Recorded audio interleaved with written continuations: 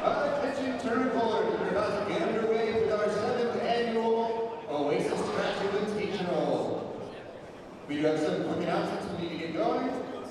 First and foremost, this is a standard rule set going on here today. That means no resurfacing your equipment after we start. You have to use all the holes on your bowling ball, and we will have a one-lane courtesy. If you have any questions on the rules, please reach out to myself or Danny, who will be at the tournament table. Additionally, bowlers will be moving 3 pairs to the right after every game. That means we are skipping 2 pairs. That means if you started on lane number 1, you are moving to lane number 7 for game 2. Again, if you have any questions, please let us know at the tournament table.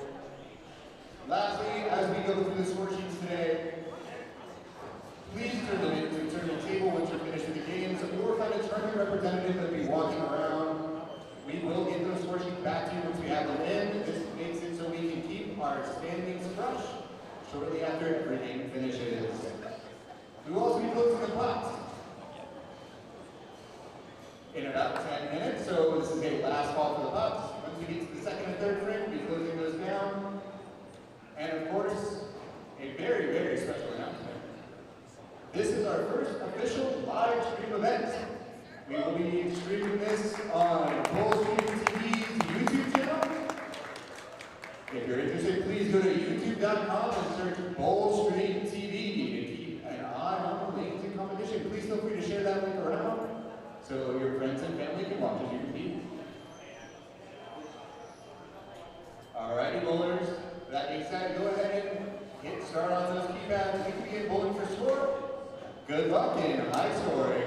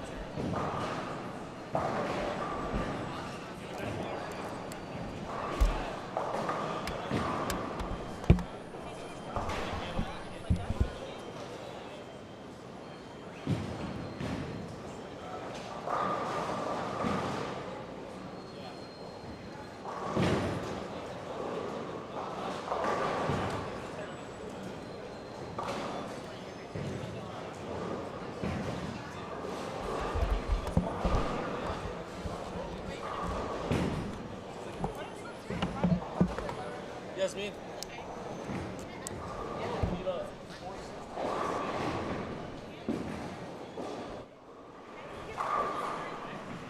And with that said, ladies and gentlemen, we welcome you to the 7th annual Oasis Scratch Invitational Tournament live from El Paso, Texas, inside Oasis Bowling Lanes. Emil Williams Jr. here with you. Big thank you first and foremost to Daniel Uribarri and his son Dante, his wife as well, the entire staff here at Oasis. Wonderful opportunity. It's been a fantastic event for the previous 6 years. This is, of course, now year number 7, and an opportunity for the tournament. They were looking to certainly continue its growth, and they have now added, of course, live streaming, and very thankful to be here and be a part of said live streaming here with you.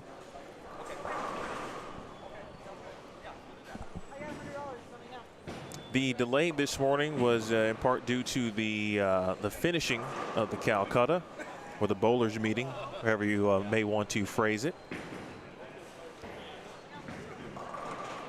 They had I think they were right at 90 entries.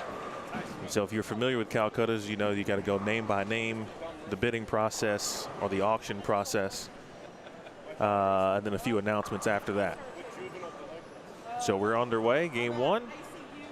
And unfortunately, looks like something that needs to be reset on lane 6. With that said, looks like everyone is going to wait, at least for the moment. So let's see what our friends next door are doing while we wait. As we start on, we look at 9 through 12 here.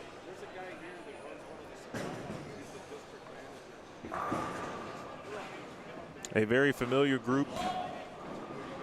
There's Wyatt Truskowski, who had he had a pretty good look on the sweeper, or sweepers, I should say, yesterday. He bowled a couple. So he would be a player to watch, and I'm saying that based on what I saw from him during the sweeper portion of things yesterday.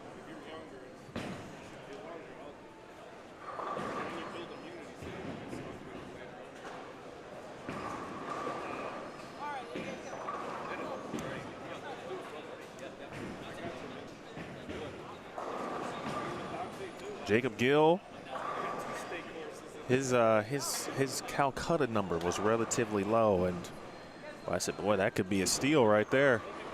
For those who have heard of Jacob, he's always someone who is in the mix with regard to New Mexico Open and any other events in the Southwest region for that matter.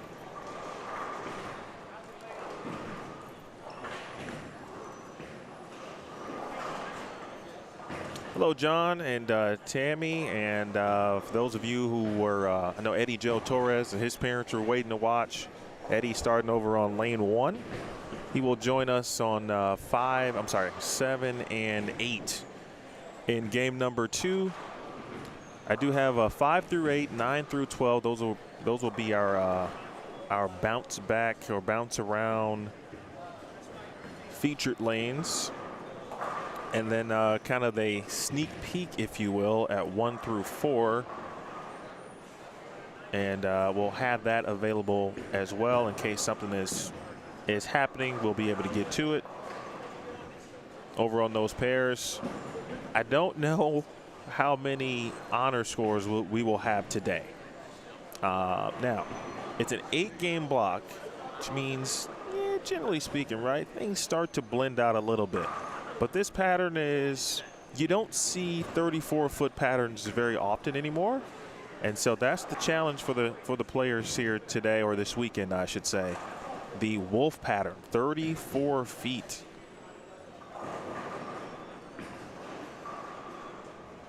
Here's Felipe Espriu. I'll get back to 5 through 8 in just a moment here.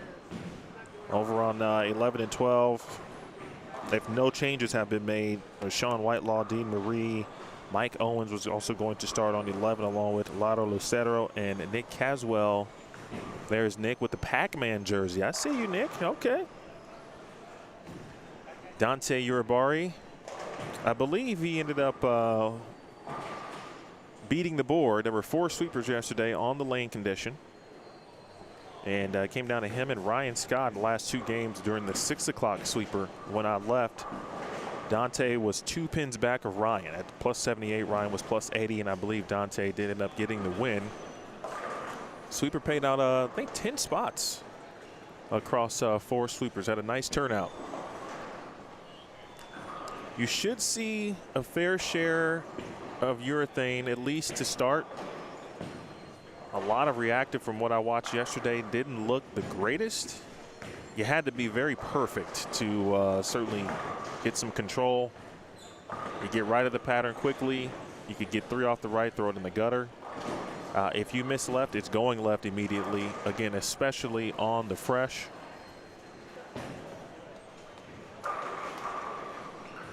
Nice early messenger. We'll see D-Ron Booker, J.D. Vance here in a moment as well. I think Matt Jones. Matt Jones starting on 5 and 6. Here's Wyatt. Wow, he did not see that yesterday.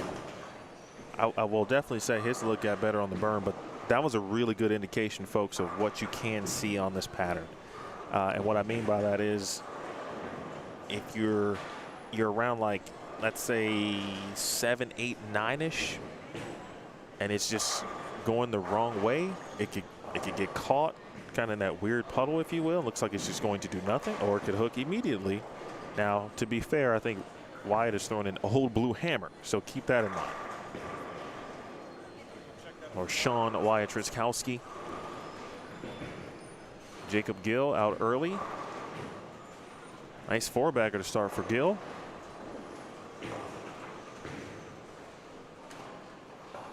All right, back next door.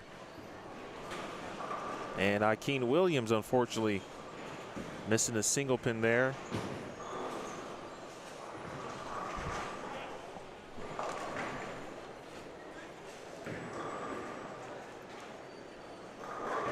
Pardon me.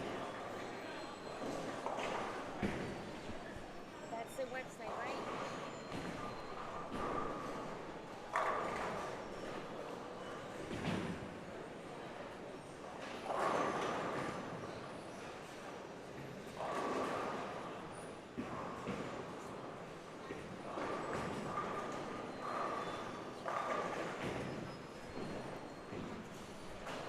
If you have not shared, I certainly would appreciate you doing so. A nice crowd here early this morning.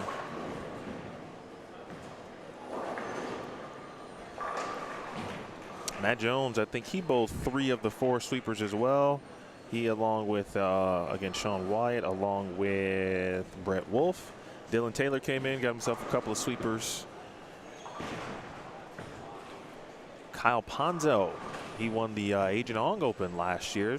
That's the next event coming up for Bowlstream TV, and probably for a lot of these players here, including perhaps D-Ron Booker, 2024 USBC Masters champion. Great shot there from Ponzo.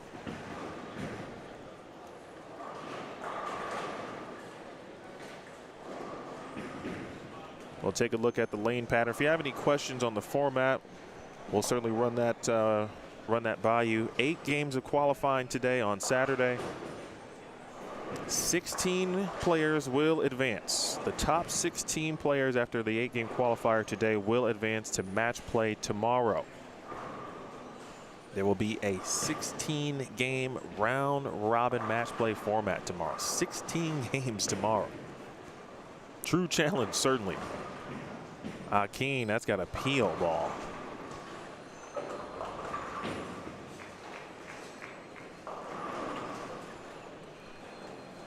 Leia Zweig is in the building, and Mama Zweig. I don't know where Matt is starting. He's actually starting in the middle, looks like the middle of the lane, probably 19, 20-ish. They are moving 2 pairs to the right. So that would mean about halfway through the block, Matthew will join us on our featured pairs. Keen. That's everything you're supposed to do to make that spare. And unfortunately, that just didn't happen. Hello, Rich, watching from Milwaukee. Shout out to the Brewers. Yes, I can always root for the Brewers because they dislike the Cubs just as much as I do. But shout out to the Cubs as well. At least if we got an A playoff team in Chicago. John, yes, so the results, our results will be a little bit different today. Thank you to Ian. He will work with me on getting the results after each game, although there won't be a file, so I won't be able to link it anywhere. But at the worst, I will take a picture of said standings and then post them on the Bowlstream TV Facebook page. I know everyone does not have Facebook. Attention jury bowlers, we are officially closing the pots. Once again, we are officially closing our high game eliminator, and we're going to take all pots as well as the brackets. 1 through 4 will like. And then, John, I don't think there's results online with regards to sweepers. I'm not completely sure. But if so, check out the 7th annual. There is an Oasis Invitational event page.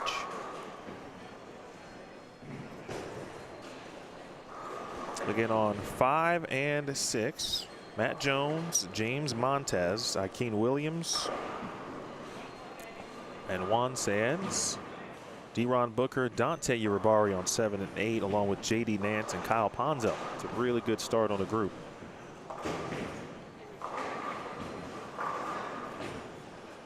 Look at Jim Parisi coming in here this morning, checking in. Alternative investments. There are several good bowlers. From what I understand, just leading up to the tournament, right? And I remember seeing the Uribarris at a couple of New Mexico Opens in the past handful of years that I was at. Dante was bowling, and I remember Steve Mackey telling me that Daniel, dad, of course, runs a tournament. And so just kept that in the back of my mind. And then we had a very brief interaction at the last New Mexico Open, kind of in passing, because I was actually really impressed with how Dante competed. And he went pretty far in the bracket. And, you know, sometimes you have an event, someone has an event, and you say, hey, love to have you come out, you can figure it out, et cetera, and so forth. And then we figured it out. So here I am. With that said, from the bowling perspective, you got Matt Jones, we've got 2 Masters champions in D-Ron Booker and Brett Wolf. All right, so they're bowling. You know, I just talked about Kyle Ponzo winning the Agent On. Matt Zweig has also won the Agent On. In fact, he won the inaugural event in 2023. And I think Matt has a regional title or 2 now under his belt. I mean, the entire Phoenix group are pretty accomplished, and that's not including those from who could be from New Mexico, also from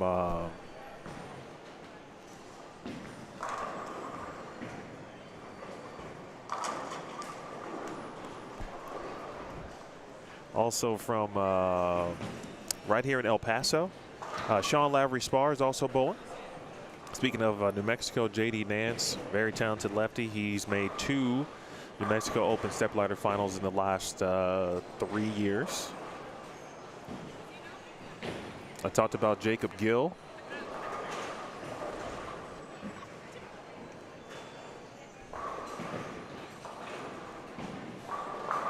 In fact, the last time we took a look at Jacob Gill, he had the front 4. So we will make sure we check back in on Mr. Gill. In fact, he's at front 4, 8 spare, 9 spare.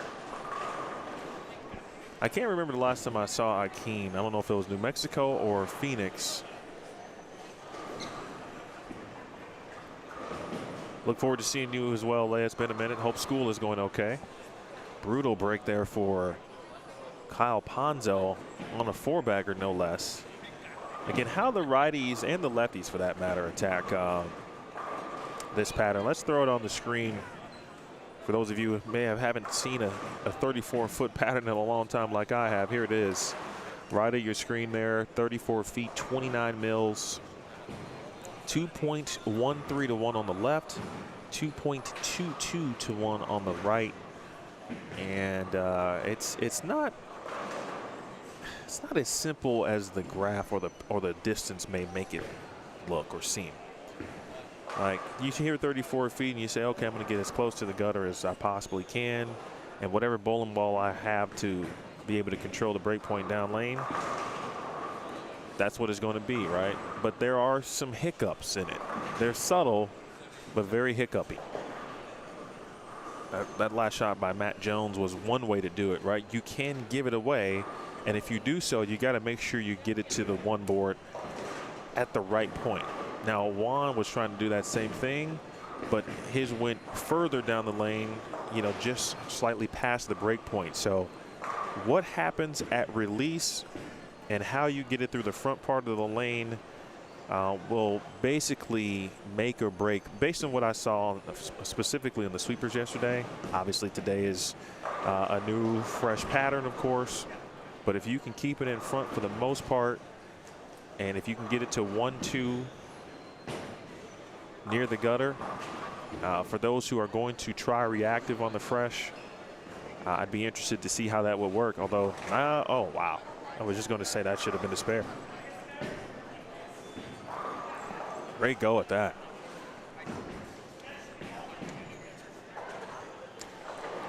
Juan, and I think there are a few players on the roster who made the trip actually from Mexico. Of course, it's not a very long drive or trip, of course. We are just near the border here in El Paso. Last time I was in this city was the 2015 USBC Open Championships. John, I appreciate it. I've been on the road a lot. In fact, the last time I was not on the road on a weekend was August 2nd. And that was my son's birthday party. I've been at it ever since, with an upcoming week off the second weekend in October. I'm very much looking forward to that. But thankful for the opportunities that have presented themselves here in 2025.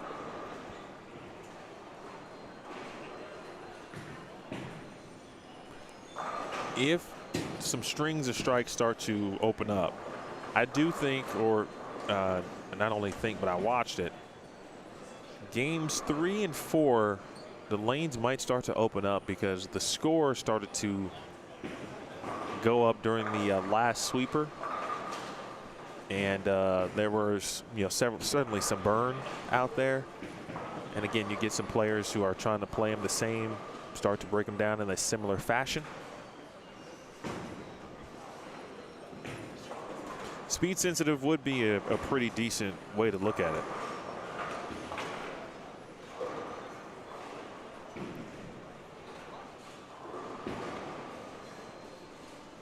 Let's look at Juan here.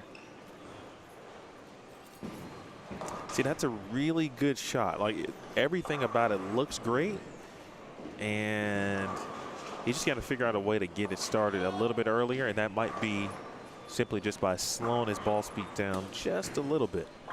And then Matt Jones to his left, he's got to get it to the right. He does. Matt Jones is going to face Kyle Troop in the Agent Ong action match again in October. That's coming up.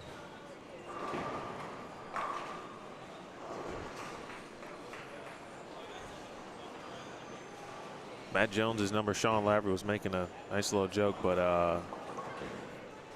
yeah, he went for, of course, a solid amount, as you would anticipate a Matt Jones would go for. Angie, I know you were watching. I actually didn't see where I think Brett might be.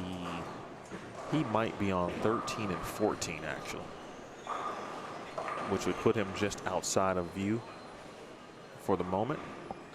But again, everyone is skipping 2 pairs, and so if you start in the middle of the building today, you will get back to the low end about halfway home.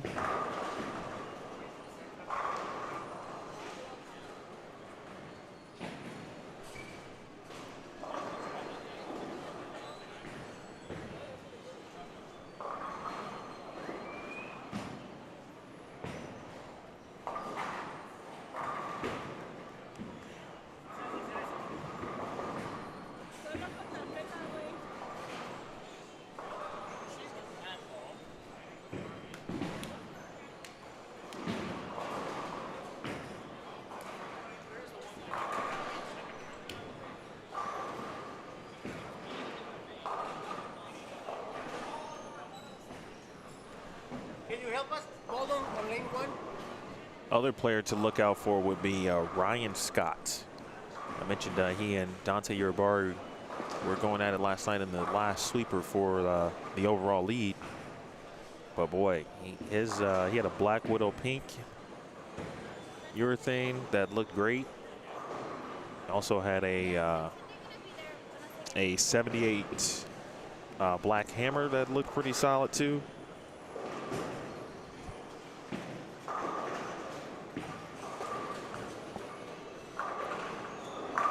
And it doesn't get much better than that right there for Matt Jones.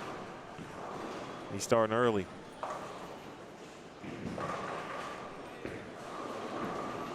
Certainly could be the benefits of bowling multiple sweepers, right? The understanding of, what to do, right? What maybe to expect with regard to lane transition as the game starts to go on. Great shot there from young Juan. Say good morning. My man. Ooh, and Matt on cue just comes over because he said he forgot to say good morning. That's a good person right there. Great venue here at Oasis Bowling Lanes. I understand that they went through a recent, I won't call it like a full renovation, but with regard to the lanes themselves, they got new lanes and new approaches in February, if I am not mistaken. And so just a few months old. And the bowlers who competed yesterday in the sweepers, and they said they could already tell the differences, which you get new approaches and new lanes, generally speaking, there's immediate difference. Mr. Montez with the spare. Again, bottom right, picture in picture, 9 through 12. Jacob Gill, he's got a chance to open with 240, 247 to be exact. And unfortunately, Mr. Treskowski guttered on his fill for an opening 174. He walked in this morning. I said, I don't know if I've ever seen you without a hat, as Uribarri finds trouble. And of course, he then went out to the car. He said he had it just for me. He knows it's a Cubs hat, so that's our joke. JD Nance. He chewed through the nose, and if you know a little bit about JD, he also likes to throw a Black Widow pink urethane. I like Juan's game here. He's got a lot of potential. Oh, wow. Almost the big four make from Uribarri. Quick look at Jacob Gill. Matt Jones, by the way, did strike, so he will have an opportunity at 279 here in a moment. This is Gill left of your screen. Wow. 9-pin, first shot in the 10th. Again, he was going out for 247 possible.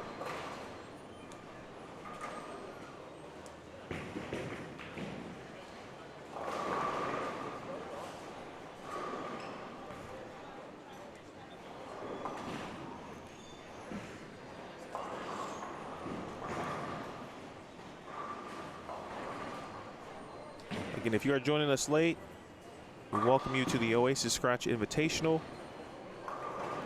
First time the event has had some live stream coverage, and I appreciate the Uribarri family for reaching out and having me aboard. Everyone here has been fantastic. Staff has been great.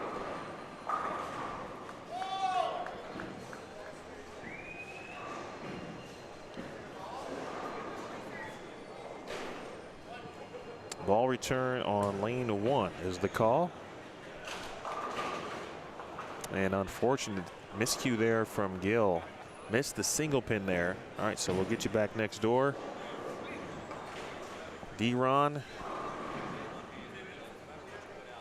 just quietly going about his business as we open up game 1. Early triple. Couple of single pin spares, strike, single pin.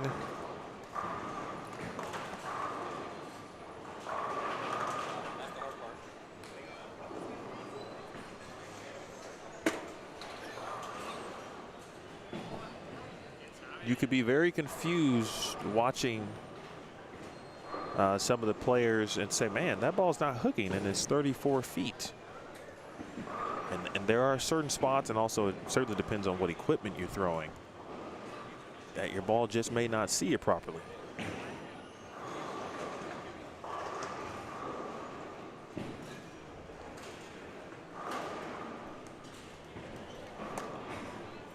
I appreciate you, brother. How'd it go? 35.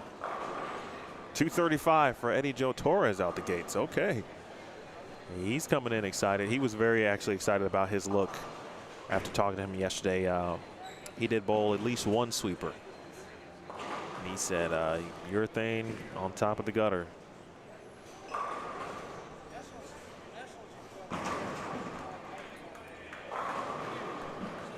Well, thank you, John, as always. But yes, I don't disagree. Please hit that thumbs up.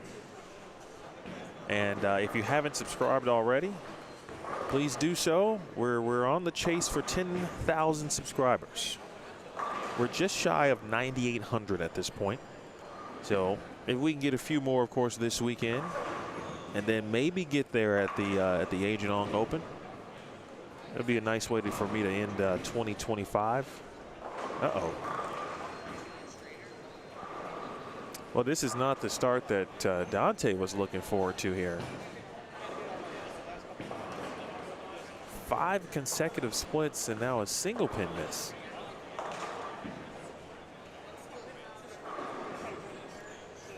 I always say this with 8-game blocks, and I know the situation sometimes can look bleak, especially to start. But in an 8-game block, man, if you have the worst game of the day, have it in game 1 of an 8-game block. Good spare there for Matt Jones.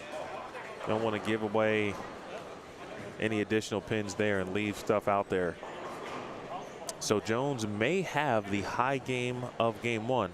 Obviously a lot going on the high end. They do not have live scoring, but this is such a great center. I will make that suggestion for them prior to me leaving this weekend. It would be a good addition for them, especially for, of course, league and tournament play. Lexi, they are moving 2 pairs to the right. So let me know what bowler you were looking for, and then I do have where our players started, as long as there were no additional changes made to the lane assignments prior to start of practice. But let me know who you're looking for, and then I can tell you when they will be in our featured pair area here on the low end. Hello, Nick. It takes absolutely nothing, Nick, to be invited. What I have learned in this business from the live streaming perspective, right? A lot of times tournament directors utilize live streaming in the way to help grow and promote, further promote and expose their tournament. And so, for example, this is a tournament now. This is the 7th year of this event. And I think if you didn't know or didn't live in the Southwest region, you may not know about this tournament, right? And so now, hopefully, people pop on, they watch the weekend, they watch the archives, and they say, oh, man, this is a great event. But you don't have to be invited. Nick, you can sign up. I forgot what the entry fee was, but Daniel starts to promote around April of every year. Dante Uribarri, happy with that strike, finally, his first of the game. He starts promoting around April. It is based on 90 entries, but 6,000 to the winner based on, I think it's 90+ entries. Have not seen, of course, the final prize fund yet. We'll probably have that tomorrow. But expect a very nice 4-figure payday, upwards and up to 6,000 or perhaps more, depending on how things shake out.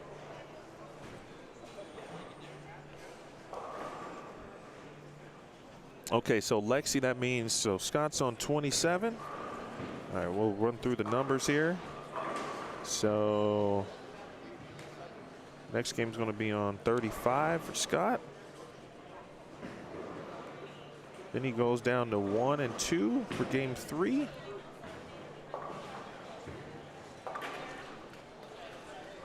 Then he'll come over to lane 7 for game 4. So I'd say starting with games 4 and 5, we'll definitely have, actually, I shouldn't say that. Game 5 will be just off camera. So game 4 for sure.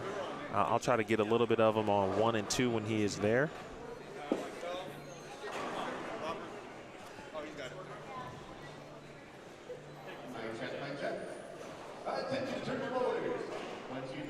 That's the voice of Ian.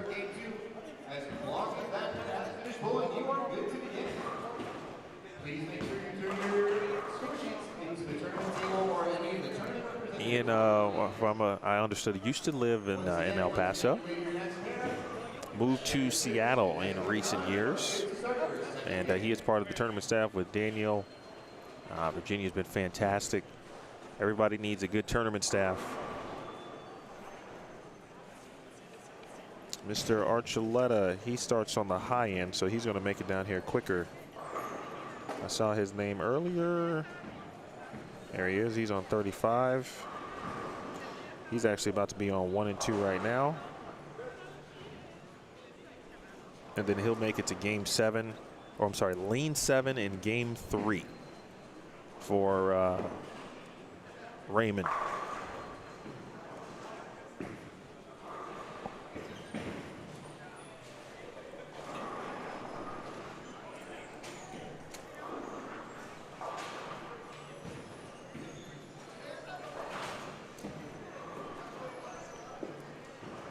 So it looks like 9 and 10 are already going to start game 2. Ian was making the announcement as players finish up, if you get to the next pair, and obviously if everyone is ready to go, you do have the authority to begin your next game.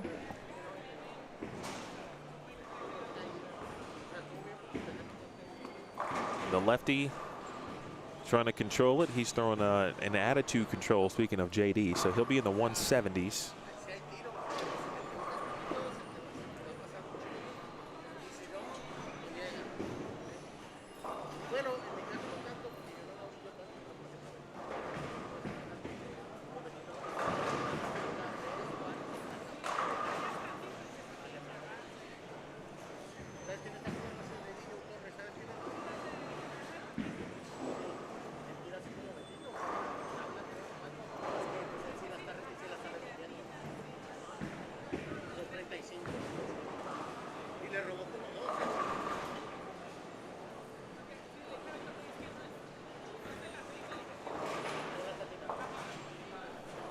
Good finish for JD, all things considered, and the same thing, of course, with Dante. You anticipate, right, that it won't be as tough, generally speaking. I don't think I've ever left 5 splits in a row. Dante just said he didn't think he's ever left 5 splits in a row. Well, fortunately, there's always that first time for everything, which generally comes at the worst possible time.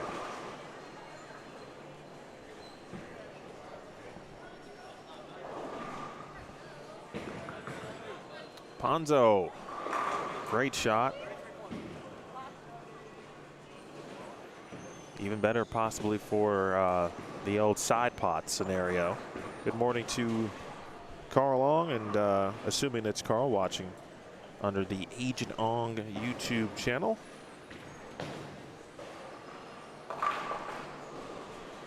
Carl with a lot of familiar faces bowling this tournament, specifically from Phoenix. Mason Edmondson's about to, he's made his way down to the low end. That's a pretty good player to keep an eye on, too.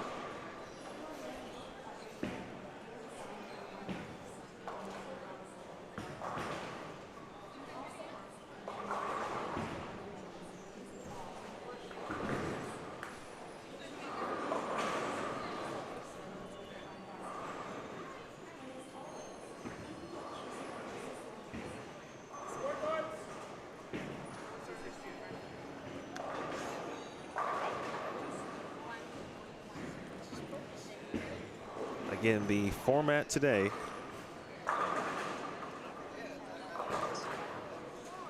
eight games of qualifying. Top 16 will advance to match play, which begins tomorrow morning. It'll be at 9 a.m. Mountain Time. So that would be 10 Central, 11 Eastern. And there should be, you know, my first time here, but there's not a Calcutta tomorrow. And unless there's some additional items to handle, everything should be good with regard to getting started on time. So we'll be much closer to starting on time tomorrow for sure.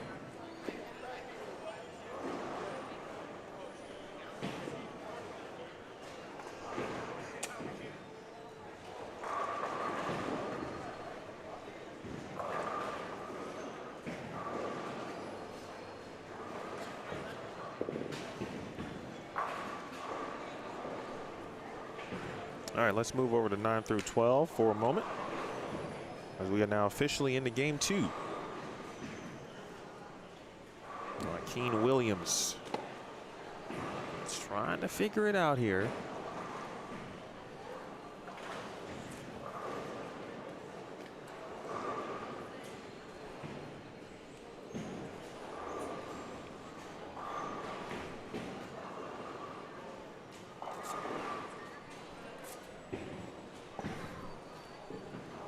Let's see, Alberto.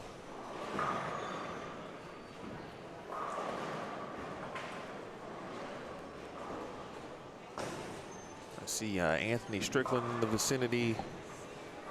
Matt Jones has made his way, of course, down to 11 and 12 coming off the big game. Looks like the group now on 7 and 8 is about ready to start, so we'll get back there in just a second. You can see him down the bottom right of your screen. Eddie Torres has begun.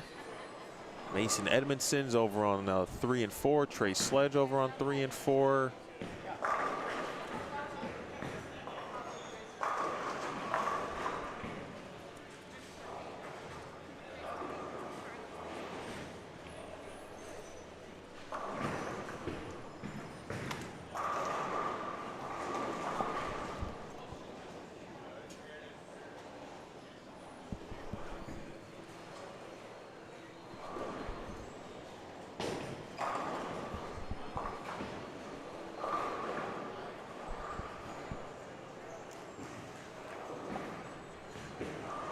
Might be the first 4-9 I've seen today.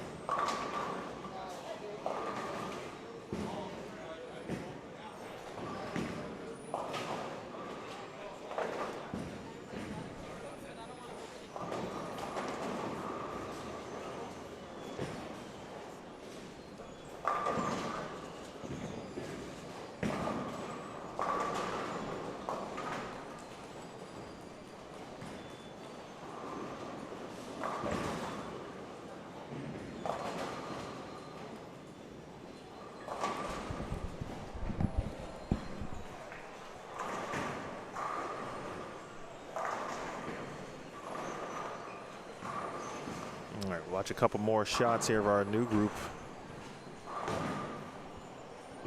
Specifically on the left lane, Mr. Baron White over on 9 and 10.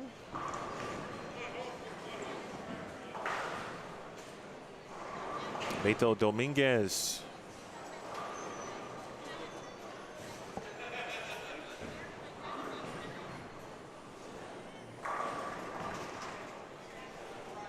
Showing that a little bit of frustration there is Alberto, and you understand it. It's difficult when you know what to do, right? Especially as bowlers. But sometimes our body gets in the way, right? Our minds get in the way.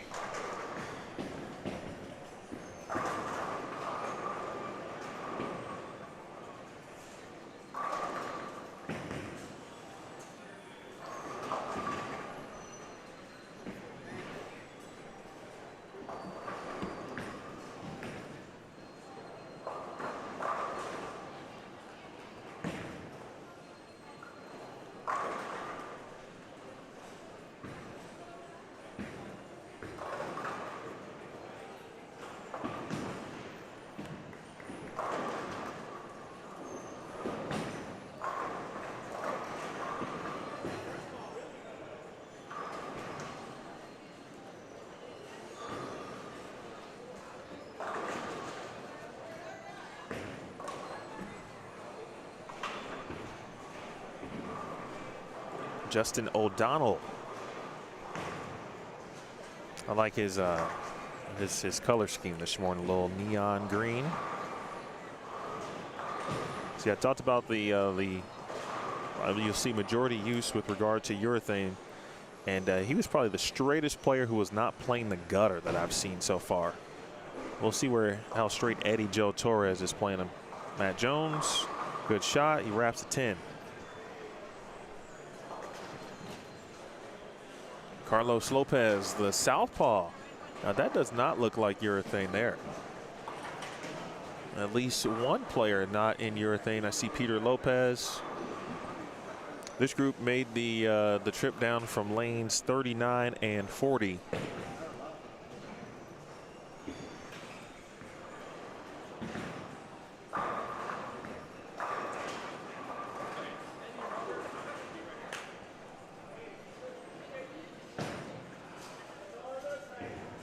John, that's a good question. I don't know that answer. That's a really good question. Uh-oh, Eddie, maybe get a break? Oh, no. Steve Fabrizio.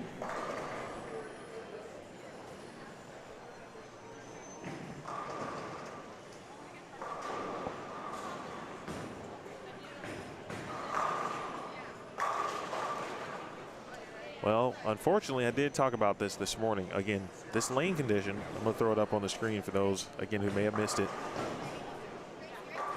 It's an interesting pattern simply because we don't see this type of distance very often. I'm saying we as a general term. Shoot, I don't even, trying to think when's the last time the PBA actually used the wolf pattern. Is it part of the World Series still? But it's a very good challenge. That'd be the one thing that shouldn't have to happen, right? Generally speaking, is you probably won't have to get into the loft into the cap perspective in game 8. More than likely.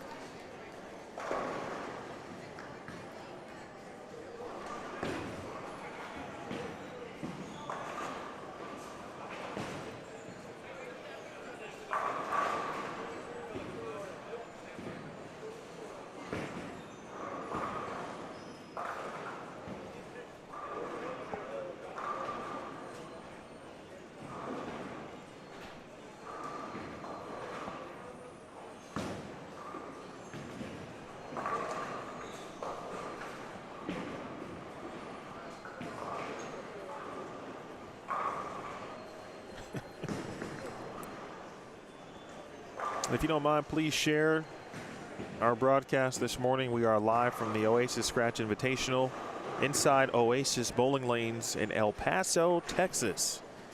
It's my third time in Texas in 4 months. I used to live in Texas not back in the day, but from 2016 to 2020. Actually, no, 2016 to 2019. Maybe that's a sign. I need to return in some fashion back to Texas on a more regular basis. But I appreciate the tournament directors who have had me out with Bowlstream TV. Of course, Daniel Uribarri here. A couple weeks ago I was in Longview, Texas. for the Longview double. Shout out to Trey Autry. And then in May, CT Chris Turner had me aboard at the Texas Ironman tournament in Plano. Nice audience here this morning. Again, hit the thumbs up and subscribe if you have not. Mr. Torres, you can tell he didn't quite get that one right.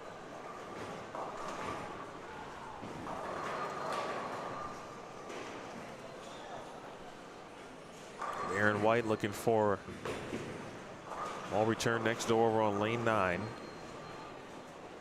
Dominguez did strike on this last one. Let's go over there. We'll watch his progress here. Let's get Alberto some good shots. Great shot.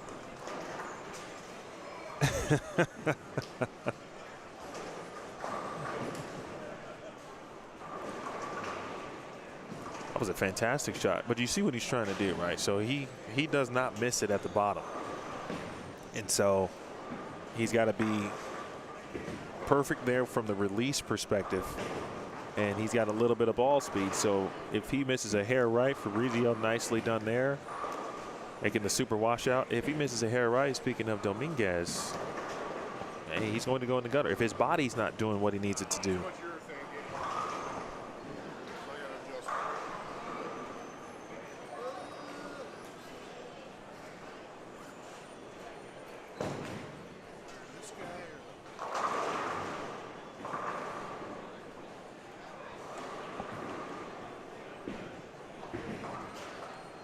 Fabrizio just came back and put a ball away. He's got his equipment essentially to the right of our booth here. He might have had something that was a little bit too strong. Curious to see what he did put on the rack.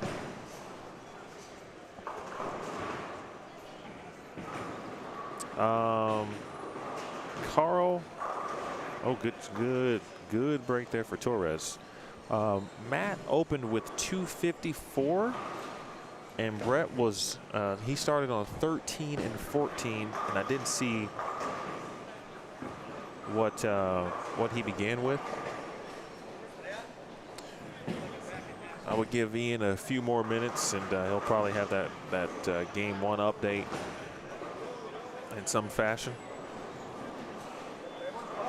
But they've got some help with looks like score pullers and keepers, if you will.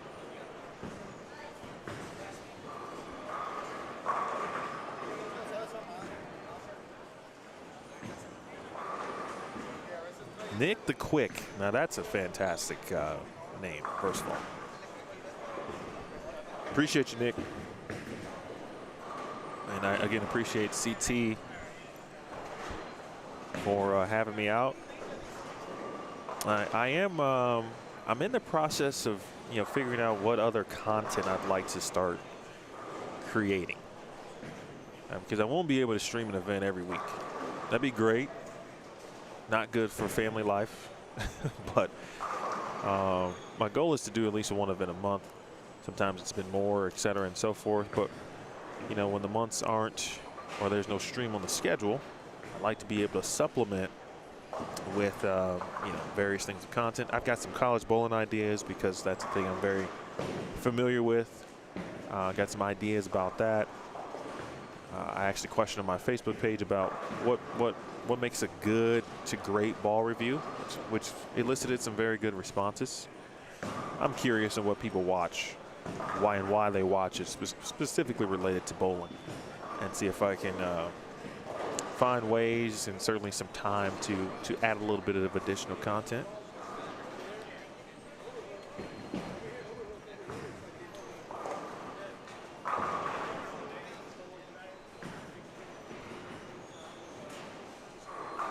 Well, I tell you, Matt, unfortunately for Matt,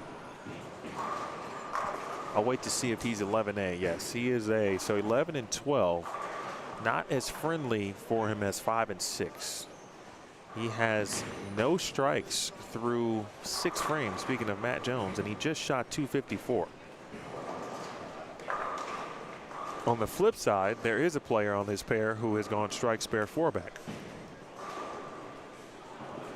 I think what you'll run into is you're going to get some pairs where, for those who, again, and this might be surface based, you know, what number, what grit did they use? How much surface did they use? Did that play, or what type of role, I should say, did it play with regards to the pair on the fresh?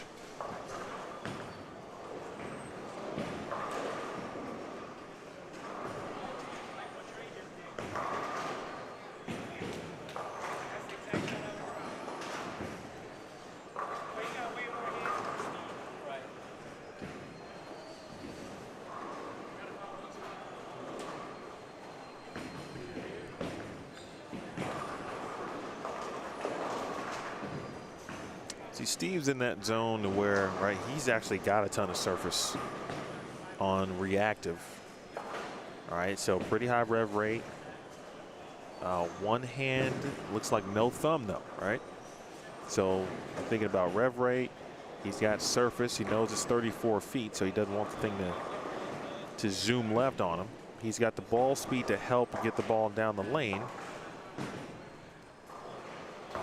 And certainly, you would think the rev rate, so if he does miss a little right down lane, he might be okay. But he's going to take what is a Venom Shock off the rack and go back to the drawing board here. We're into game 2.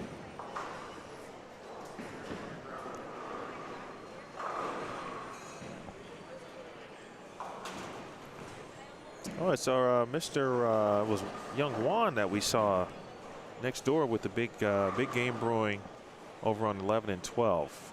Potentially, again, how the fortunes have flipped on that pair. We'll take a look here in a moment. Torres, bang. Eddie Joe was asking for it. Get moving, ball off that gutter.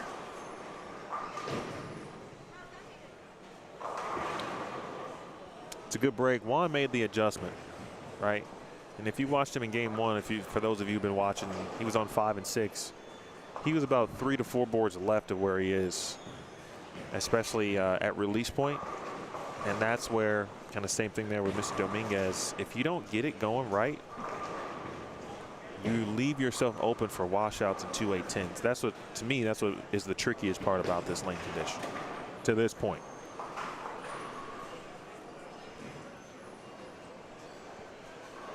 Nice turnaround, though, for young Juan here.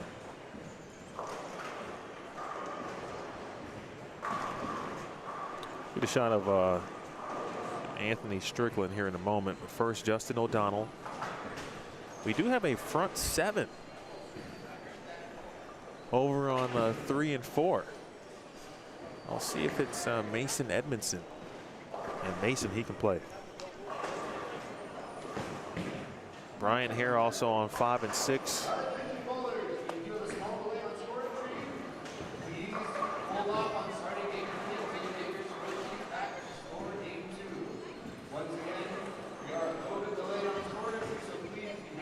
Oh, Anthony Strickland, the backup ball from the left side. I like that. I think Anthony was actually the first player here this morning, too. Shout out to Mr. Strickland. Just heard from Ian there is a little bit of a scoring delay with score sheets, so it sounds like, or the request was for the players, it sounds like don't start game 3 until maybe everyone has either given their score sheet or they picked them up, etc. Eddie Joe does strike again on 7 and 8.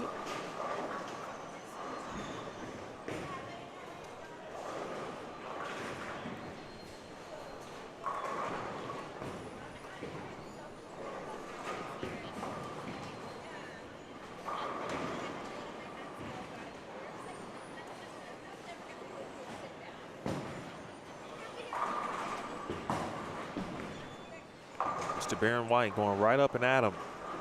Oh, come on. That was a good shot, too. That's an interesting way to do it. Right? He's moved away, or not even thinking about kind of getting close to the gutter. To some degree, right? He's trying to play the shim. and attack the pattern that way.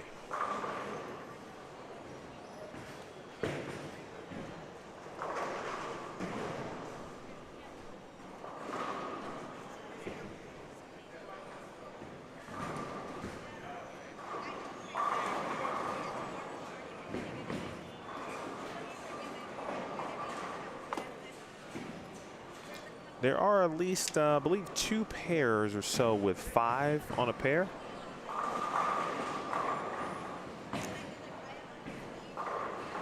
So every now and then I will have to maybe readjust the scoreboard or 2. But on the case of like 11 and 12, they just put in the blind score, which makes total sense and keeps the pace of play up. We're up to front 8 now. Over on 3 and 4. We've done our job so far. We haven't clouded that individual, and we would try to keep that the same.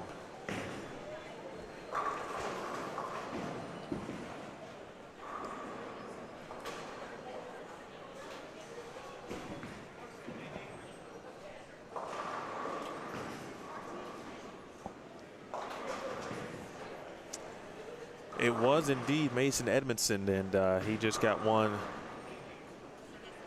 left. He leaves a washout in the 9th frame. So front 8 for Mason Edmondson. Washout, spare on its way, hopefully. Meanwhile, Eddie Joe Torres, after that single pin miss in the 6th frame, he has rattled off 4 consecutive strikes after starting with 235 in game 1.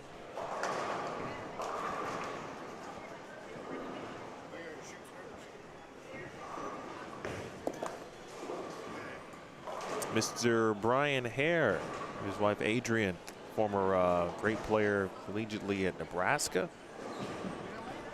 You're going to see Brian and Adrian a lot over the last few years at the New Mexico Open, for example.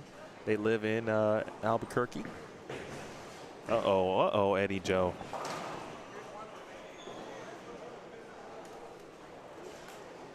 All right, so there is news, or good news, for Eddie Joe. If he gets 8 here, he sneaks out here with 200 even, and it won't be that bad.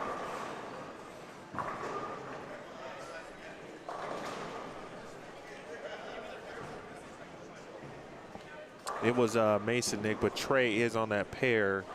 He's battled a couple of splits this game too. He can actually get to 170, and he just struck in the 9th as well. So he's trying to save 170. Speaking of Trey Sledge, well, I feel like since you guys started talking about balls going in the channel, all of a sudden a lot of bowling balls have been going in the channel.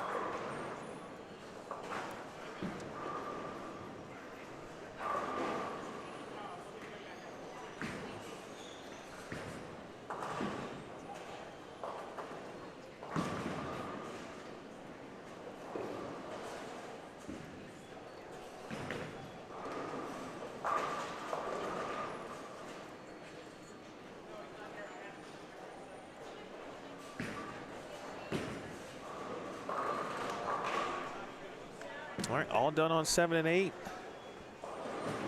Eddie got what he could. Edmondson did finish with 250 even, 250 even. And Fabrizio, well, you talk about finding out, trying to figure something out. He's gone through a few bowling balls. Now I don't know if he has urethane in the bag. He does look to be, based on his apparel choice or logo and the equipment that I've seen, he does look to be in the Motive family. They do have a urethane-like piece of equipment in the tank.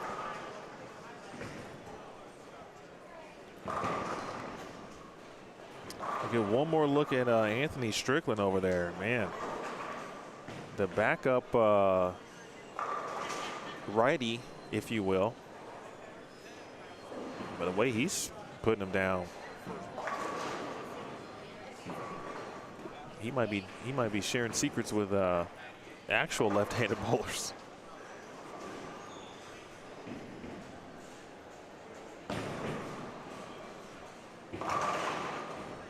I got that one through the nose, of course, but that's a nice finish. Gets him to 218.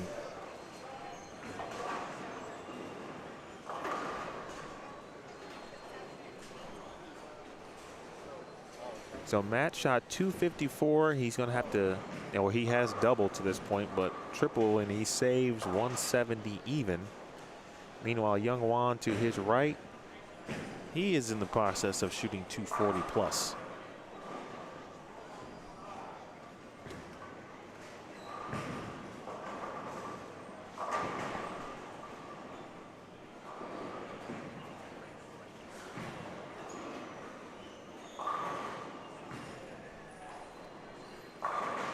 Hope everyone is enjoying their Saturday to this point. It is still morning time if you're in the central time zone, but just peeking into the afternoon, of course, in the east. And you still might just be waking up on the West Coast, specifically those in the Pacific time zone. This is Mr. Montez. James was trying to get that one to work its way up the board here. So spare strike for James puts him at 157.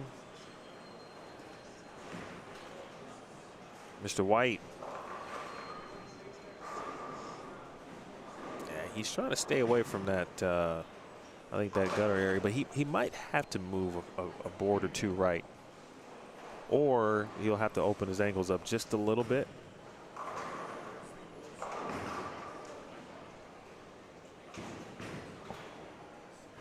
Five wobbles on that bucket leave. Been an interesting game here for Alberto, but when he's thrown it good and when he's kept it on line, he struck every single time. And again, our bodies can play tricks on us.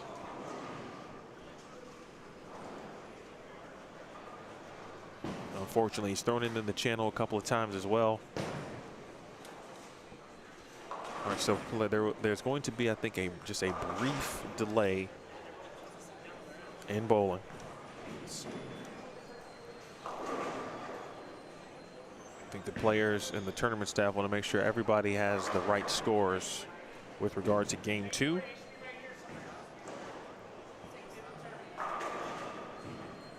Tin frame coming up on 5 and 6, so we will have that for you in a moment.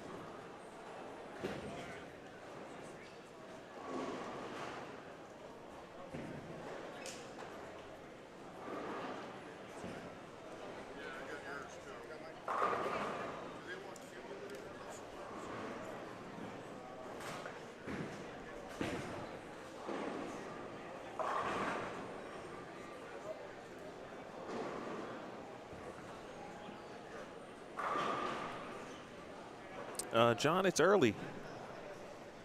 It's early. You know, there's a lot of, as you can see, right? It's volatile. The scoring pace could be very volatile. I think it will even out eventually once we get to game 5-ish, right? Because I think, right, this is an educated guess. But I think the lanes will have a bit more blend, right? That people will be able to take advantage, I think, of all of the urethane use.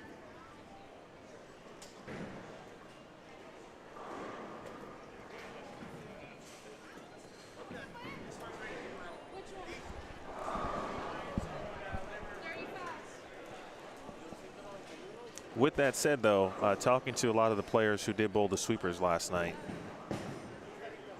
you know, they were thinking, you know, 30 over, 40 over might be in soft.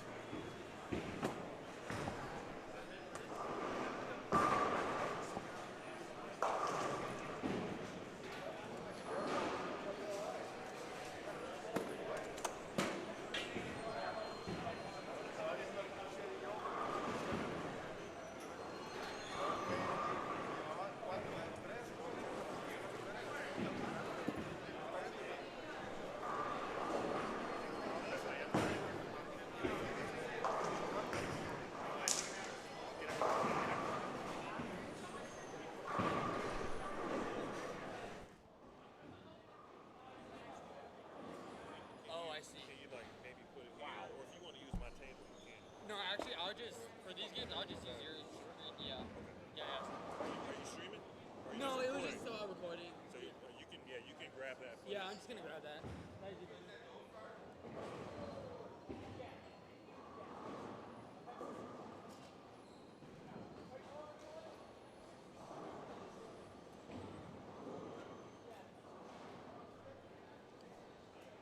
Put it right here.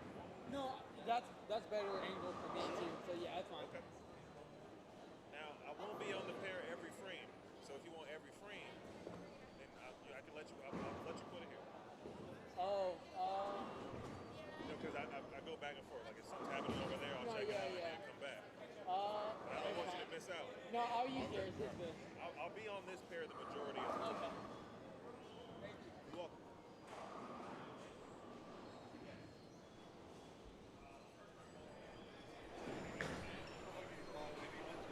All right, let's move over to 9 through 12.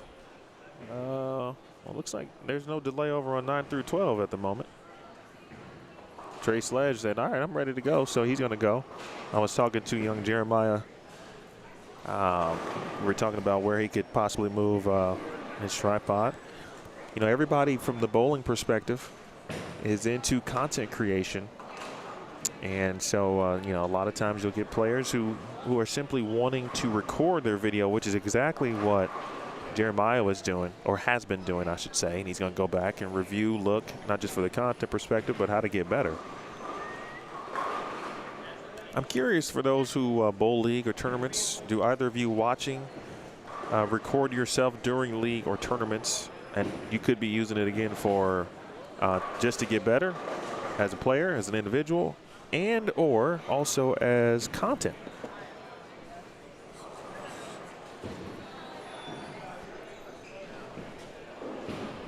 I'll tell you right now, John, though, on the cut, for the top 16, I mean, there can't be that many people plus right now for sure. And I can just tell you that based on Matt Jones and Eddie Joe Torres, who two players that I know shot 250, 230 respectively in game one. Eddie, 198 game two. He's plus 33. And then Matt got to, what did Matt get to? He got to 167, so he's still plus.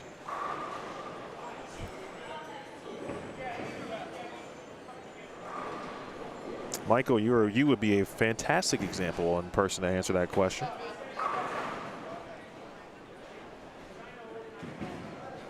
Good morning, Sally, watching from Pocatello, Idaho. Good morning to Mary Norton.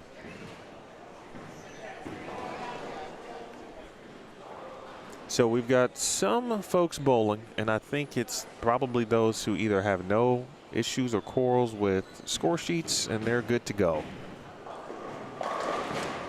Just an FYI, players who have made their way down to the low end now with us. I see Dylan Taylor in the building. He's on 3 and 4. Of course, Dylan from Phoenix, he won the New Mexico Open back in 2021. I just saw Trey Sledge. He and George Gohagen III had a great finish, great tournament at the Longview doubles.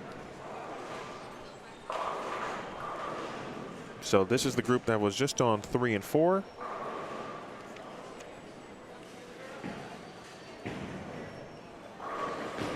Trey along with Tomas Reyes, Mason Edmondson, and Toby DeBaca. This is the group on 9 and 10. Then over on 7 and 8, we got Will Hall watching from Pikeville, Kentucky. Shout out to Will. Are you on the squad? Will, do you bowl collegiately at Pikeville? Quick look at young Jeremiah here. That's a nice opening shot too. You got to go to another pair, right? We all know how that goes. You like to theoretically begin where you finished on a previous pair.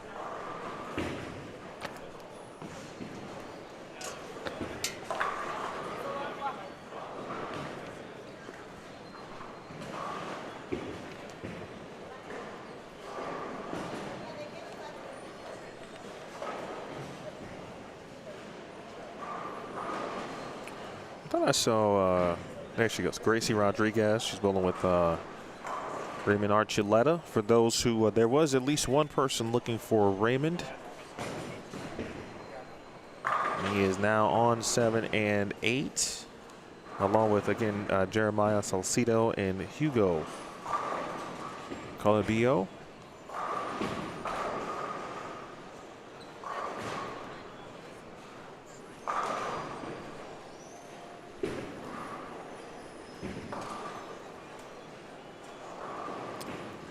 Folks making that long walk from, there's 40 lanes here, from 1 through 40, all on one side of the building, not a two-sided situation. So it's a little bit of a walk when you've got to get that equipment moved.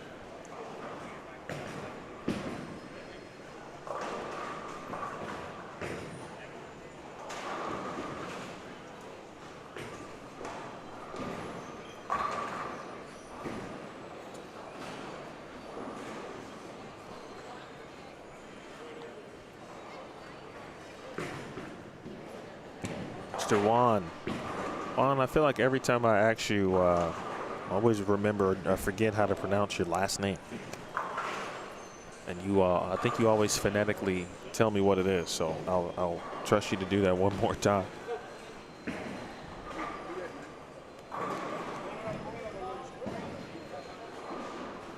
Annie checking in, rooting for Randy Jackson.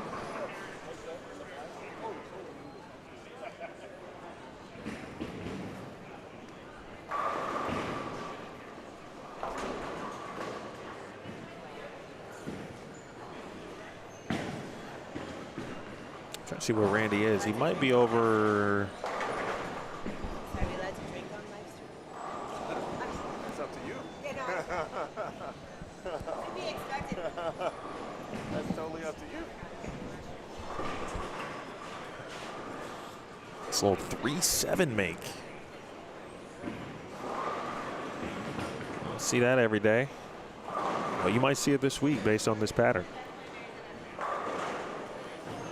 All right, so I was talking earlier about probably won't see too many players getting too far left, but if reactive is in play, if that's the bowling ball use, then some will, certainly. Canes just like Raisin. Okay, got it. Nicole Eddie Joe just went away from 7 and 8, but he started 235, 198. So he is plus 33. He's actually now over on 13 and 14, just off camera.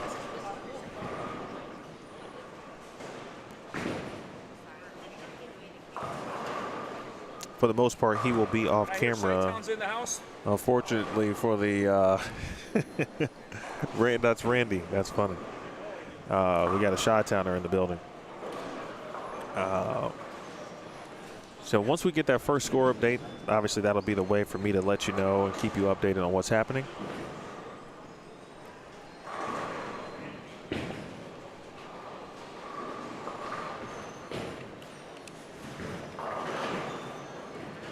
Jerry Posnack is from Chicago. He's going to be on 5 and 6. Now the only question is what baseball team does he root for? That's what we'll have to find out from Jerry.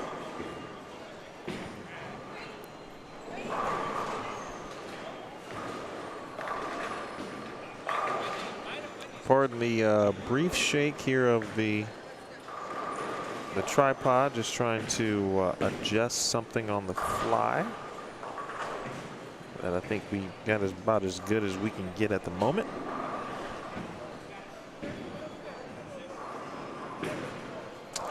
Yeah, Annie, now of course on the sheets that I have, it says Randolph Jackson, which I'm going to assume that's Randy. And if that's the case, it says he started on 33, which means would mean he went to 39 for game 2. He would skip 1, he'd skip 3, and he'd be on 5. And yeah, I think my guy Randy is right here. They haven't started yet. I think he's actually bottom left of your screen. Oh, wow! I didn't anticipate the old 8-10 there on this pattern.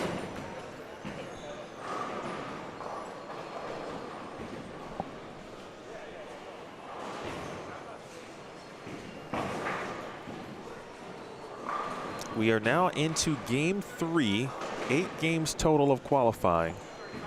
Emil Williams Jr. here with you. This is the Bowl Stream TV YouTube channel. We appreciate you tuning in. Great spare from Jeremiah.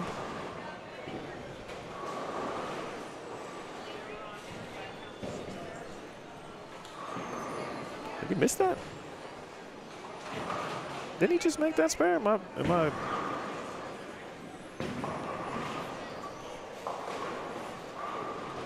Okay, I'm on. Okay, he's letter C. I'm like, wait, what?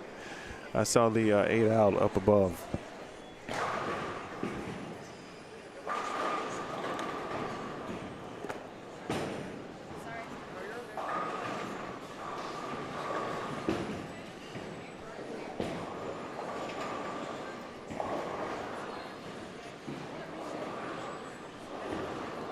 I think everybody had to make sure that their scores were proper. It's also, I think, possible that no one was keeping scores.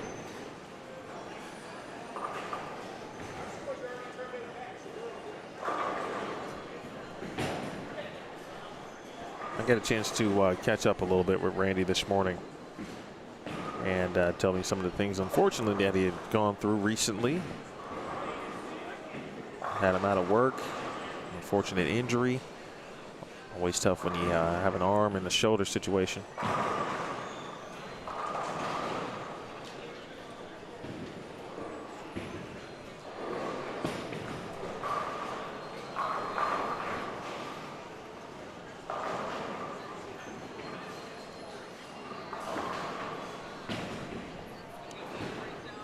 Wendy Christian, not a bad opening shot right there.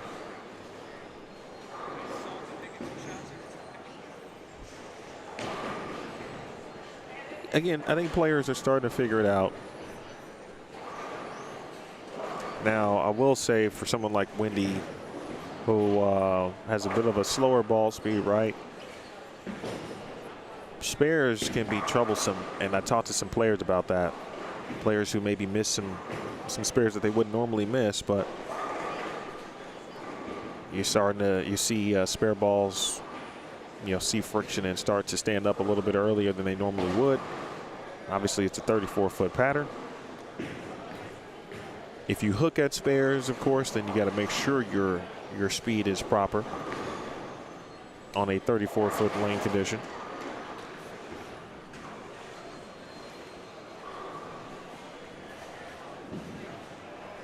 Thank you, Annie. Appreciate you joining us today, and of course supporting Randy as well.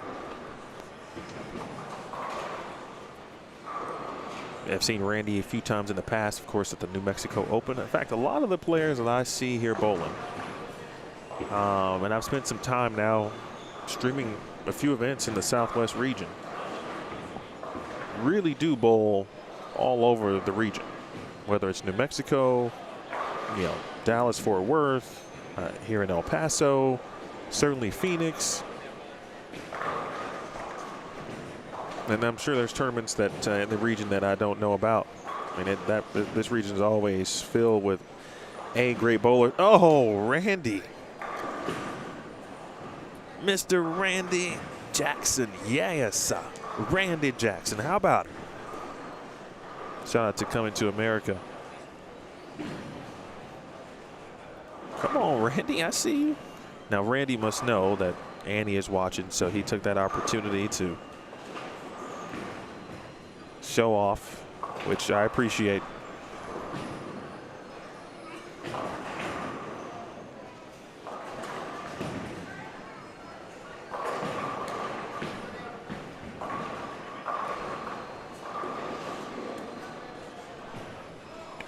Let's take a look at that replay here in a moment.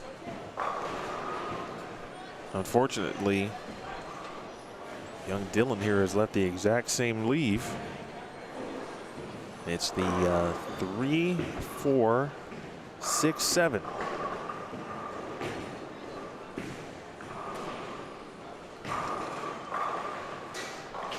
All right, so here's Randy's look at it.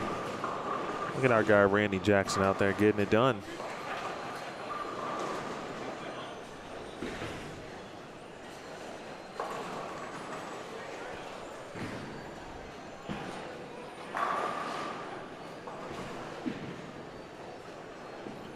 Hello, or good morning, or afternoon, Dora, wherever you may be watching from.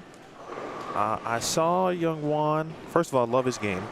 I was very impressed with his physical game. He's very good bowler. He looked to be pretty young, so I hope he's got a bright future ahead. He did start on lanes 5 and 6, and then he went down to 13 and 14. I think he shot 230 plus or 240. I think he shot 245 in game 2.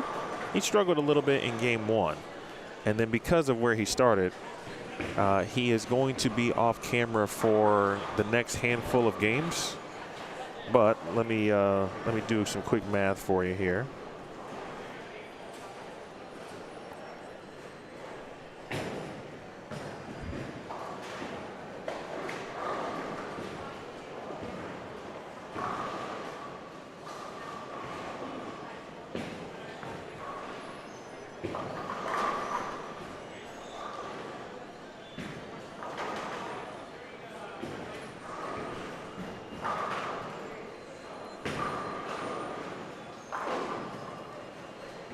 All right, so we should see one again on 7 and 8. 1, 2, 3, 4, 5, 6, 7, 8. It's a long way to wait, but he will be back in our camera range for games 7 and 8. So he'll be off camera for games 4, 5, and 6, and then he'll be back in range in games 7 and 8, and then I'll have an eye on him on 3 and 4. We'll get some bonus coverage. And then he will finish on 7 and 8, which is one pair of where he started. By the way, folks, this is a normal tidbit out there, but generally speaking, if you run a tournament and you don't want people to finish on the lane that they started on, you have them skip 2 pairs. And they will generally finish on the pair to the right of where they began. Random tidbit that, you know, if you run the tournament out there or ever wondered why some tournament directors have 1 pair of lanes they skip, some have 2. It just depends on the tournament, obviously. But if your intent is to make sure players don't finish on the lane that they started,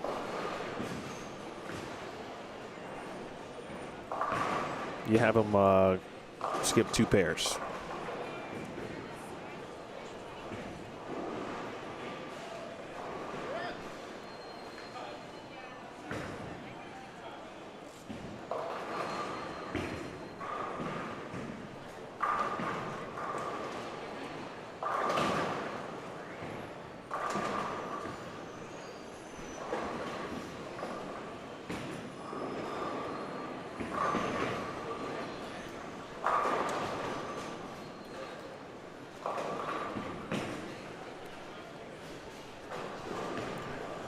All right, in a moment, I'll triple check with Ian, and I do think they were having trouble, meaning the tournament staff, and bowlers just kind of forgetting to keep their own tallies. Oh, Mason Edmondson. A very nice 4-7-10 conversion to our right. Trying to battle with Randy Jackson for best split conversion so far today.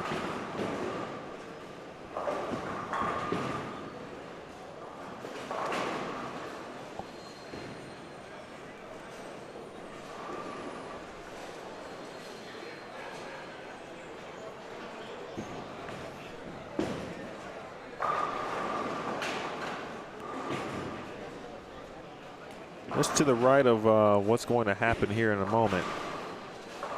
Watch Mason, lane 9 right there. Nice split conversion.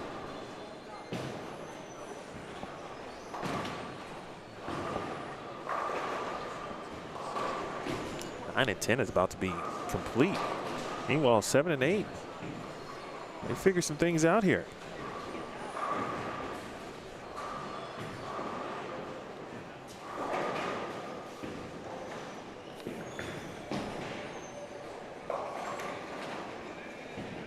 Tomorrow, by the way, the field will be cut, of course, to 16 players, and we will be using lanes 1 through 16. And so we'll have, you know, essentially 80% of the players all the time. Obviously, 50% if you're just using, you know, 2 channels with our picture-in-picture. But there is a channel or camera set up for 1 through 4 with regards to some bonus coverage. So we'll be able to get just about everybody, certainly a little bit more tomorrow as the field condenses from, of course, 90 plus to 16. Bang over there from young Dylan. I saw him bowl a sweeper, and I don't know how old he is, but all I can tell you is he's got a very bright future as well. And that's one thing I am very blessed to be able to get an opportunity to see a lot of is youth bowling, whether it's in my hometown of Chicago or around the country. The youth of today, man, I mean, they are truly impressive.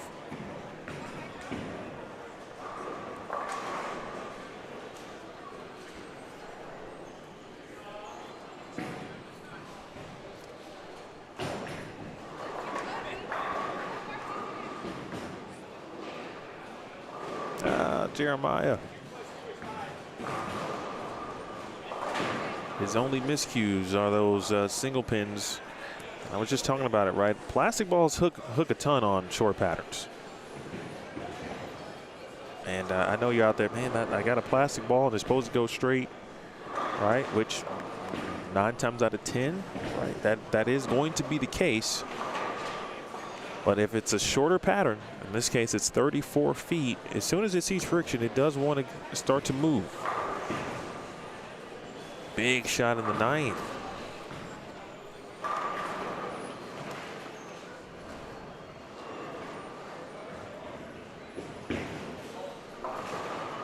Raymond Archuleta.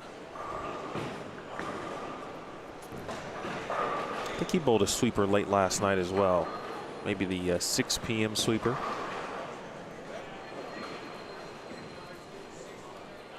Trey Sledge is trying to save a game again. He had to do that in game 2. First, we watch Gracie Rodriguez. Their ball change there. Now to Trey Sledge on the left of your screen. Good shot, Trey.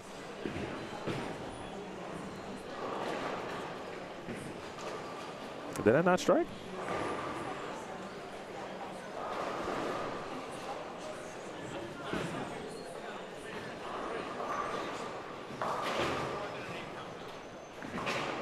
Oh, I see what it is. There's a pin in the curtain.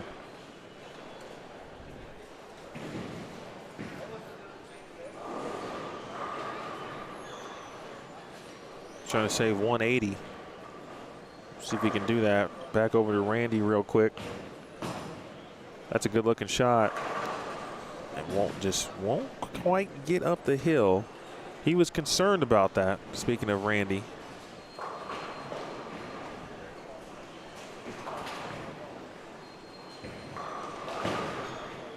He was talking about what bowling ball he was going to use because he only had one urethane ball.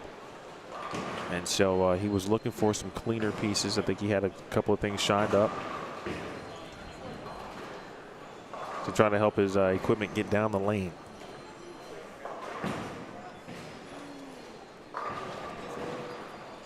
All right, spare gets trade a 170.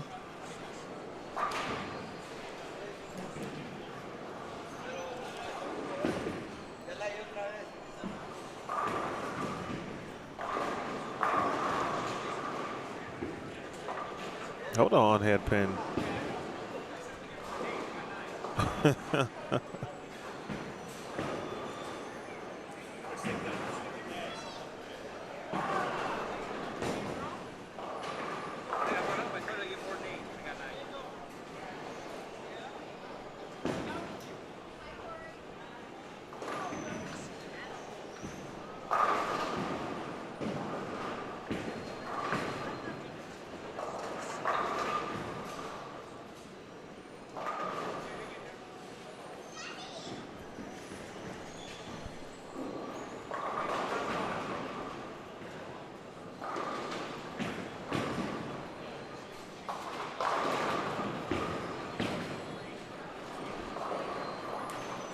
It's a good quality shot. Marcelletta, he's got to make sure he finishes the game. And the way to do that, of course, is to make this spare. That will put him in the 240s.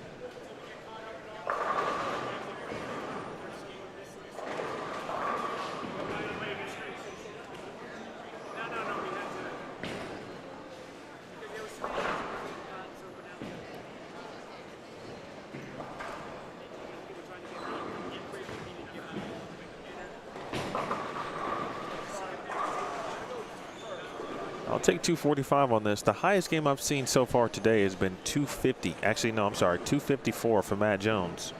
250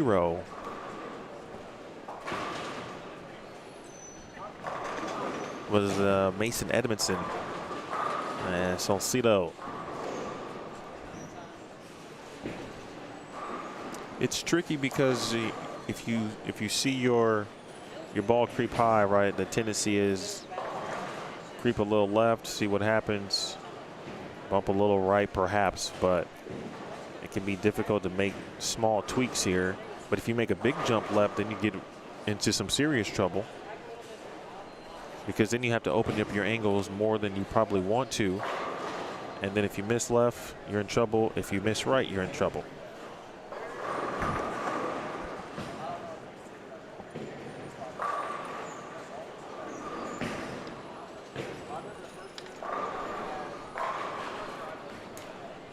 All right, good shot there from Mr. Jackson. This is one of our groups with 5 on a pair. And of course, naturally, they're going to finish a little later than the majority of the groups that, of course, have 4 on a pair.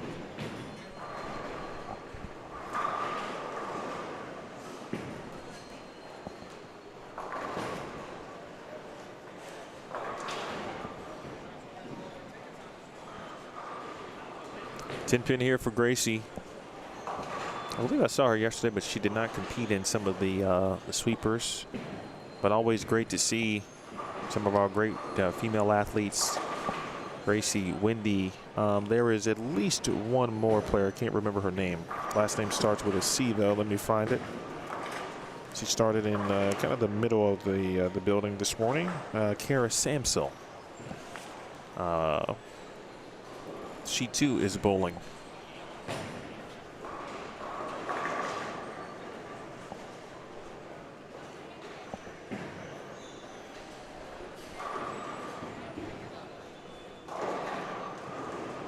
Starting to get a look at, again, players who started on the high end of the building too. And just to kind of see, based on some of the scores, that there's some good ones, and you know, obviously there's a little bit of in between with that as well. As everyone is complete on 7 and 8, so high game in the area right now, 2:45 for this game.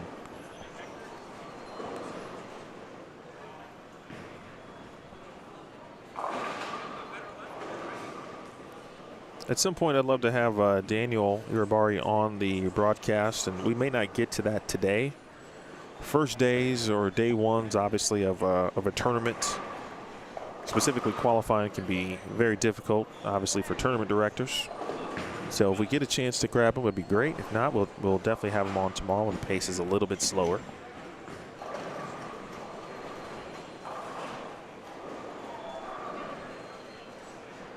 He won't have to do as much, but I know he works very hard. Had some really good conversations with him over the last few months.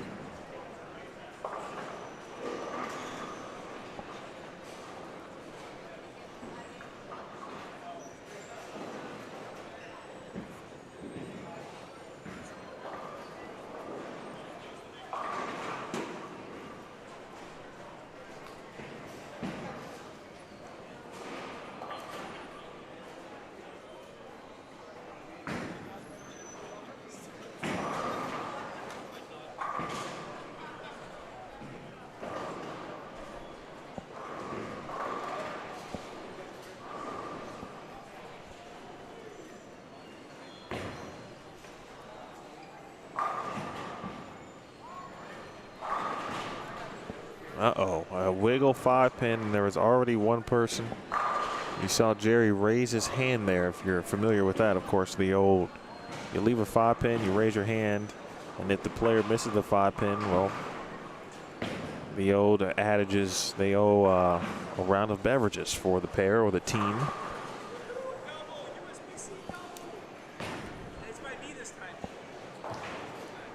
That one's taken care of. Jerry says USB-C double.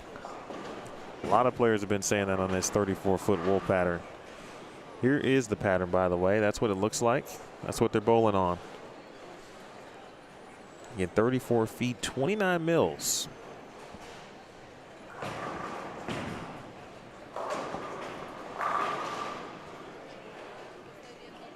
So Dylan went to what looks to be his plastic ball already. He's saying, you know what? I'm not here for the play. I'm just going to go right at the head pin.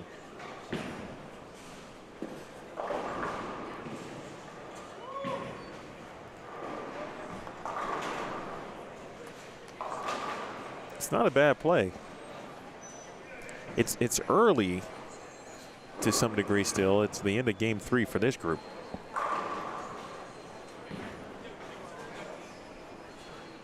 Good shot, Wendy.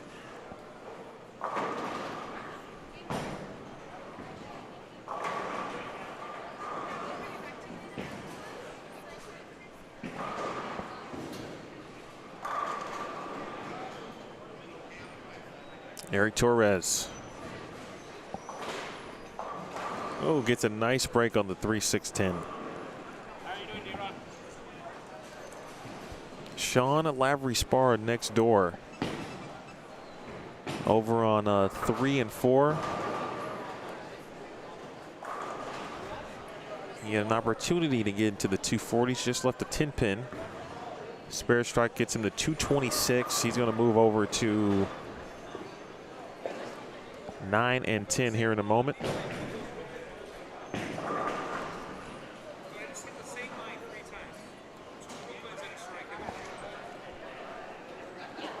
Quick look at wide angle view of Sean.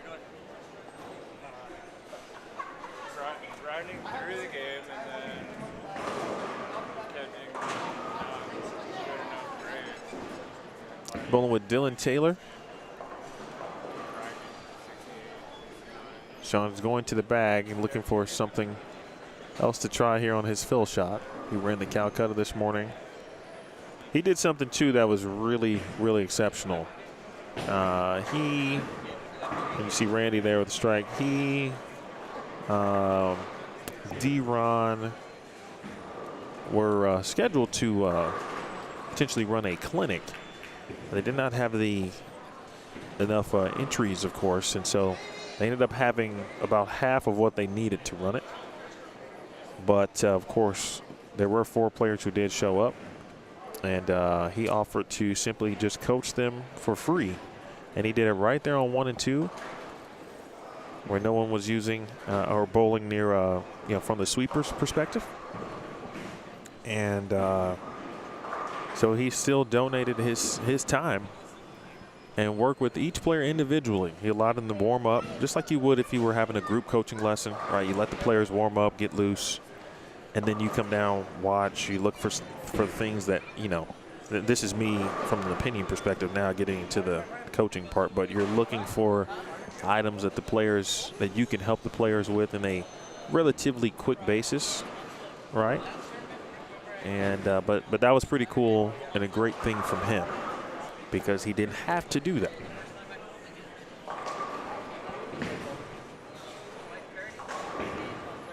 Our guy Art Uzinian.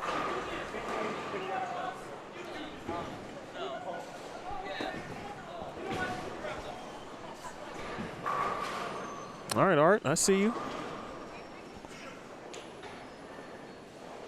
So Art's going to be in the 240s.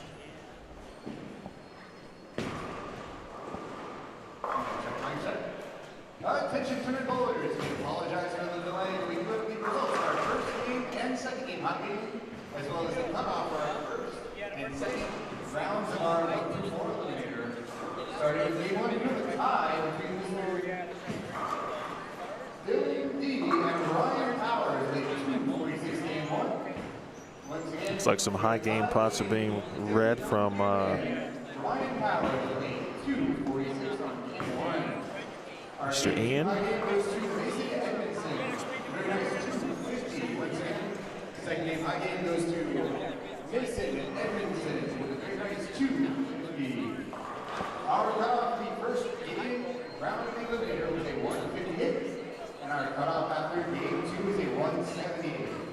Once again, if you would be 154 eliminator, you score about a 158 in game 2, game 1. And 178 in game 2.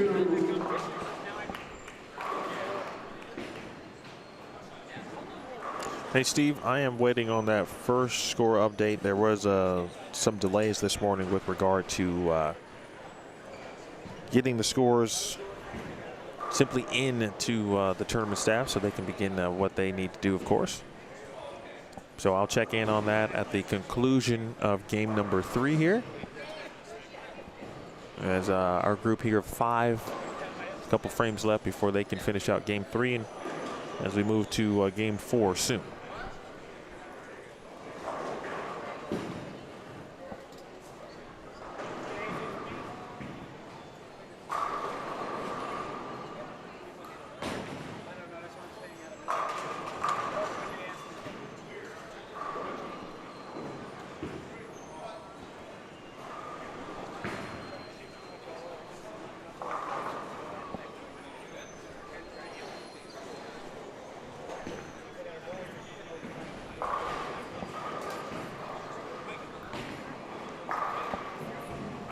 Wow, and that ball almost hooked past the 8 pin there.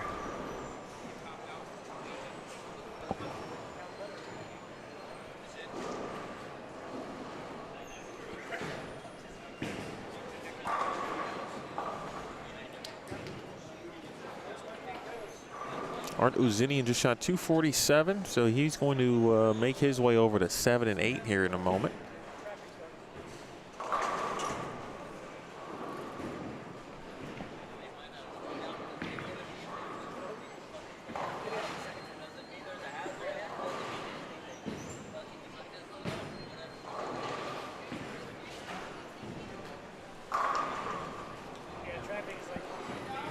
Jeremiah has made his way in this group down over to now 13 and 14.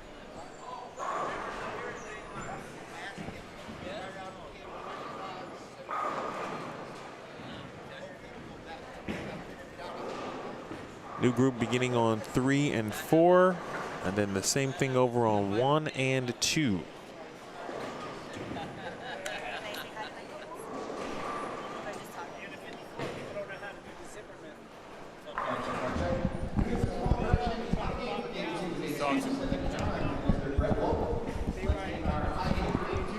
Hi, Kimberly. Hi, London. Hi, Maddie. Mommy loves you. Thank you. I'm gonna go to the game.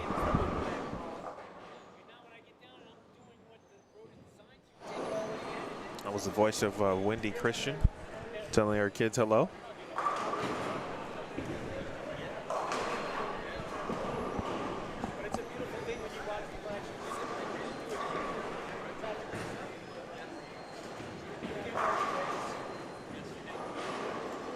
Looks like we got a couple of good players. The defending champion, Trey Ford III, he's over on 1-2.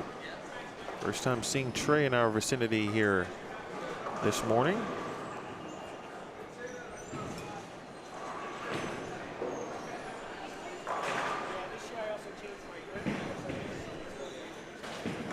Look again at 1 through 4. We'll watch Trey Ford's first shot here. You see Luis Rodriguez. That's a good quality shot right there. Here's Trey, left of your screen.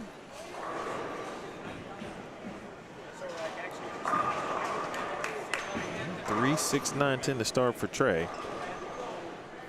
While we're over there, we'll take a look at Mr. Ballesteri.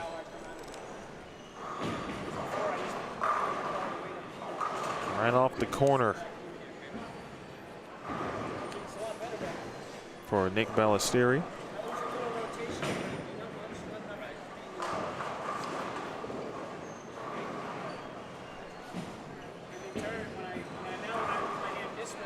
Brandon Rock and also Scott Wiley should be on 1 and 2. And I know, I believe Lori was looking for Scott earlier.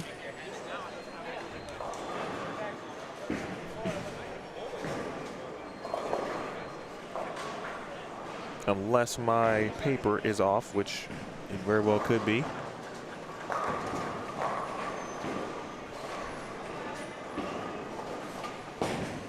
I actually don't see him. There's Victor, though. And then Corey Mack stepping up on lane 1. As our group on 5 and 6 finishing up in the 10th frame, we'll watch them close it out here, but see where Corey is playing. And again, on a 34-foot pattern, you'd probably say, wow, how come that didn't hook? Ryan Scott, one player I told you to keep an eye on.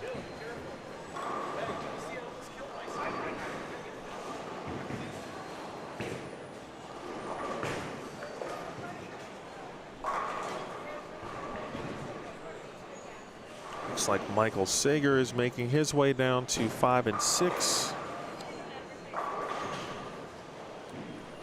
Uzinian first shot.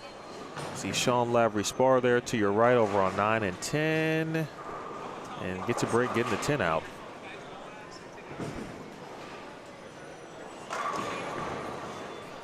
All right, our guy Art putting in work here.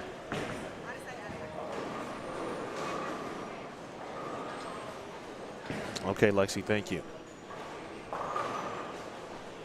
right, so that means he is in the wrong, it's on the wrong lane on my piece of paper here.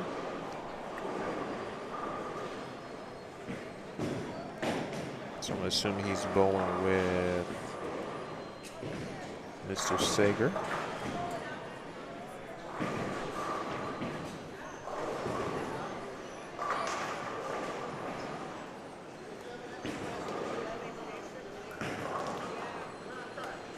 There you go, Dylan.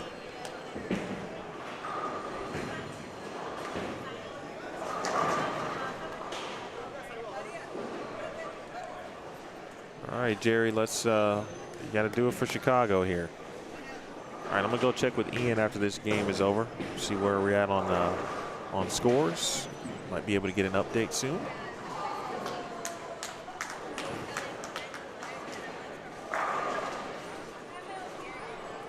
Ryan Scott, man. I would be like, there's a ton of really good bowlers here. And based on watching him bowl the sweepers yesterday, I'd be shocked if he missed the top 16. There just wasn't a sweeper. And obviously, it's the same pattern over and over, but, you know, fresh, burn. He just never didn't. He didn't. There wasn't a time where he did not have a look. That's the best way to put that. Michelle, you just missed him. He was on 7 and 8. He just moved down over to 13 and 14.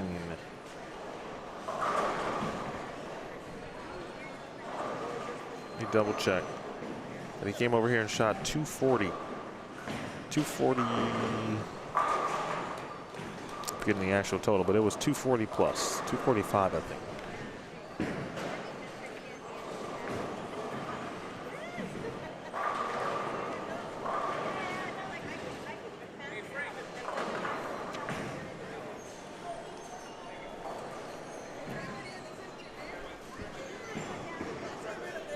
Now, with regard to the standings, I'll have a better idea on where he is in a moment once I get that update for everybody. Take a look at this group on 9 and 10 for a little bit. Of course, featuring Sean Lavery Spar.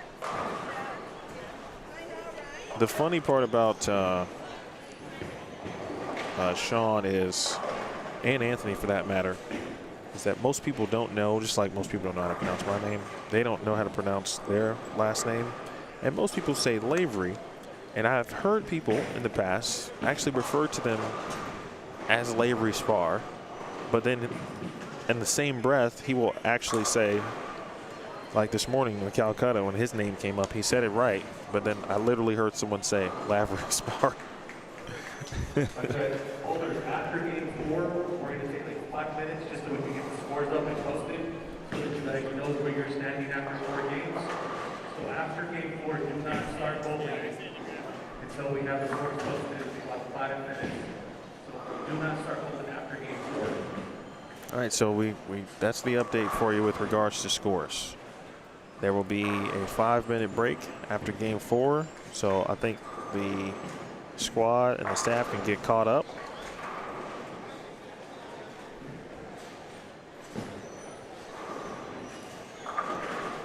And they can get scores updated and posted. That will take place after game 4, which is where we are now.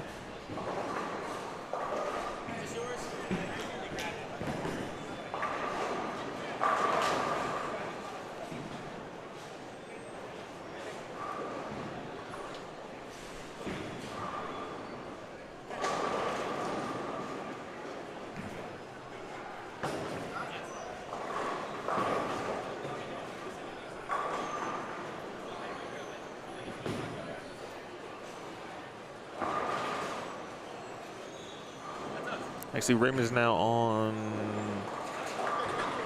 he's on 13 and 14. He still looks to be striking too, which is a good sign. That cannot be said for every player in the building. That is for sure.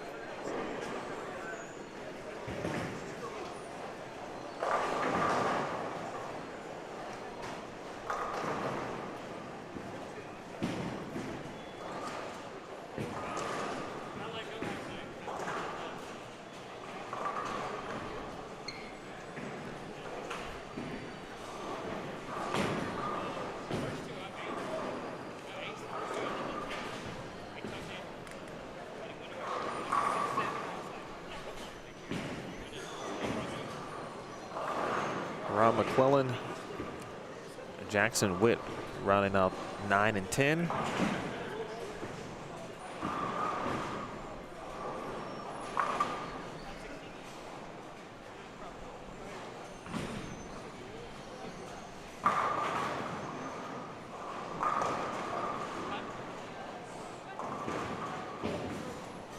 That's to Dylan Taylor.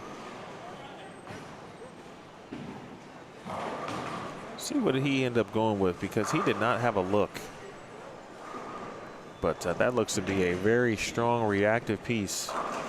And he has started spare 3-bagger. He did not have a look whatsoever in the sweepers. Nick, that's a really good question. I'm going to actually ask, Daniel that. I do think there are at least a couple, and that would obviously include Dante.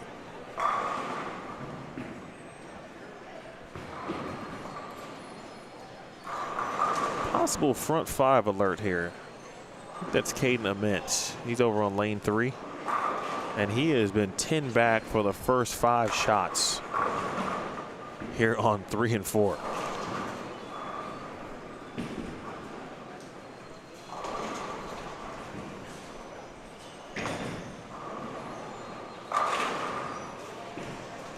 I think the tank there for Sean doing work.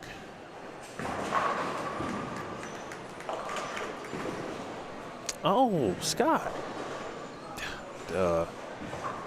Let's see if I can, I'll try to get his attention here. We were just chatting. I talked to him last night a little bit. Last time I saw him was at the New Mexico Open a couple years ago. Scott didn't bowl. Brandon did, though, on 5 and 6. Get back to that pair here in a moment. Got some new players to look at, and of course, including Scott. Right now, he's the bottom right of your screen. Keep our eyes focused on Caden Ament. Now, we have had Mason Edmondson had the front 8 on that pair, but Mason is left-handed. It's kind of a nugget of information for those maybe tuning in for the first time.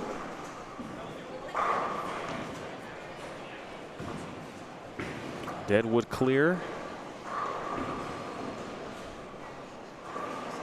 Dylan with the 2-8. Caden off to the right. Calvin Hugger over on lane 1. Oh, good break there. Now Caden looking for 6 in a row and has it.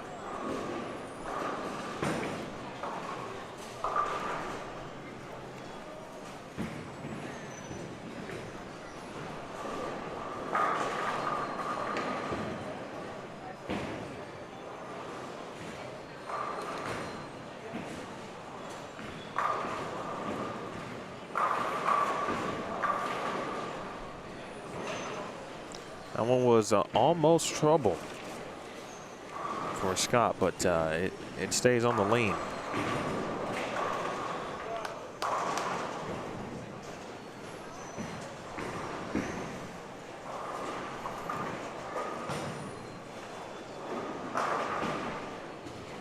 Bottom right there, picture in picture, Sean Lavery Spar.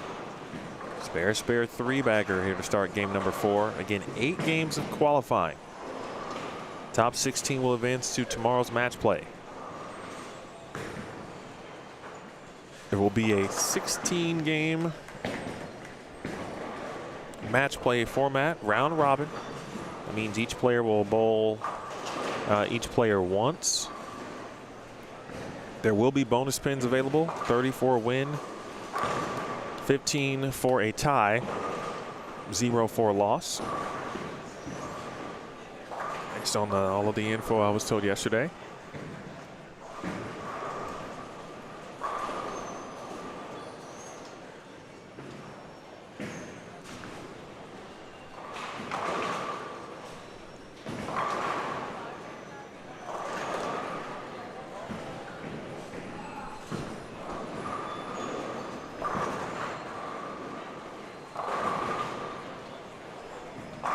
Good break for Art.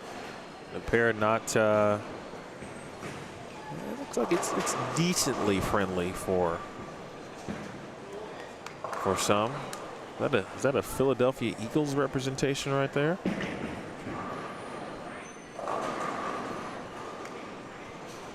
Lavery bottom right.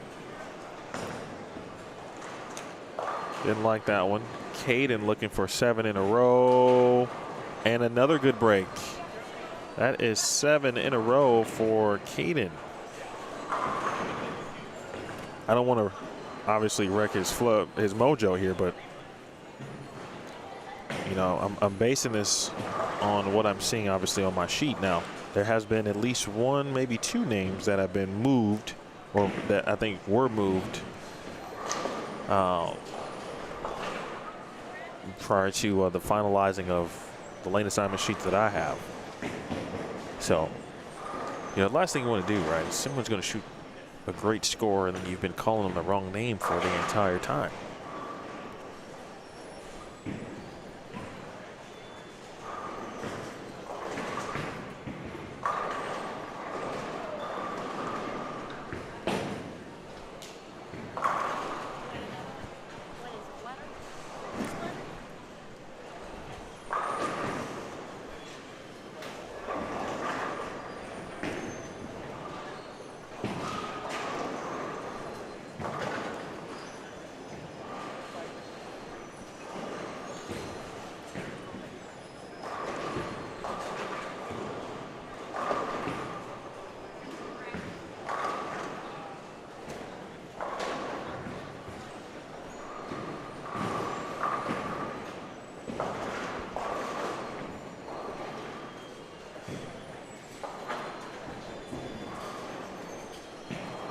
there is a large, they got a few large TV screens here, folks, just to kind of give you a little bit of an idea. You know, just behind basically our scores up top on the screen, essentially are three, I couldn't tell you what the actual measurements are. They got to be 100 feet, I'm sorry, 100 inches diagonally, certainly. Three here, they've got one to our left, actually two on each end of the building. So, I mean, if you want to watch whatever you want to watch, this is a great venue for football. If you enjoy UFC or boxing, right? I mean, imagine being here last week and watching the Canelo Crawford match. I mean, this place had to be hopping, and there's no place you wouldn't be able to see it.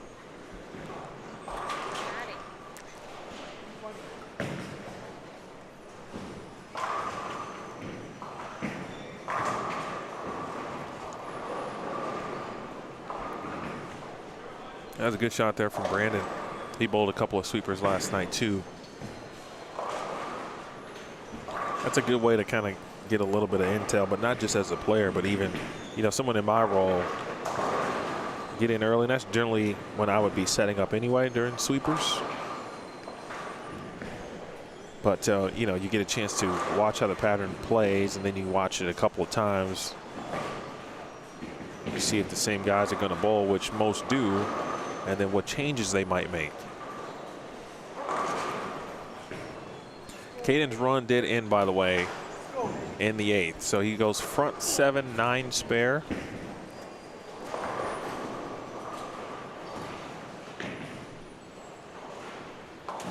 Right up and at him for the 5-pin. Michael Sager takes care of that. So again, if you're just joining us, 33 that game.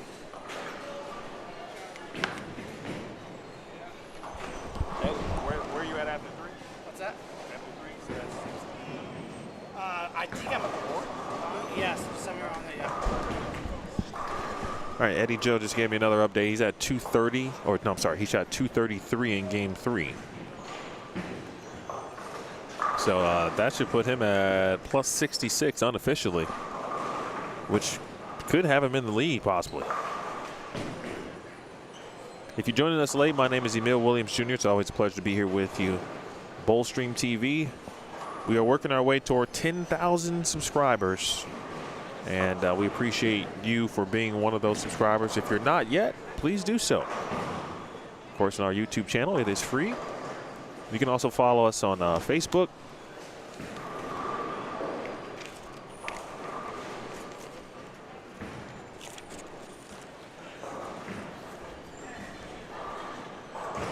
And also Instagram.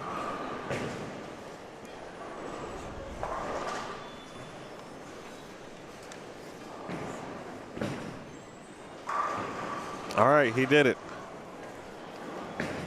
We got the wave and the extra heart emoji to go with it. Now, hopefully, like, see, you guys were watching and saw it. But it did happen. And if you missed it, you can also go back and watch it on the Bowlstream TV YouTube channel in the archives. So you follow us on social media, Facebook, Instagram, as well as X.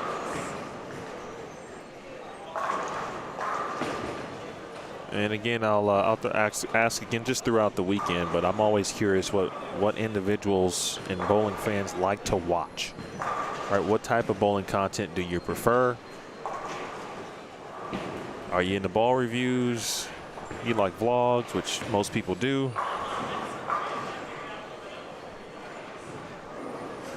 Steve, they're going to update scores after game 4. So they made the request for everyone to essentially pause for a few minutes. Everyone will essentially, or they'll go out and grab everyone's scores, and then they'll have their first score update after that. So that is the word on the street.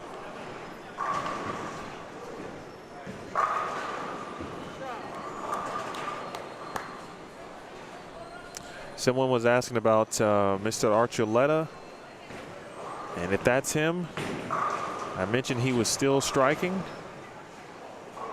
He shot 240 in game number 3. And he is a strike away from shooting 250 in game 4. Let us go next door so you can see Raymond's final shot there. He'll be entering the right of your screen. 16th place is +7. The scores are close. All right, we do have some scores. All right. As the scores are 1 and 2 at the moment, +7 is the tie.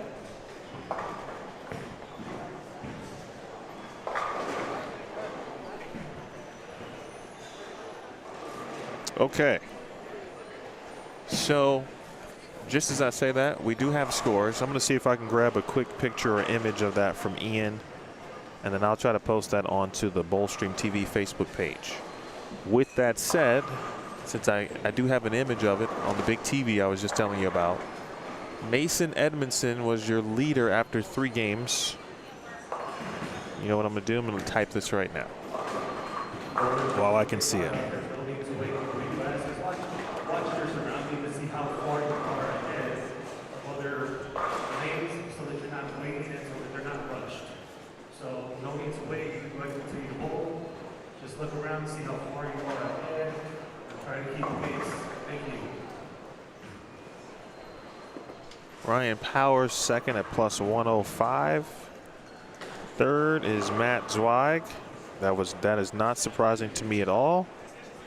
You give Zweig anything that is gutter related and he will find a way. Kyle Ponzo is 4th at +70. 5th is Matt Jones at +47. Greg Thompson Jr. would have enjoyed this pattern based on the way it's went down so far. Same thing with Cortez. Jacob, let's see, 1, 2, 3, 4, 5, 6. Jacob Gills is at +42. Brett Wolf, the lefty legend, is +35. 8th is Anthony Strickland, the backup righty. We saw a little bit of Anthony earlier. He's +31. 9th, Trey Ford, the defending champion, +23. Oh wait, hold on, I missed one. Trey Ford is +29. Eddie Joe Torres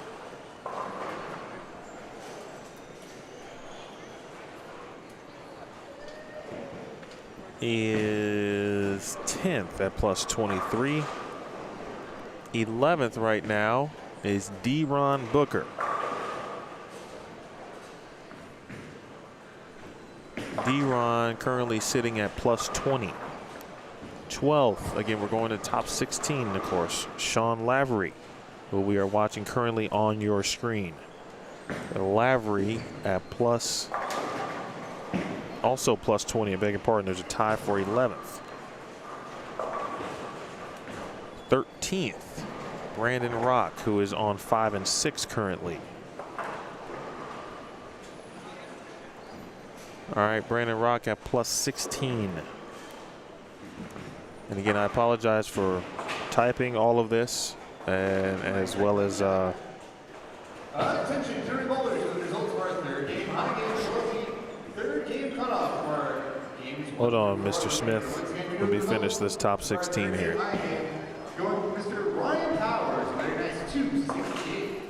Once again, our winner of our third game, high game, is Mr. Ryan. All right, Art Uzinian. Well, first of all, Raymond Archuleta +15. That's going to change because he did shoot. What did he shoot? 250? What is that? 256. So Archuleta just shot 256. Art Uzinian's 15th at +7. And 16th place.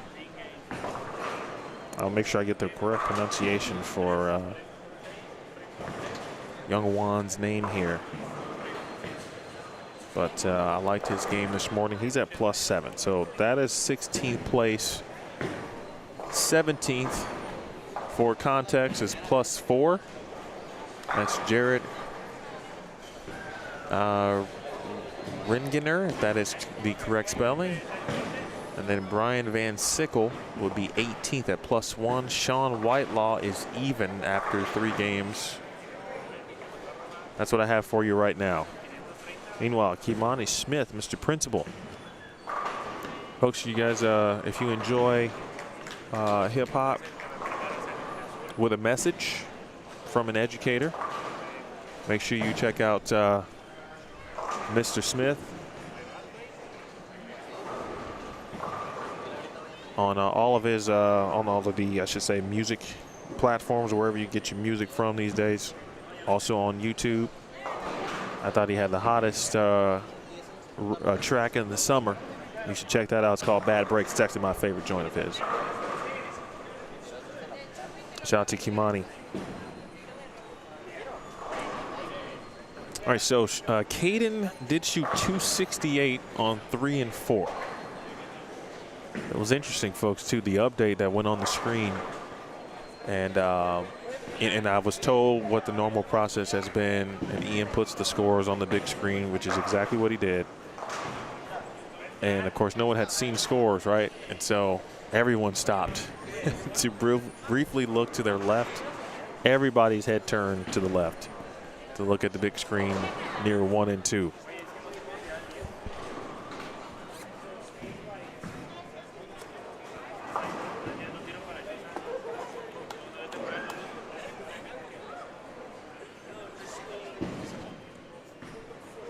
If there is a name that I didn't call, and obviously that would mean simply because they're just not in the top 16 and I don't have a full standing sheet in front of me, just let me know. I'll tell you at least where they are with respect to their score. So, for example, the players in front of us, Young Jackson. I don't see Young Jackson on the screen yet. Mentioned Sean was at +20. That's going to change. I just heard someone say there's a score wrong, so there's that. But we'll get there. Unfortunate miscue there for Dylan Taylor. And speaking of Dylan, he is -38. He's going to pick up a few, but he left a few out there with that. 211 for Sean Lavery. Jackson Witt.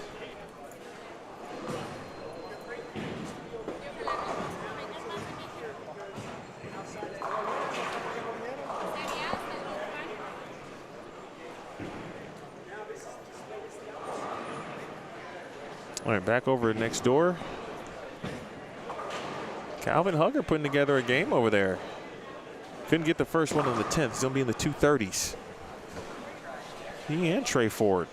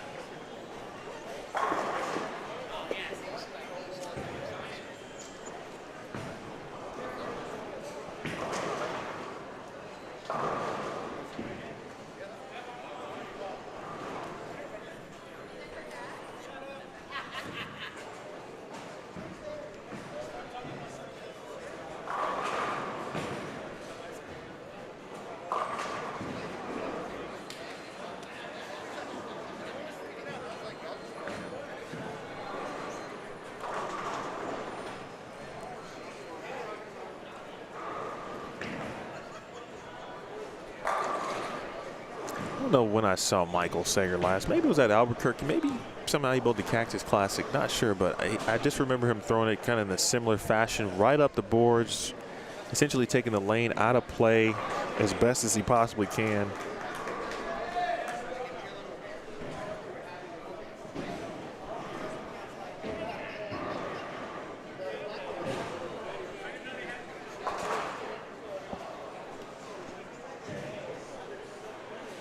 All right, fast bowling duo on, or group, I should say, on 7 and 8.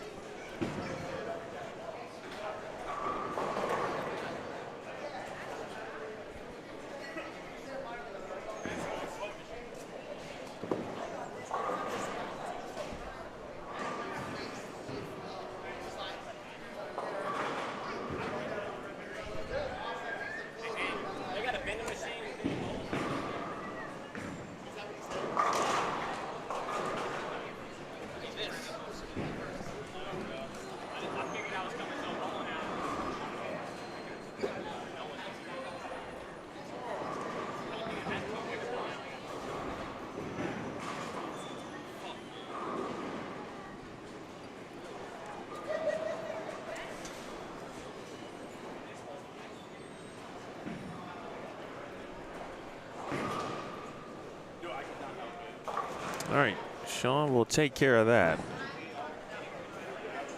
Hello, Angela, checking in. Appreciate you. Please hit the thumbs up and subscribe if you haven't already. I travel around and do events like this very often. Big portion of the channel right now. Looking to add some content in the future, near future, in fact, some different stuff. Next event on Bowlstream TV will be the Agent Ong Open. We'll be back in Phoenix, Arizona.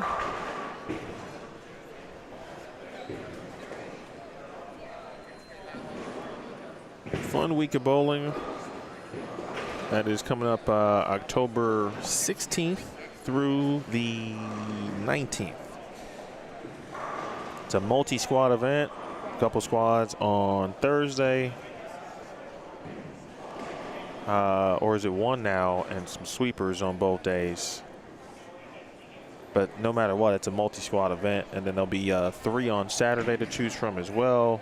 And of course, Sunday we get into cashers round, match play, bracket, etc.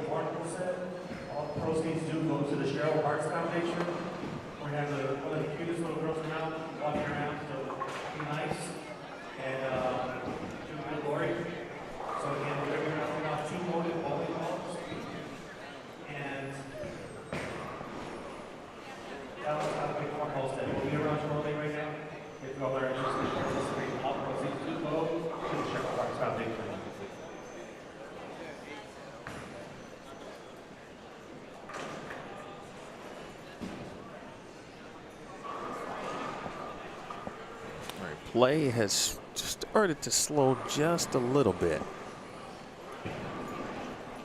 But those moving from 1 and 2, so I'm wondering if they're still going to have that little small break that they had initially talked about.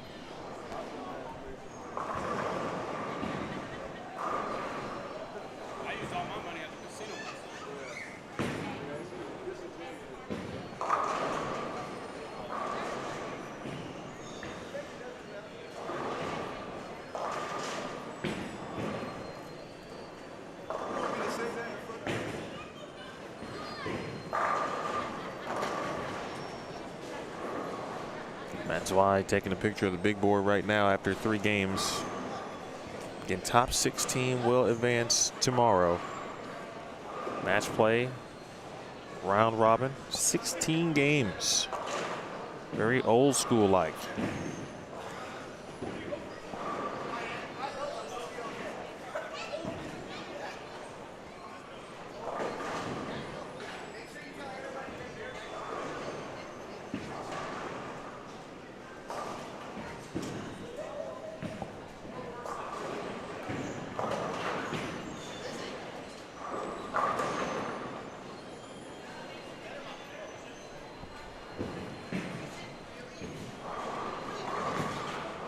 All right, Brandon trying to finish strong here.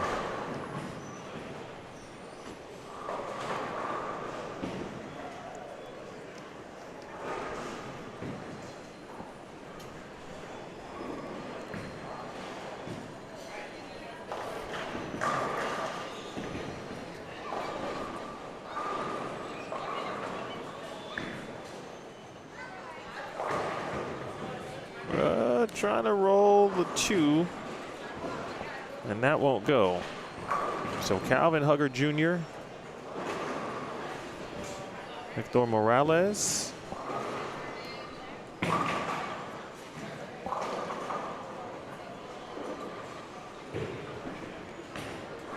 Ryan Scott Powers is going to join us. Actually, no, I'm sorry. Ryan Scott Powers is next door on 9 and 10.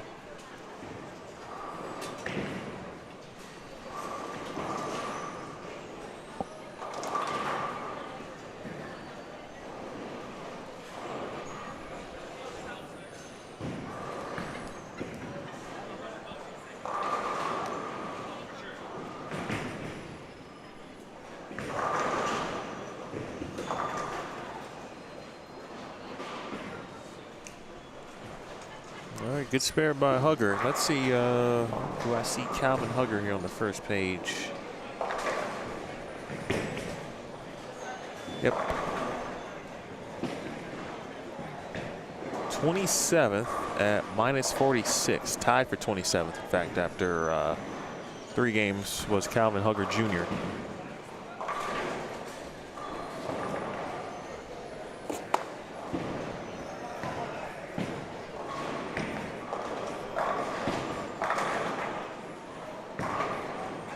Morales 36 at -70 after 3 games.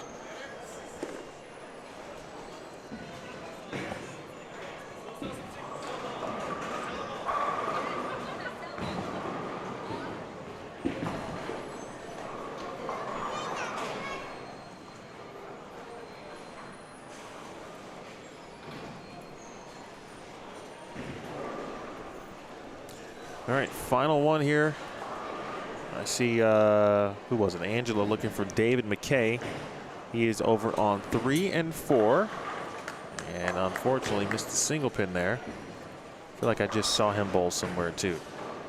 Scott.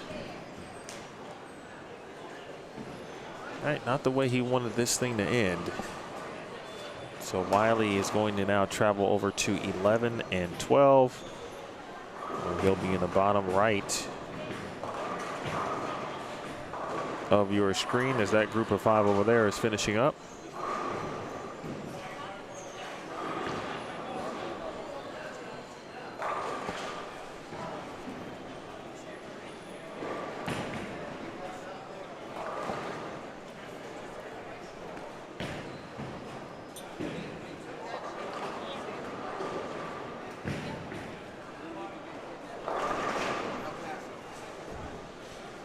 Matt Zweig is also on 3 and 4. Let's go wide view on what's happening on 1 through 4 as a moment. We'll get back to our defending champion, Trey Ford III, over on 7 and 8 with that group.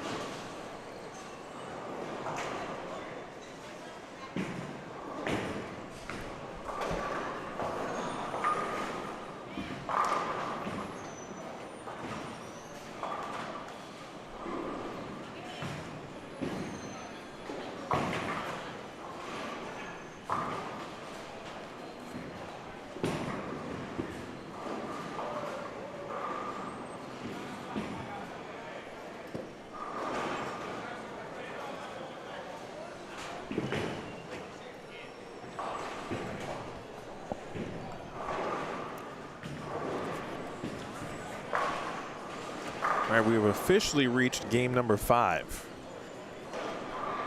Now we are halfway through qualifying.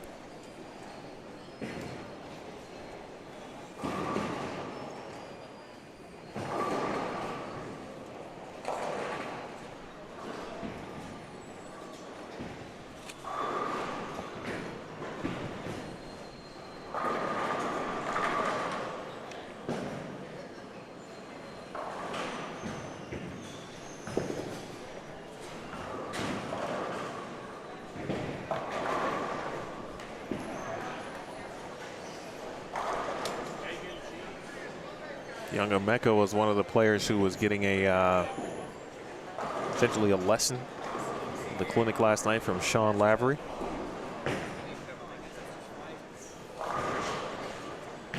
Mr. Trujillo.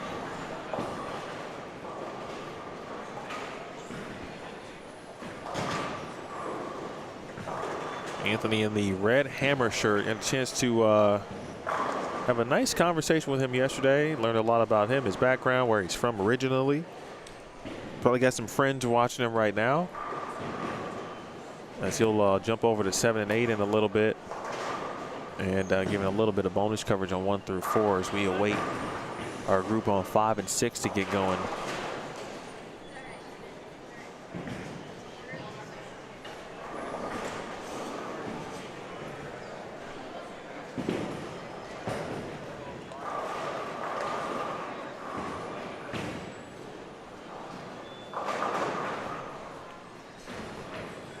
All right, so Trey gets his first strike over on lane 8.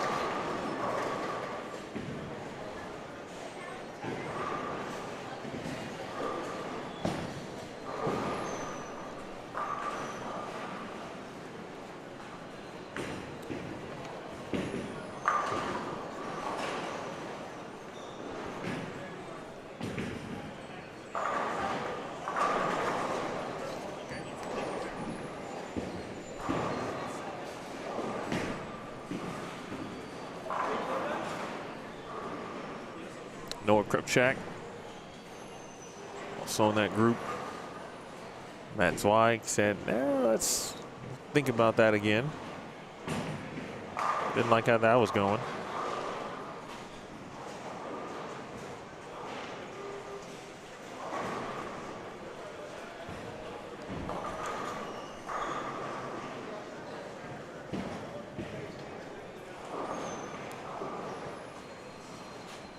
He'll reset.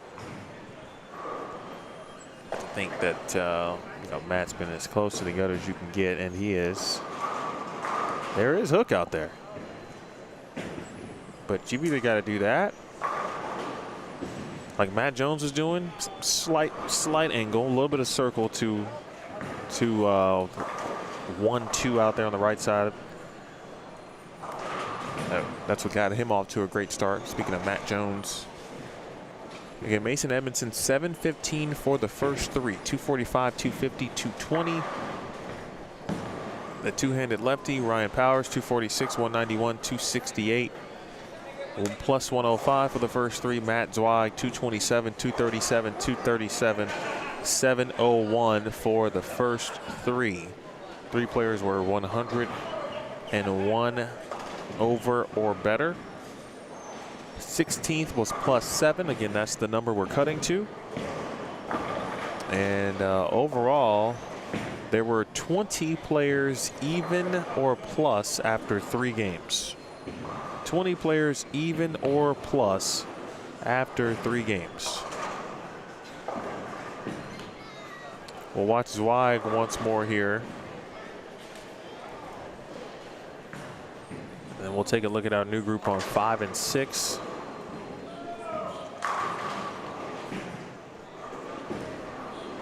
I think the only question for Zweig is going to be if and when he'll have to move off the gutter. It probably won't happen today, but he might have to do it tomorrow, perhaps. We watch McKay. There's Mr. Daniel Uribarri taking a peek at the from the behind the scenes.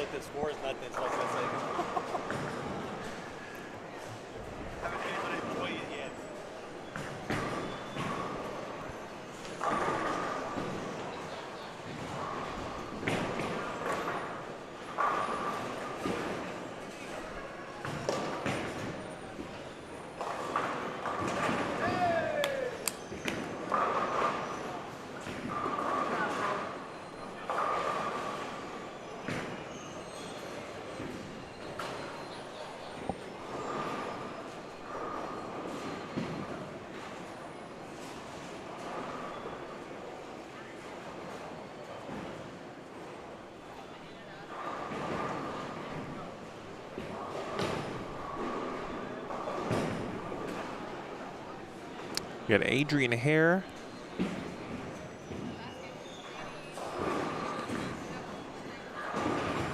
A native from New Mexico.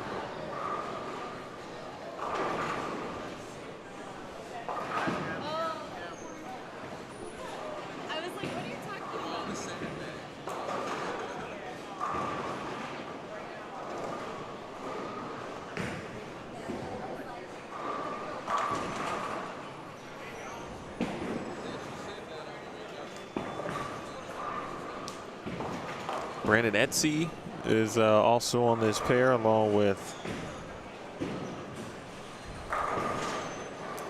Brian Mathis. That was the strike you just saw.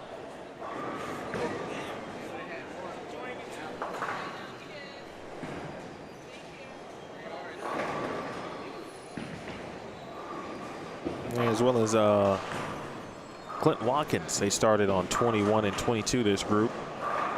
Hey, Nick, that's a good question.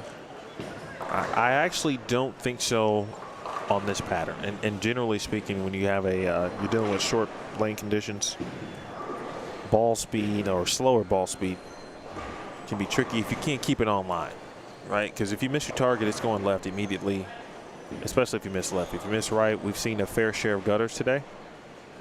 All right, that was a pretty good example just from a slower ball speed perspective. Now, you can tell Corey shook his head there, and because he definitely missed his target. So if you do have slower ball speed, the question is, how do you get the ball down the lane?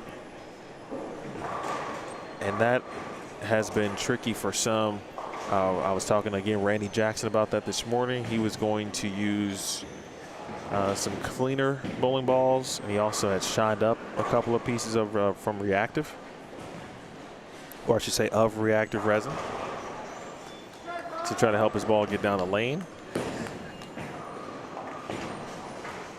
A good majority of the field, of course, is using urethane, and it would be the same thing there. It'd be helpful, though, for those with slower ball speeds if they did have urethane, because all of the hook they would see obviously would be in the front part of the lane, and then they wouldn't see too drastic, all things considered, with the ball speed perspective on the back end and at the end of the lane path.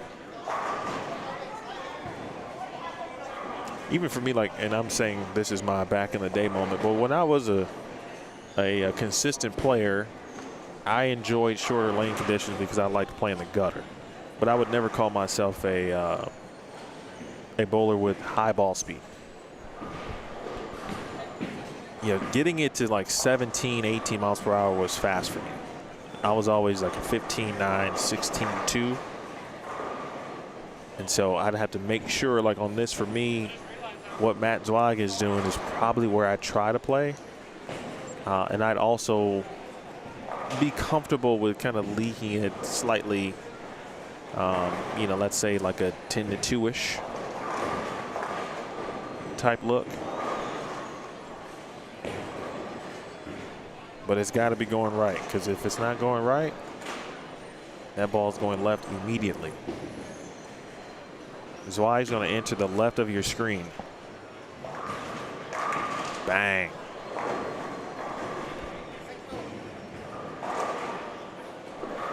Well, Nick, now you're getting into something different.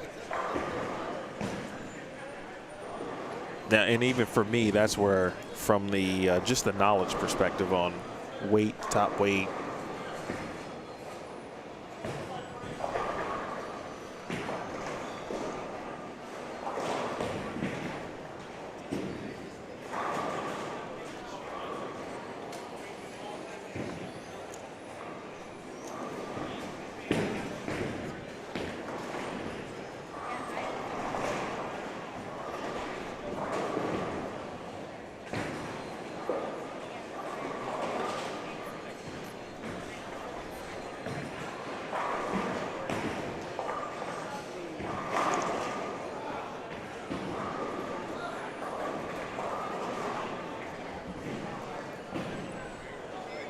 obviously a lot going on in the world of bowling. Urethane is a big conversation of, or topic of conversation in this tournament, but obviously it's been a topic of conversation in the bowling industry. And the respective changes that will take place, and you need to know what tournaments you're going to be bowling, and that will determine whether or not you can use urethane, if at all, and or the level, or I'm sorry, the number of hardness that you can use urethane. So I would encourage all of you as bowlers out there who do compete, whether it's league or tournaments, you know, make sure your league is cool with you throwing urethane, or if they will adopt, you know, any specific rules and regulations. I could see a sport league, if you bowl in a sport league, maybe changing some things up. I could see that possible. If you're bowling in, but again, if you're bowling in a tournament, definitely triple check with the tournament director. And if you're bowling a USBC national tournament, 1,000% check. Check the rules, the FAQs, all of the above, because the last thing you want to do is, you don't want to waste the space in your bag if you accidentally take urethane and you can't throw, right? So now you've got literally a waste of the space in your bag. You're straightforward. Had to wheel on it a little bit, but it got there.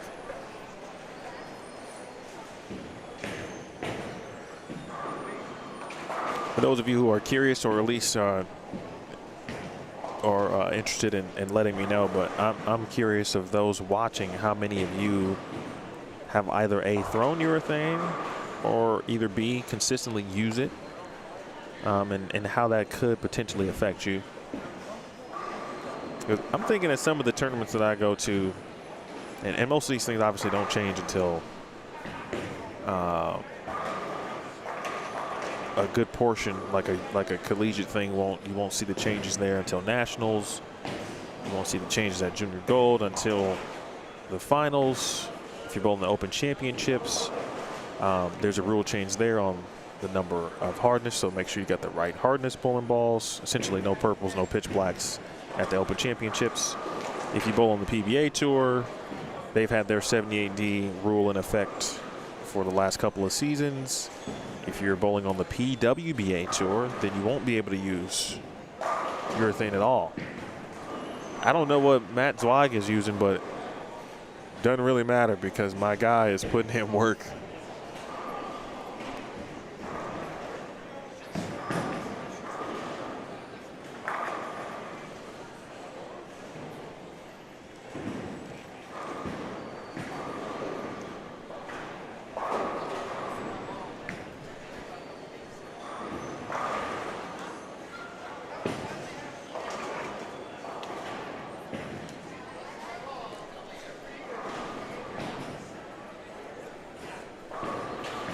Folks, if you haven't already, if you wouldn't mind just to share the broadcast. Now, if you were with me this morning, I told you that I anticipated games 4 and 5 to really start to see higher scores lend itself. And we did see 268. We saw 256 in game 4. From 268 was from Caden, 256 was from Raymond Archuleta. Matt Zweig, possibly, right? He's got a max score of 279. I just saw another individual, spare six-bagger maybe. So I think we're at the point where scores should start to go up now. It's not going to go up for everybody because everybody's game plan is not the one that actually does have you in the high score department. I do think you got to be right. And if you can figure out a way to just keep your ball online, you got a chance to score. I'm going to go over to 1 through 4 here to watch this 10 frame.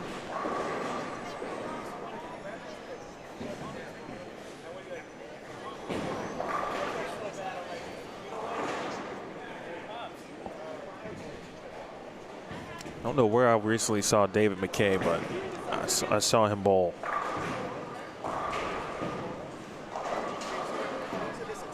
He went to plastic at some point during this game. And that seemed to be a decision that is actively paying off. Meanwhile, Zweig, 3 strikes, gets him to 279. That's number 1.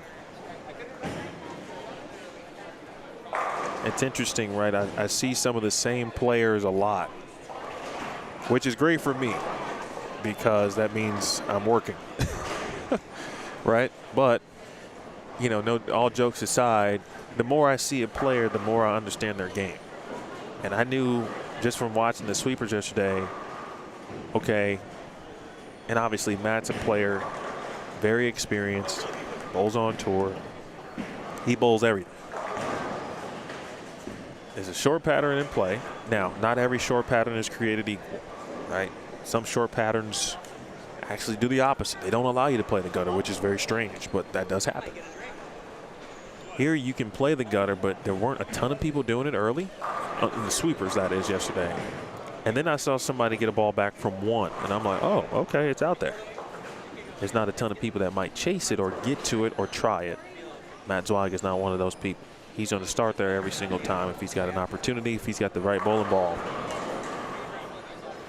He'll be frustrated with that shot. But Spare gets him to 267.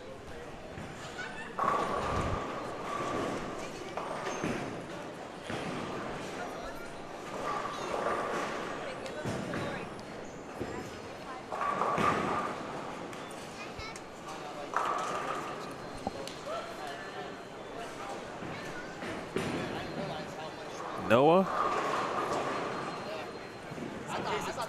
Big strike there. So Noah over there with double 8 spare 4-bagger. I'll be interested now to kind of look at what the left situation is like. Let's go over through check out 9 through 12 for a moment. See what Ryan Powers is putting together here. I told you this morning, if you joined us as well, there were a couple players I named. Ryan Powers, Matt Zweig, Matt Jones, and I think I mentioned Eddie Joe as well as players I thought would have a good look based on what I saw from them during the sweep, or sweepers, if you will.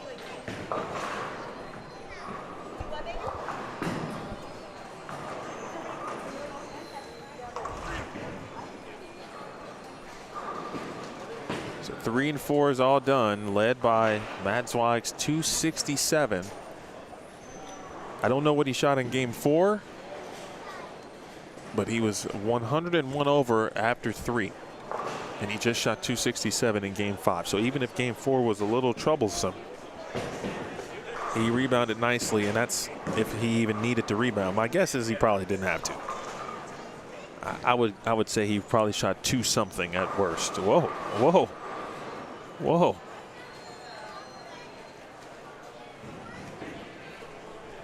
Well, we got to go change that.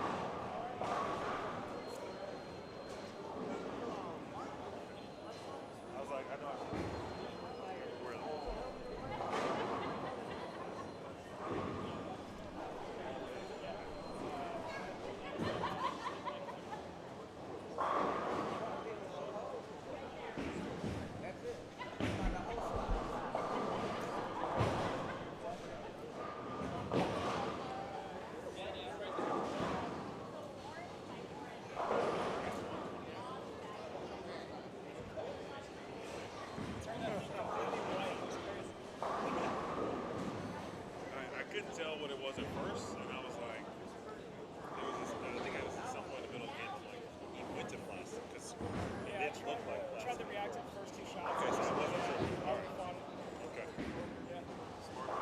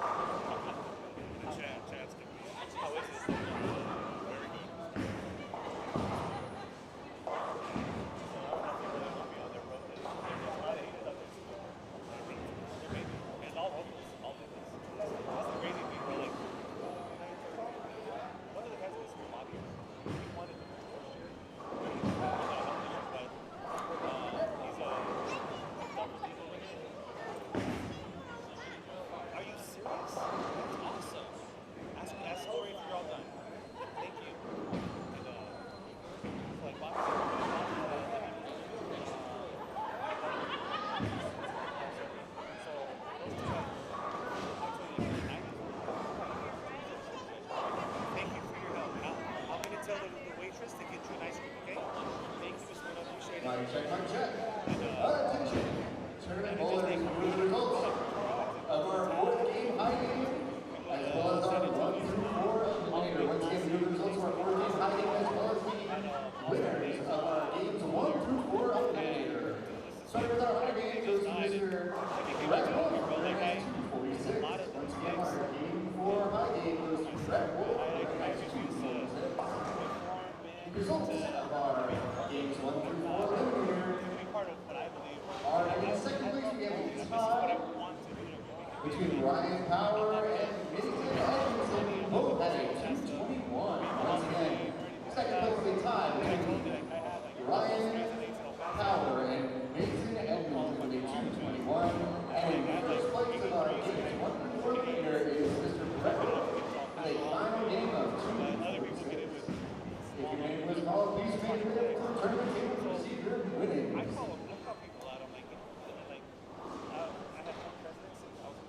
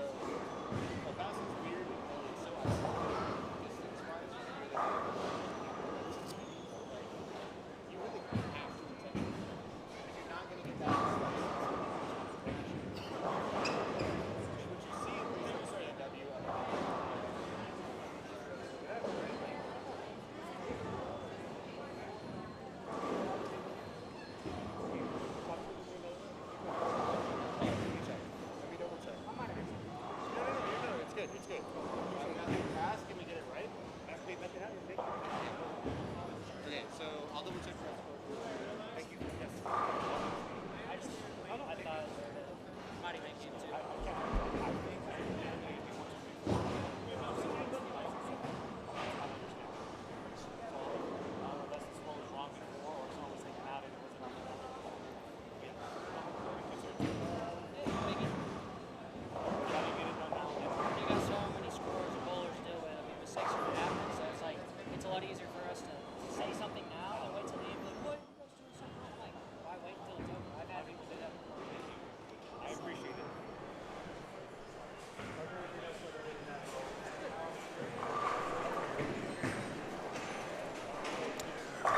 All right, just getting back here.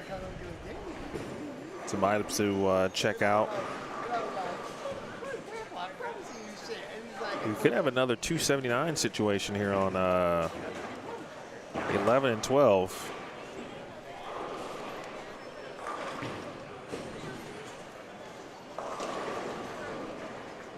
Wayne. Well, first of all, Wayne, thanks for checking out Bowlstream TV today. I hope you subscribe. We'll have I was just actually about to give the folks another update, and it just went off the screen. So I'll be sure to try to do that for you here in a moment. With that said, Wayne, two-handed bowling has actually been around in some fashion since like the late 80s. I actually bowled with a player by the name of Brian Valenta. This was in the early, I would say, in 2003 to 7. Okay. We're going to have our tournament director in the building. Daniel Uribarri is going to join us while he can, because he is obviously a busy man. If you're running the tournament, you guys know how that works. Wayne, up to finish the point, though, with regard to the two-handed bowling. So really since the 80s, certainly the early 2000s, but if you're familiar with Jason Belmonte, he then made it a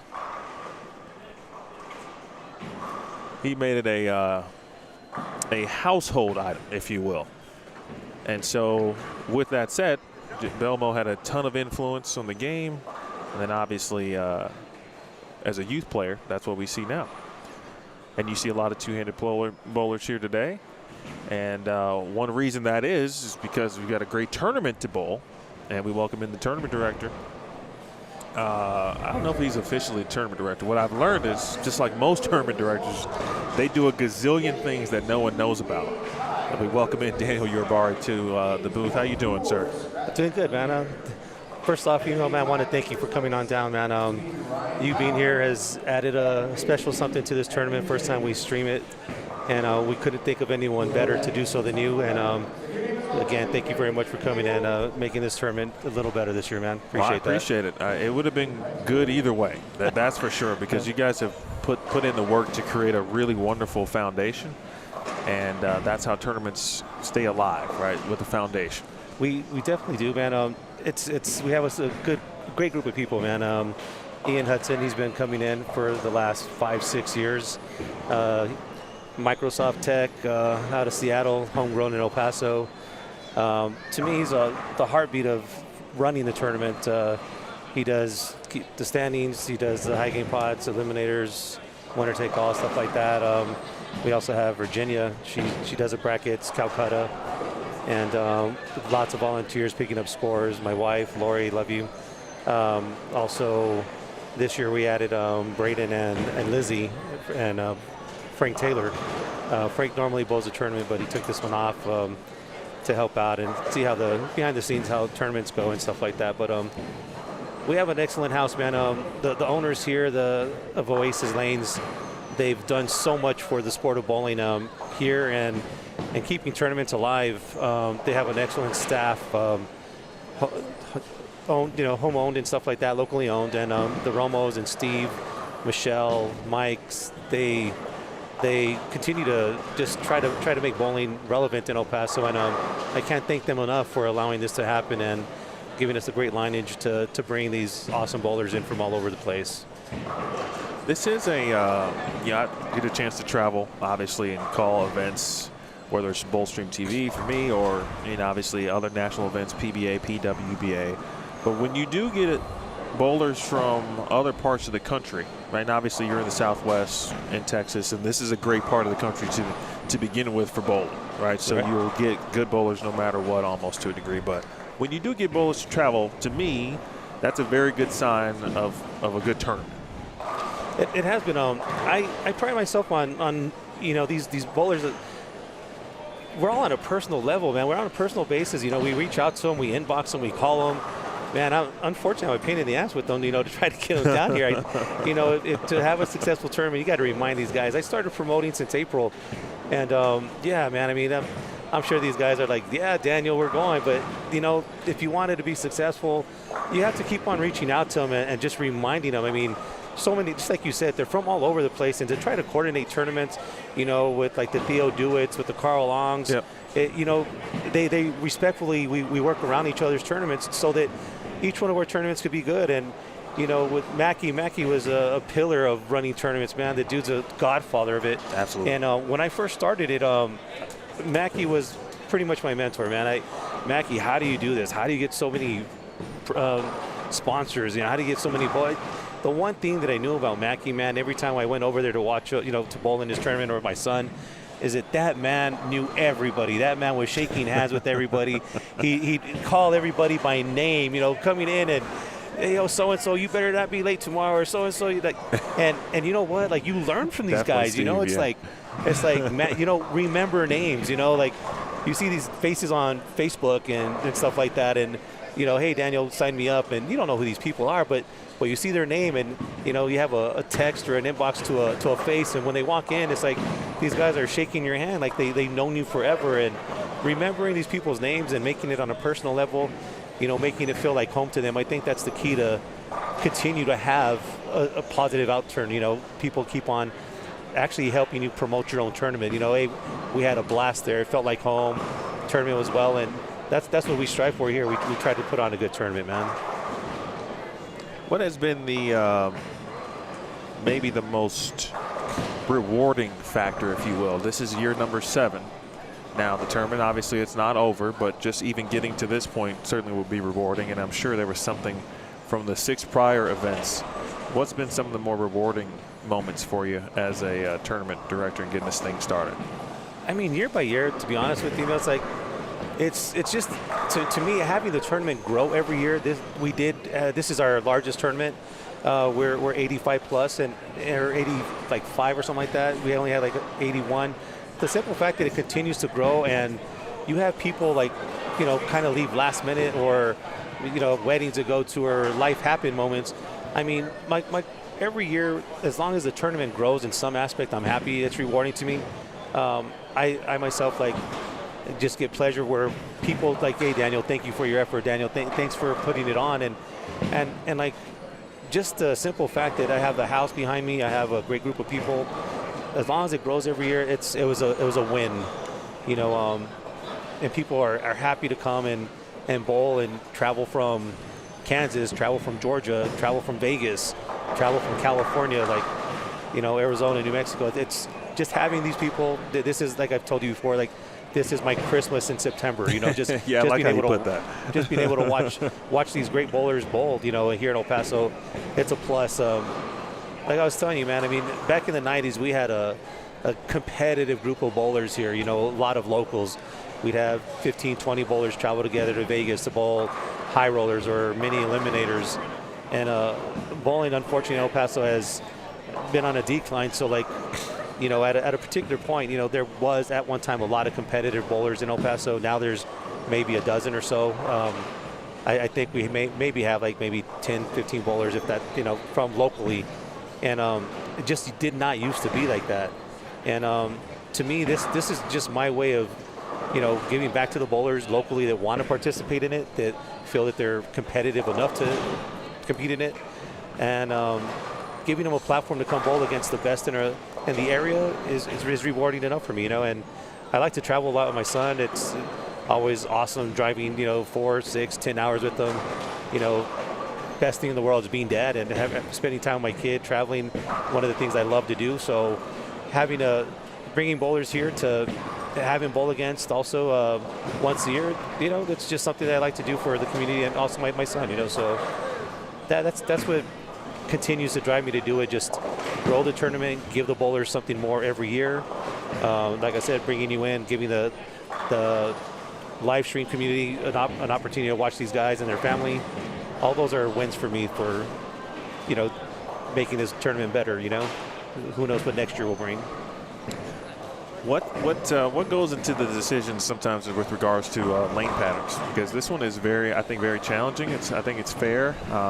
You got to be, if you know how to play the gutter, you certainly want to be able to do that to some degree and have some success.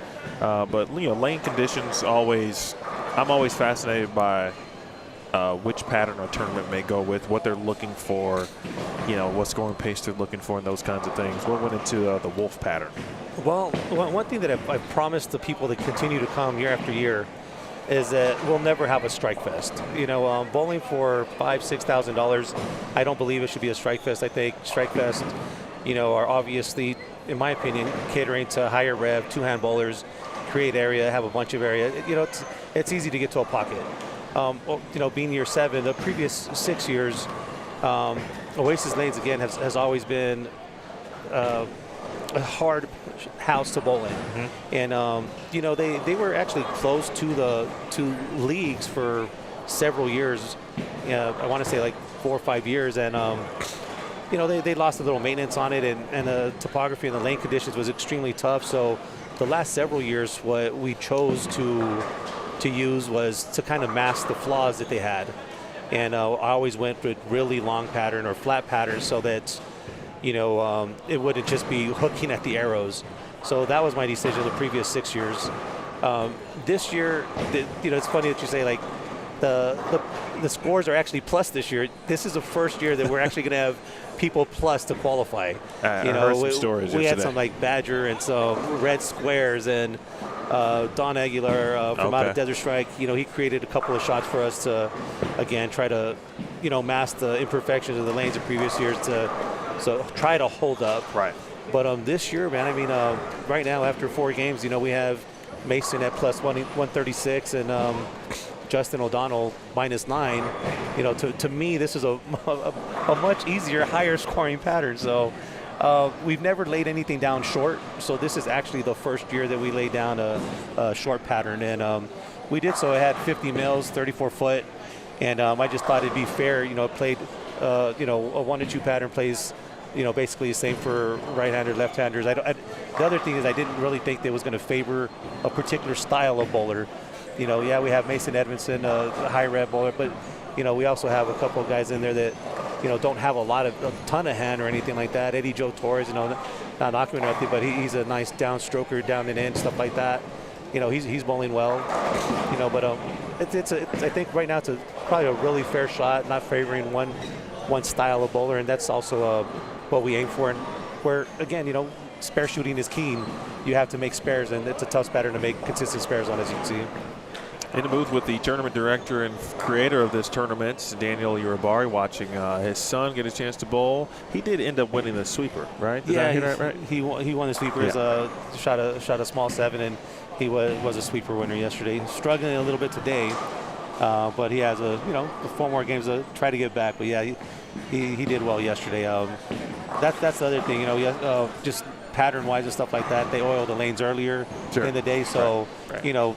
They did play a little different, at the later squads, 4 and 6. So bowling on fresh, they seem to be pushing a little longer, being a little more challenging.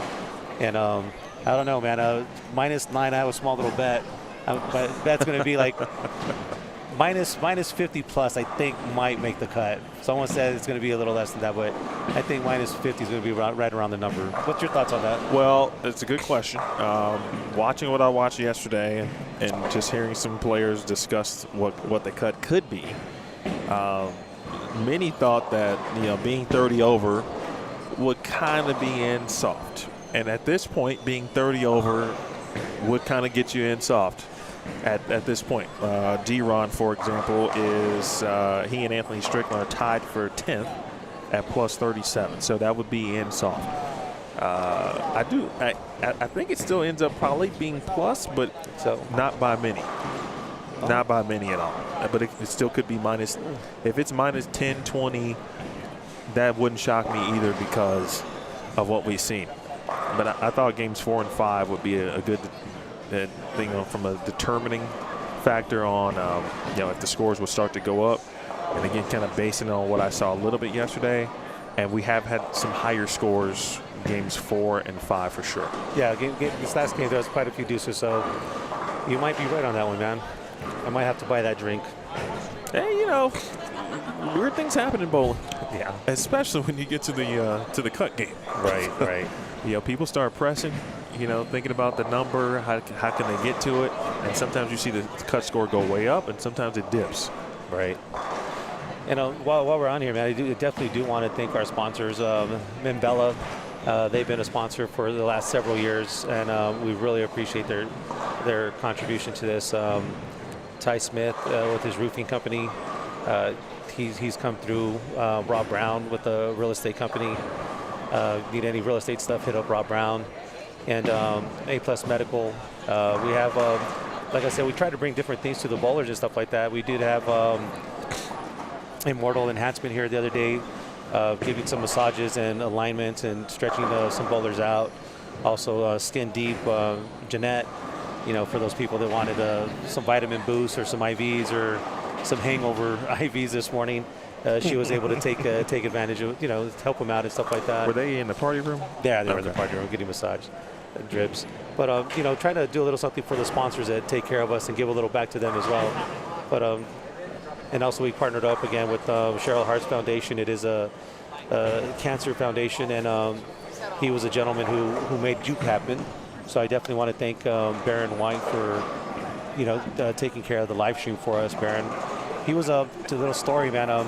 Year one, Baron believed in me, and he was the only sponsor I had for year one. He put up $2,000, and he made that tournament happen. We did have some locals come in and stuff like that. A few guys from Midland area, but the guys, the area that really made this tournament and started us off was the people from Arizona, the guys from Phoenix, the guys from Mesa. All those guys in that area, man. Each one of those guys have always come down. Brian Van Sickle, Whitelaw, Philip Espidu, Josh Moretz, all those guys, man. And they saved my ass, bro. They got in every single squad. Back then, we ran squads for the qualifiers. And if it wasn't for those guys, man, it would have flopped. But those guys will always have a soft spot in my heart, man. Year after year, they've been extremely loyal and faithful, and I'm really happy to say they're part of the foundation of this tournament, those guys from Arizona. And I was able to pay what I said I was going to pay, and they've been coming back ever since, and we've been growing it ever since. And then everything after that, everyone just started coming back. New Mexico, Arizona, the guys from the Midland area, the Trace Ledges, Mike Owens, their group, all them guys come down, and then a couple years ago, the Lavery brothers started coming down, and the notoriety with them, they started. Hey, if the Laverys are going, D-Ron's going. Right. Last year we had Jacob Butroff go, so we're starting to get a lot more names. Mr. Brett Wolf finally blessed us with his presence this year. Thank you, Brett. And Matt Zweig, that guy came down, and so we're starting to get a lot more bigger names. And yeah, you got Matt Jones here too. I mean, you talk about Phoenix, and in my experience now, being able to get to Phoenix a few times a year, I mean, you got some of the best right in Arizona. And it's been great. Mason Edmondson's a stud, man. Trey Ford, and all these guys, regional PBA guys. This is turning into a big event, and I also pride myself, for a tournament right at $200, it paying as much as it does, pays more than a regional. It costs less than a regional.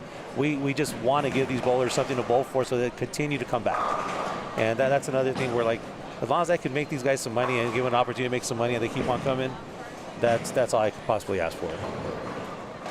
Make sure next time Anthony is up, we'll give him some love, because he does some, I mentioned this earlier, but he created some really cool cornhole boards. So if you play cornhole or bags, it's often referred to as. He'll custom make it. These two are Cowboys branded, Dallas Cowboys. I asked him already, did he ship, and he said he could. So if you like cornhole boards and you got a sports team in mind, he could probably hook you up. Yeah, by all means. He made a set of cornhole boards to donate again to the Cheryl Hart's Foundation, and they're absolutely beautiful. The craftsmanship on it are second to none. If you guys need anything like that, man, he custom makes some names, different images. He does a fantastic job. Anthony is actually about to bowl on the right lane, on the right of your screen.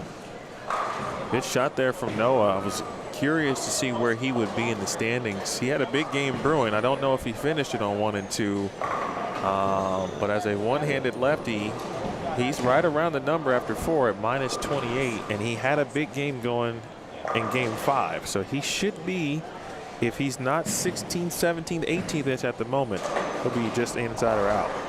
So a couple of crossover. We'll take it, Anthony. They all count. Do you know anything much about young Emeka here? I saw him bowling sweepers and getting a little part of the clinic with Sean Lavery last night as well. He's a great young man, dude. His personality is amazing. Just has such a great presence to him and everything. Extremely humble. I do believe he's in the military, Army, and just a fine young man. Real good kid. But yeah, struggling a little bit right now, but he throws a great ball. Mr. Brett Wolf is not too fond of lane 3 at the moment. It's always one lane with Brett. You can never just get both of them to work properly. What do you think of the shot, Brett? Shot's fine. That rack is terrible. Shot, well, it's a good thing you only have one. behind it. I can't strike Melly, and then of course I can't make a spare right now. So. Get back on it, man. Nice. What did you shoot? What's that? What did you shoot on I that? shot 183. 183. 2 single points. 183 for Brett on 3 and 4. So Angie, if you're watching, he'll be on 9 and 10 here in a moment. They're wrecking.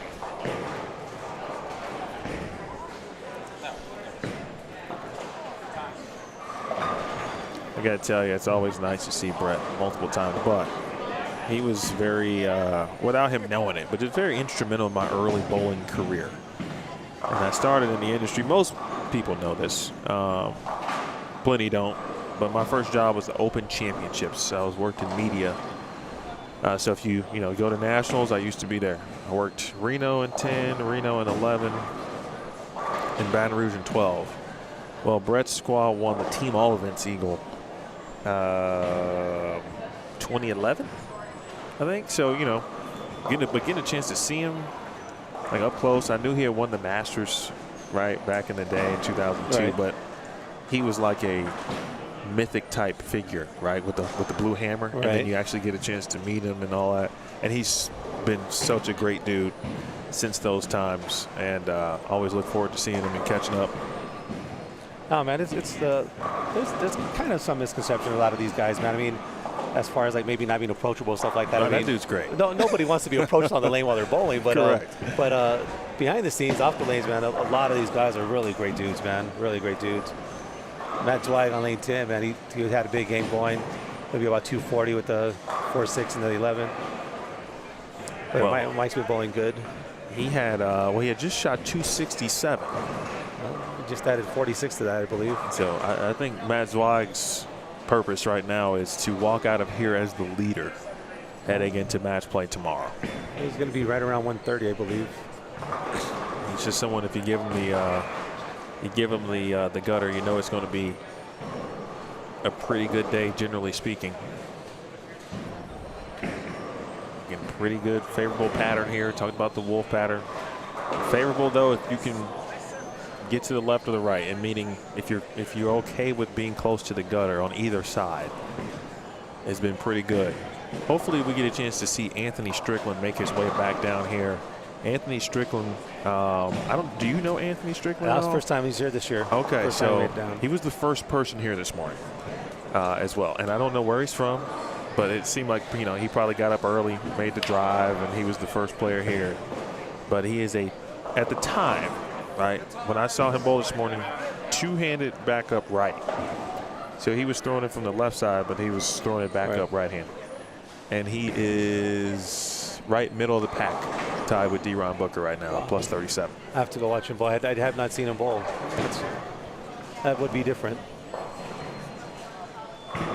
And again, on such a pattern, I guess we do have I think we have maybe like a dozen left-handers right now. Obviously it's going to be right-hand dominant, but I think we have about a dozen left-handers. So maybe that's his approach. Using the left side. A dozen in the field or a dozen in the top 16? No, I say maybe a dozen left-handers in the field. Don't you think? Because I've seen a few. There's been, it's more than I'm used to seeing, to be honest, at any tournament that I go to. You might get 5 or 6, but upwards of 10. Emeka is left-handed in front of us. Obviously, Brett JD Nance. Looks like he's making his way back down here because he's going to. He actually started on 7 and 8, so looks like he made the turn. They're moving down the game for game number 7. Yeah, you might be right. That number actually might be correct.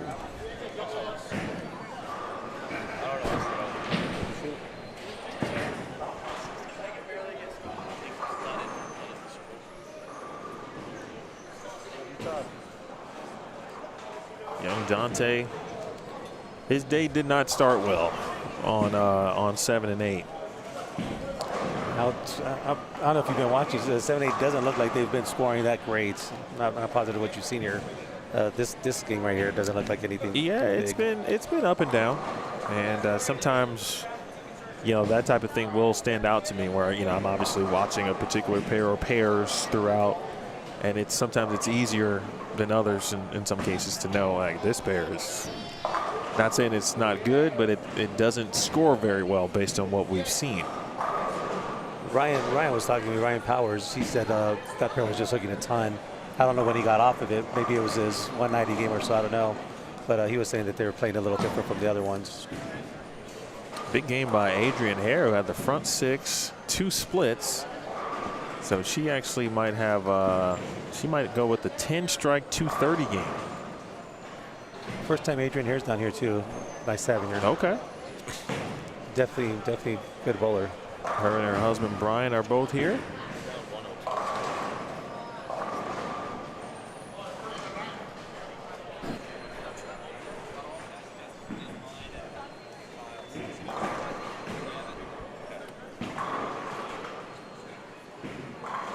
Nicely done.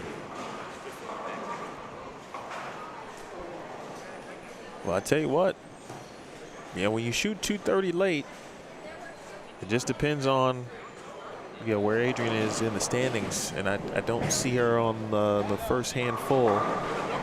But well, what you're saying is she definitely needed that then. So hopefully this is a start to a run. Yeah, that would be, you know, that was game 6 for her, and so she's got 2 more left, and you never know.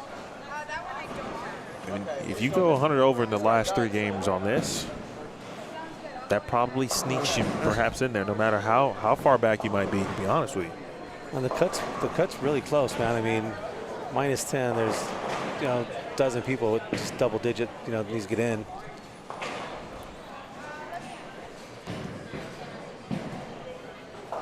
We're looking for a grind tomorrow, man, with 16 games to go tomorrow for the qualifiers. So. Oh, yeah. That's always fun, man. That's a true grind. Last year, man, watching these guys bowl 16 games, like marathon to them, like the last couple of games, so struggling. I mean, you know, kind of like by game 15, 16, you kind of know who the step ladder is going to be, but watching them go through it, man, it's brutal having them bowl a 16 game round robin. But they say they love it. They want the opportunity. More games are better to them.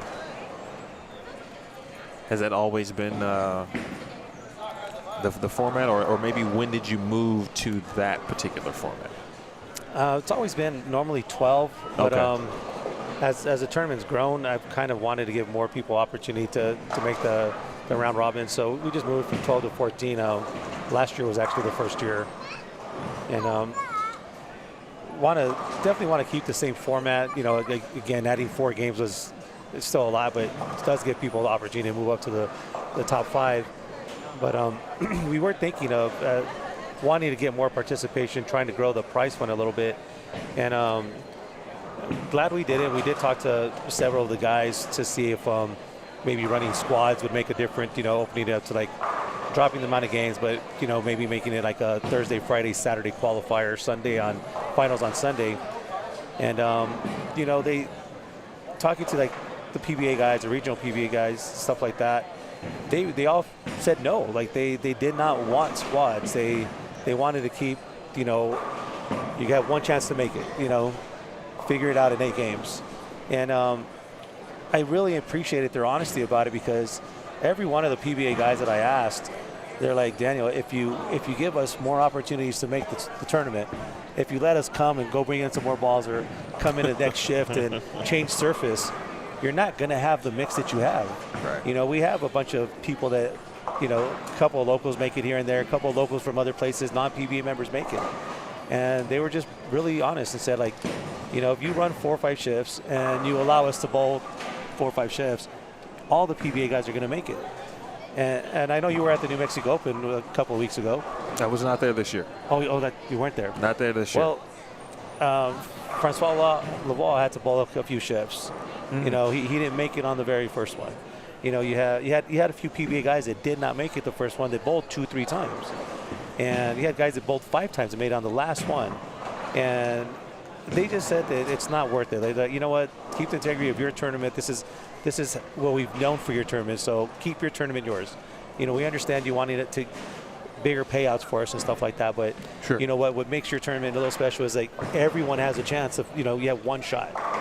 And so I appreciated their honesty and stuff like that. So of course, you know, like I listened and we kept it the same, and we'll be keeping it the same going forward. So, but having these guys and listening to everybody what they want, and you give them what they want, I think that's another thing that keeps your tournament growing year after year. It is important to obviously discuss and talk with the base of your tournament, and you've done exactly that. Brian Van Sickle, bowling on 10, that guy's always been a stud, and always enjoy him, man. He's a great personality, bro. He comes in with a group of guys from Arizona, and he was one of the ones that was here for the very first one. And like I said, that group of people are just special to us here. I think, if I'm not mistaken, I think Brian took second place year 1. Yeah, year 1 against Bobby Stives.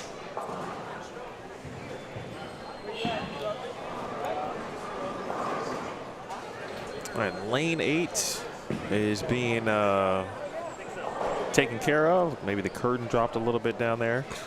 So we'll take in, obviously, 9 through 12 for a bit. You'll see 5 and 6 in the bottom right of your screen, of course, until 7 and 8 is ready to go. Matt Jones is back down on 1 and 2. And now we're seeing individuals, of course, that we started the day with in this vicinity. Dante Uribarri down on 3 and 4, along with Kyle Ponzo. I see Emil Williams, James Montez, Mr. Lucero, a man with the dope Pac-Man jersey, Nick Caswell. Love his jersey. D-Ron Booker is back down here on 3 and 4 also. I did have a question for you, and I know if you need to leave, by the way, go, feel free, because I know you're busy. Whenever you need to step out, go ahead. Someone asked, how do they get invited to the tournament? And I said, oh, technically it's not an invitational event. You can enter and you can live wherever you want and be here for the tournament. But from that perspective, right, when do you normally kind of open up entries? When do you start promoting? I talked about that a little bit earlier. I know you this year you talked about it in like April. And so, and then what's the entry fee, and then, you know, what's the best way people can reach out or contact you if they are interested in bowling? My presence is pretty, you know, I reach everyone social media wise. As far as me calling it like the invitational and stuff like that, it just started off where El Paso had its like own city tournament, which they call this El Paso Scratch Classic, and I just wanted to do more. I wasn't afraid to go out looking for sponsors and stuff like that. And I just wanted a scratch tournament on a grander stage, where to bring in bowlers from out of town and stuff like that. And obviously the only way to bring in bowlers is money. So just to be different than a local scratch classic, you know, just called it an invitational. But one thing I guess where I kept it that and everything like that, Scotty Pope, which is year 2 champion, he told me, he goes, the only reason I'm here, Daniel, is because you reached out and you personally called me. You reached out and you introduced yourself and you wanted me to come bowl your tournament. And he goes, you don't have that. You know, people just put stuff on social media or pass out flyers. That's how they promote. And he goes, but you were different. Like, you literally inboxed me. You literally called me. You know, we're friends that were, you know, we knew each other on Facebook, and you could call people on instant messenger, which is maybe kind of stalking people at times. But, you know, like, hell with it. Let me hit send. And Scotty, you know, and yeah, hey, what's going on, Daniel? You know, and so it worked. And, cold call. Yeah, man. They're gonna start blocking my number on instant messenger, man. But no, you know, and that meant a lot to him. You know, like, hey, I'm here because you invited me. Like, you personally invited me, and And that's what I try to do with each one of these bowlers. You know, like I end up, sending them in inbox, hey man, here's my flyer. I'd love for you to come and bowl. I'd like to think that every single bowler that's here today, I inboxed them, I text them, I gave them a call, and personally invited them to bowl my tournament. And it's all over social media, Facebook, Instagram, stuff like that. So you can always get me there. I'm not shy of putting my personal cell phone number on there, so they could inbox me or text me, and the more the merrier. Everyone's invited to bowl, and obviously word of mouth. These guys drive down in groups and stuff like that. So in one way, shape, or form, they're invited by a bowler or myself. Right. All the tournaments that I now do, which I'm just blessed to be able to be a part of these types of events. I know there's a certain group of players that, like where I'm from, Chicago, of individuals who want to bowl some high-level stuff and travel. And then sometimes travel is the item that kind of keeps people from bowling, right? Depending on where it is. So I know you got some folks from like Ryan Scott Powers is from Nebraska. You mentioned New Mexico, obviously Arizona, of course Texas. You have Brandon Rock from Alabama.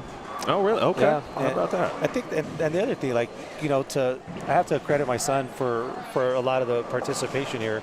When he was going to college at GCU, he built his network there, with a bunch of the college kids.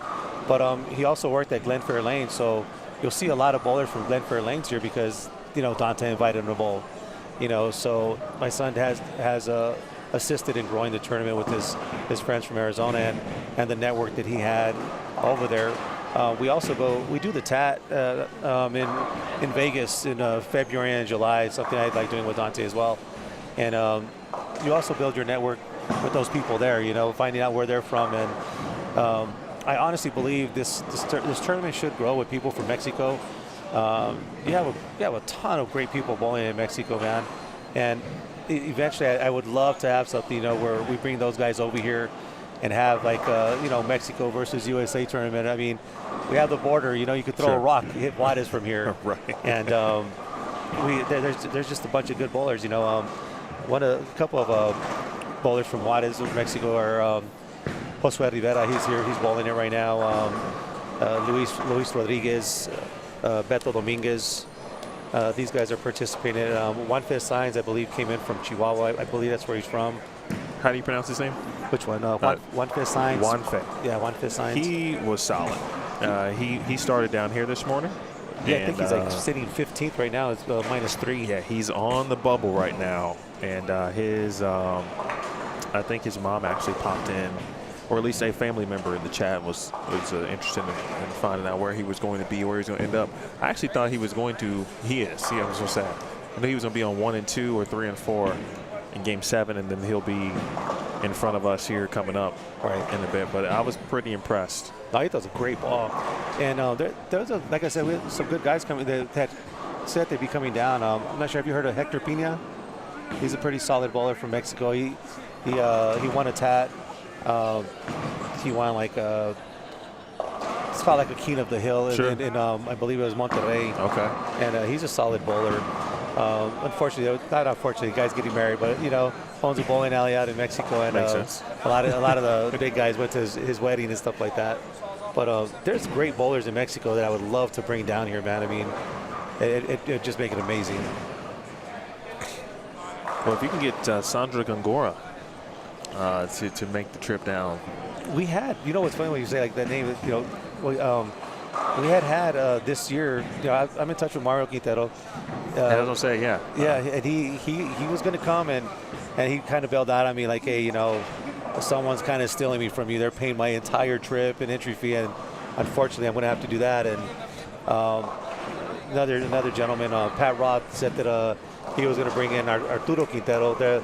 They run a bowling alley pro shop out in San Antonio, and they kind of bailed out. But it's on their radar. It's on these guys' radar to come and try, which you have these guys thinking about bowling my event. I mean, that's kudos to me. At least my tournament's name's in their head. Hopefully they'll eventually make it down. But that's a goal to keep on growing this tournament. Some bigger names and just the best talent we possibly bring here.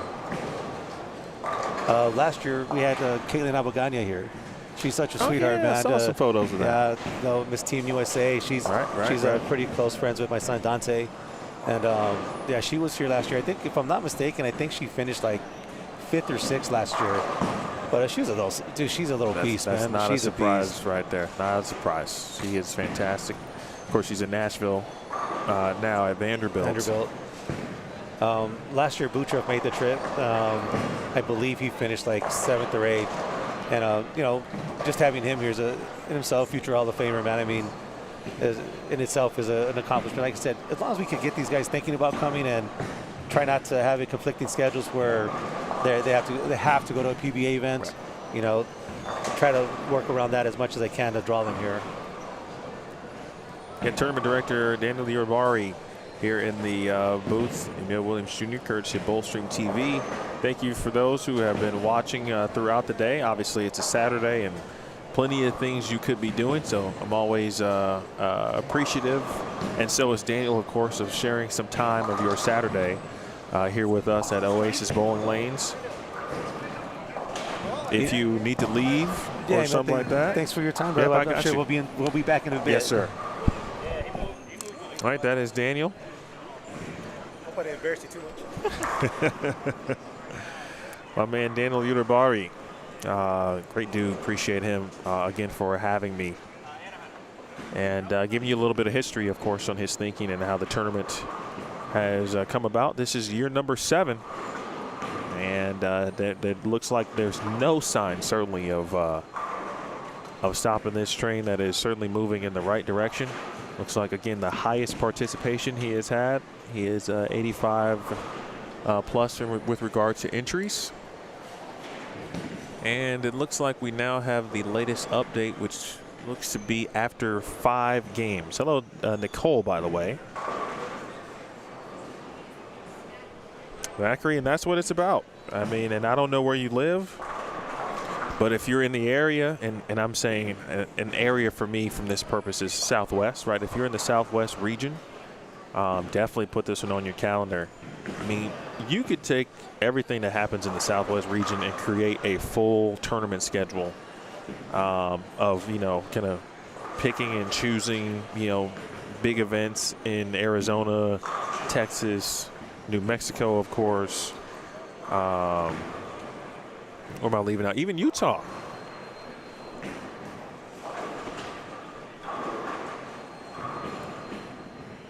And then, I mean, there's just a ton of stuff, man. All right, so I'm going to get you that Game 5 update, and I'm going to type them in like I have been. First, I'm going to read them, though.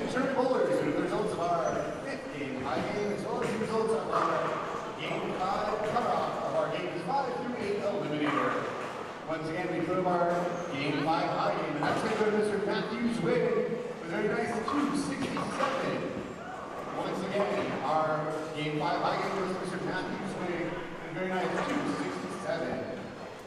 The cutoff after our Game 5, so it's the first game of our Game 5 here is a 169. If you get a 169 or above in Game 5, if you get any Games 5 through 8 eliminator, you get it on to your Game 6. Again, we are in game number 7.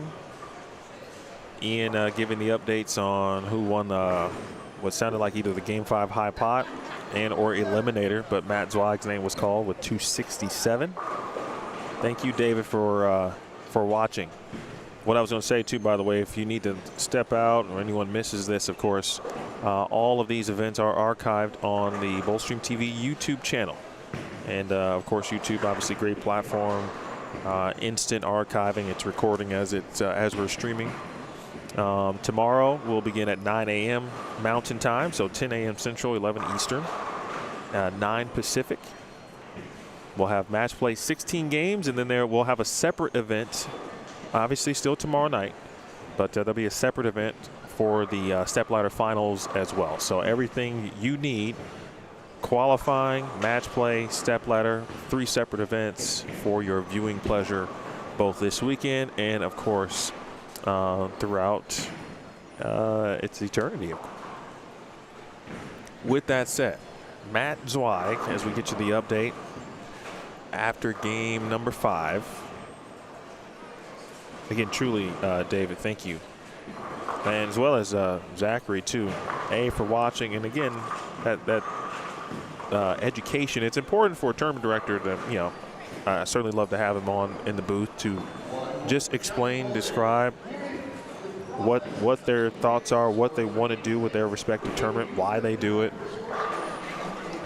And certainly, you know, from my network, right, those who subscribe to Bowlstream TV, maybe you've never heard of the tournament.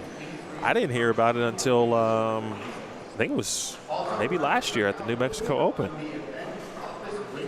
And that's when I actually met Daniel and Dante. So Zweig, after 5 games, plus 154, he did shoot 246 in game 6, so just keep that in mind. Ryan Powers, who didn't expect really anything less from him, he's third at plus 123. Mason Edmondson second at plus 130. Kyle Ponzo, who has really stepped up and, you know, essentially coming into his own as a player, right? Plus 119.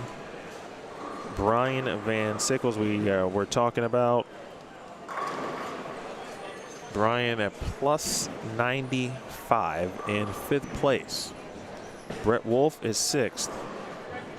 At I'm sorry, actually, there is a tie at plus 95, so there's a tie for 5th. Brett is tied for 5th with Brian Van Sickle at plus 95. That moves us to 7th, where Eddie Joe Torres, he started his day with 235 and really hasn't looked back. At this point, if you're in the top 16, it's about obviously not giving away any pins. I don't need to tell you something that you don't know. Giving away pins in the last 2 games, but I wish I could tell you it was that simple, because it's not. So Eddie Joe, 7th at plus 76. Matt Jones, the Metro Phoenix USBC Hall of Famer, along with Brett Wolf, of course, is in the 8th position at the moment. And he is plus 64. All right, again, we're taking the top 16. 9th is Raymond Archuleta.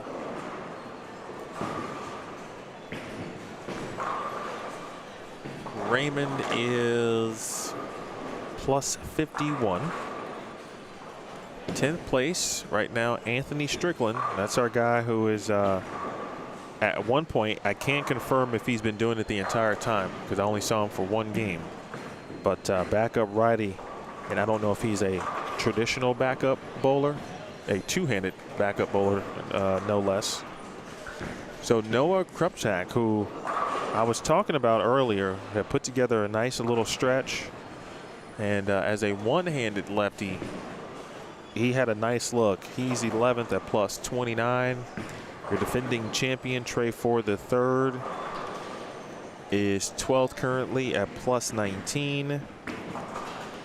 13th is Caden Ament, who shot 268 back on 3 and 4. I think that was in game 5. And that was the separator for him. Yes, it was 1, 2, 3. He shot 268 in game 4, followed with 227 in game 5. He is plus 16 at the moment in 13th place. All right, 14th, D. Ron Booker, the 2024 USBC Masters champion. D. Ron.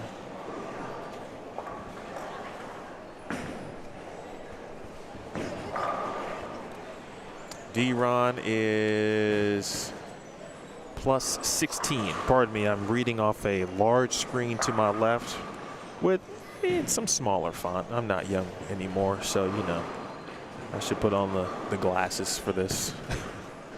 Jarek Renninger. Make sure that's spelled right and said correctly. Jared is plus 9. And then finally, Sean Lavery is currently 16th. All right. He is the number. This update is through 5. we are, of course, in Game 7. So keep that in mind. Sean at +4. And that's all we got, folks. 16 players are plus. Juan Fe Sands is now just outside of the number. He is -9. Then Brandon Rock at -26. Art Ozinian -28. Rivera at -29. Couple players at -29, including Dylan Taylor. And there's a lot of good players right now on the outside looking in. But that's a really stout top 16. Thank you, Dave. See, that's David. That's a great viewer right there because you allowed me to type the 16th bowler before you typed. See, that's what I'm saying. That's a good give and take right there. Speaking of give and take, Brett Wolf unfortunately had some taketh away on lanes 9 and 10. I think for Brett, that is 6 splits in 2 games. He had 2 splits and a couple of missed single pins on 3 and 4. So he has now put himself, let's see, we said Brett was, the good news is he had a little bit of cushion, but now he's got to have a game to make sure he stays in the number. Angie, I know you're watching. Assuming you have plans to bowl the women's championships in 2026, because I now base my schedule, or a little bit of it, around that tournament. Because, as you know, my wife bowled with you in your group, and so now I'm hoping to go every year because I don't want to miss her bowling. And for that matter, miss all of you wonderful people bowling too. Great group.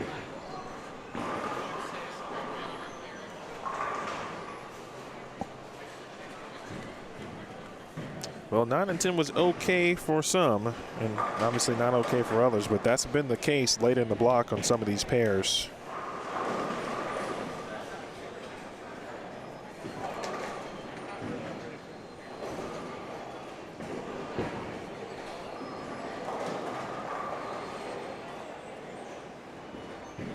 Speaking of D-Ron, we'll go widescreen over there on 1 through 4 and take a look at that group.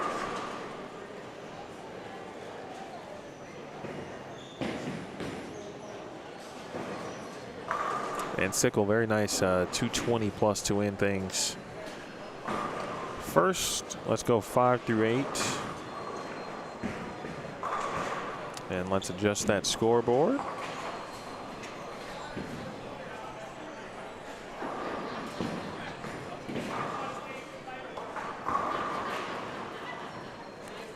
Michelle, Raymond currently in the standings is, what did I just say? What did I write? He is 9th.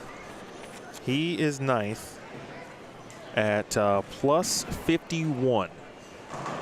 And so I've watched him a couple of times when he's been in camera range. He's probably on the high end of the building at this point. I don't think he's going to make his way back on camera. As long as he stays in the top 16, though, he'll be on camera more times than not tomorrow.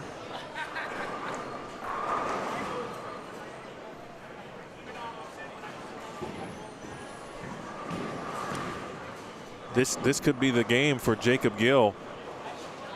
Wow, I mean, good Lord. I call his name, and the cloud situation happens, man.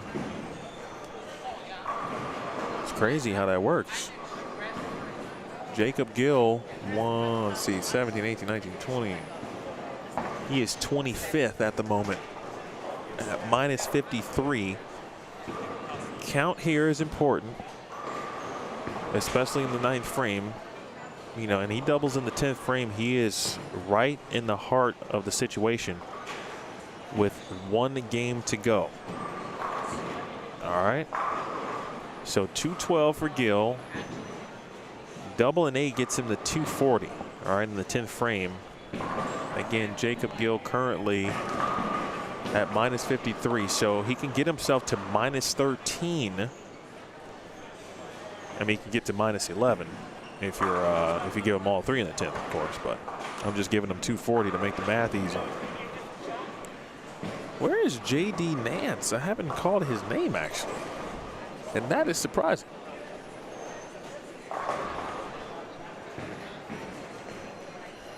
Mr. Sean Wyatt Trzaskowski as well.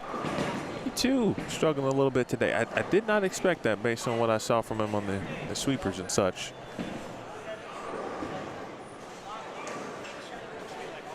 All right, here's a 1 through 4, and there's D-Ron actually on cue. Almost clouded D-Ron.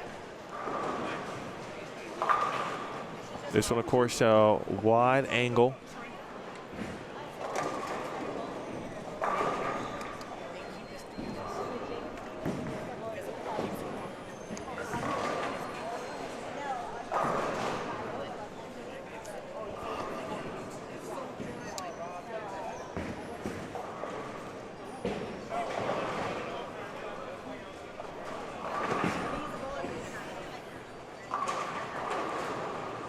And there's Young Juan, too, whose game I was talking about. He shoots 180. All right, so now he's going to be at -29 with 1 game to go. And obviously, this is where it gets serious, folks. You know, any tournament that you watch, especially online or any kind of streaming, especially if it's, you know, PBA, PWBA, you know, we do a lot with trying to figure out what the cut number is going to be and then have it right. I don't have access to live scoring, so we'll have to wait till the official tallies are available to ensure who's in or not. Real quick, Jacob Gill, 10th frame. Well, I was cutting him short. Yeah, he can shoot 240, double and 8.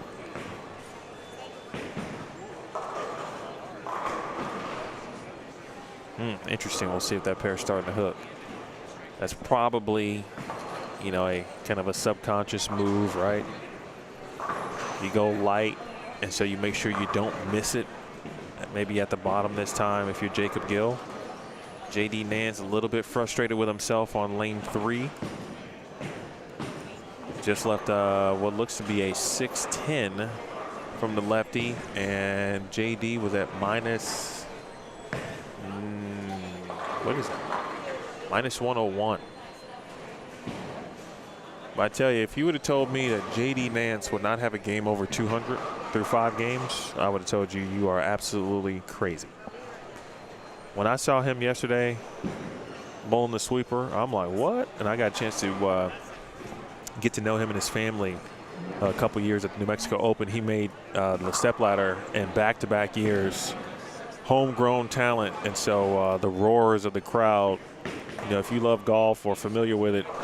Felipe, oh, Felipe. It's another good split conversion. We have one from Randy Jackson over there. Randy this morning made the 3, 4, 6, 7, and Felipe taking care of 210 down there. Nicely done. All right, Gill gets to 232. Still is going to help his cause tremendously because actually, you know what? I'm sorry, folks. I was telling you what Jacob Gill could get to. It's inaccurate because I don't have game 6. I'm looking at a game 5 update. So for all I know, Jacob Gill actually could be in the cut already. We don't have the game 6 update, so I beg your pardon. I was ahead of myself there. Jay Santos, thank you so much, Jay. Pleasure to virtually meet you if we haven't met already. Starting to learn that in many cases there are players and people that I meet or have met or viewers.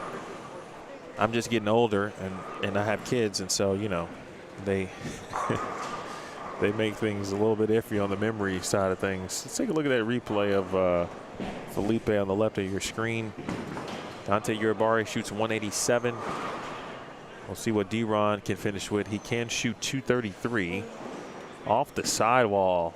2-pin comes roaring back to take out the 10.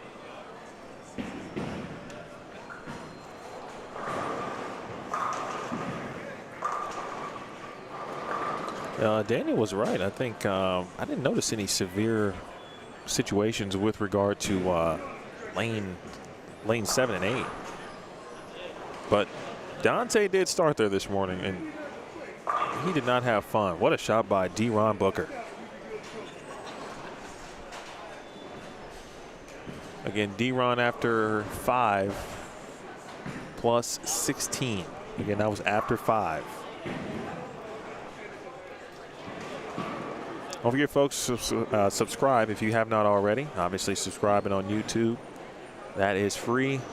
I'm all over the place with regard to where you might hear or see me with regard to bowling coverage. But obviously, I'm on Bowlstream TV because I own this one. This is cool. I love it. Shout out to my guy, Craig Elliott, the original owner and founder of this. And then I took over the reins in 2021. We're approaching 10,000 subscribers. Like to get there before the end of 2025. Came in just below or just underneath 9,800 subscribers. Got to give a shout out to my guy Mike Flanagan and Inside Bowling. They got to 100K this year. Huge accomplishment for my man. He's been in this thing for a little over a decade now. Nice shot by D-Ron, 223, taking care of that. Clean game. What was that? The first clean game for D-Ron, because clean games have been very difficult to come by here. Oh, Jay, yes. How about that? My man, thank you. I actually missed that tournament. I was telling, who was I talking to? Jay, you'll love this, actually. If you get a chance to see Stephanie Zavala, who is a professional bowler on the women's tour, she's fantastic as both a person and player. I see a few or a lot of practice videos from her from time to time from Cal Bowl. So she's originally from Downey. I think she now lives in Long Beach, or at least nearby. And I think she does hit up Cal Bowl for some practice a little bit. So you may get a chance to see her. If you do, introduce yourself and tell her I sent you to say hello. She is, I think she's one of the next players on the women's tour. There are a couple of candidates, but I think she gets to 15 titles. Which in the current stage of the tour and the number of events that they have a year, that would be a humongous accomplishment. Thank you, Mr. Ivers. I appreciate you as well. All right, 7 and 8 finishing up. We've got a couple of lanes already into game number 8. Well, we're getting done pretty early here. I don't know why I was thinking much later.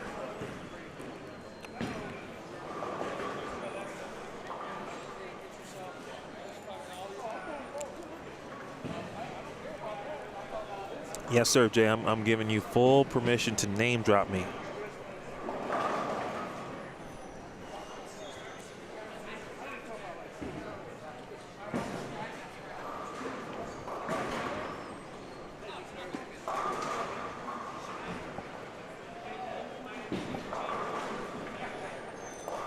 All right, so we may have another update coming up soon.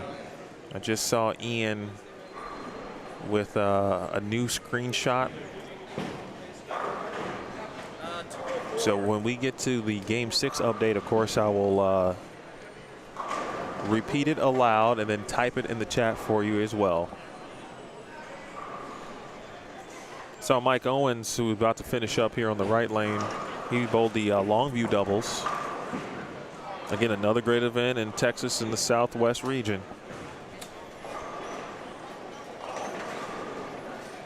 And speaking of that update, it is out. All right, so we now have updates after 6. And that was a big game for D-Ron Booker because he was in 17th after that 6-game update at -12. So not only does he move back in the number, assuming, right, we're assuming this, but he also, of course, gets to plus, but he should be back in the number more than not. And now the crowd starts to gather with the new update as players take a look momentarily in between frames, in between shots, doing the math. How much are they back? What do I got to shoot to make the number? Is there a chance for me? all these things probably running through their heads at this very moment as we are now officially into the final game of qualifying. Good old game number 8. This is like the ding ding moment, right? If you enjoy boxing, which I enjoyed it, I really liked the Bud Crawford-Canelo Alvarez match, or a fight, excuse me, last week or 2 weeks ago, whenever it was. But when it's cut time, it's the true ding ding. Ring the bell. We're off and running. Well, let's start over with D-Ron now. Let's take a look at some players who are around the number. So Brett, well, let's do this. All right, here we go. Update after 6. After I type this all up, then I'll get into some of the scenarios based on some things that I did see. So remind me, of course, about Brett. I forgot what he shot. I think it was 140.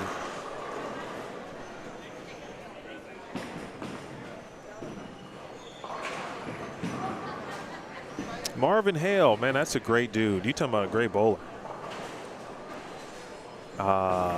Man, he can play. He can play. Keep it up. All right. Eddie Joe. Putting in work. Yeah, Marvin can play, man. Truly. You tell him hello for me, Jay. I appreciate that. And tell him thank you. That's a tremendous amount of respect right there. All right, here we go. Our update after 6. Matthew Zweig. Now, what I want you to do too, folks, as I'm typing up this update and letting you know what's happening, but think about where we are today. All right, this is game 8, and I want you to look at where players are playing. For some, they really haven't moved a ton. They've changed balls. Many of them have changed to different urethane balls. You know, some have been in reactive, but I got to be honest, the reactive balls that I have seen for the majority haven't looked great, especially the ones with surface. You definitely need some cleaner pieces of reactive if that's what you're going to try to do. With that said, though, I'm saying this to say tomorrow there are 16 games, right? So today we're done with our 8-game block, and it's 1 block. Tomorrow we'll be halfway done when we get to game 8 or game 9 in that situation. So again, just keep that in mind on what you're looking at now versus what you might see tomorrow. The other caveat will be there'll be 16 players only. You anticipate those 16 players to be playing them in a similar way, the lefties and righties, of course.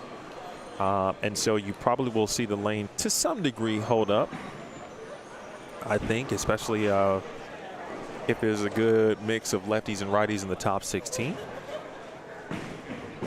But just keep that in mind. Things to look for. All right, so Zweig is 200 over for 6.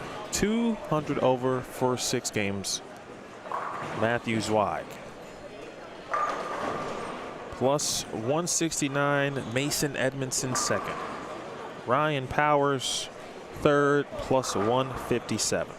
Only thing I've been wondering about for Ryan, I actually didn't see him throw his Black Widow Pink a lot today. He did throw the what looked to be his Black Hammer 78.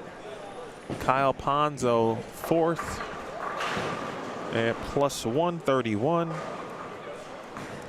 Fifth, Brian Van Sickle at plus 121.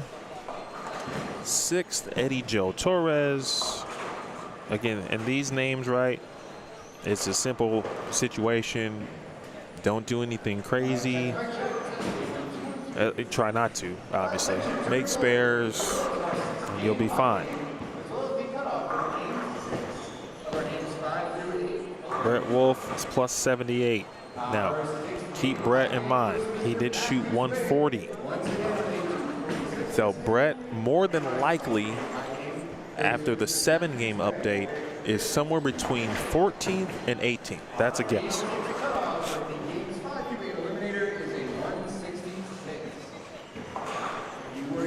One fade.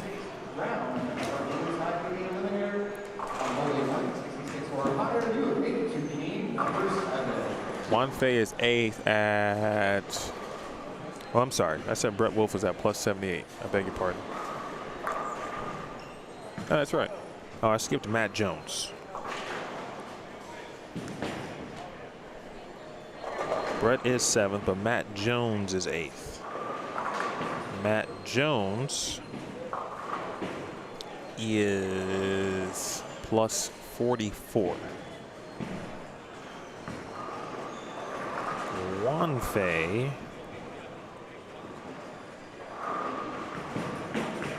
is 9th. He's tied for 9th actually at plus 43. Now he's finishing up on, I just saw him. He's on 7 and 8. So we'll take a look at him too, because again, he's someone who right now in the number and has a direct effect on how it all could play out. He's tied for 9th with Raymond Archuleta.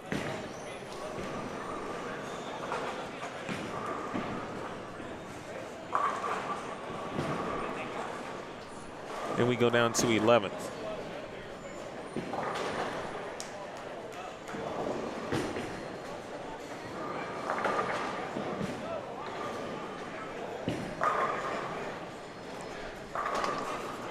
Uh-oh.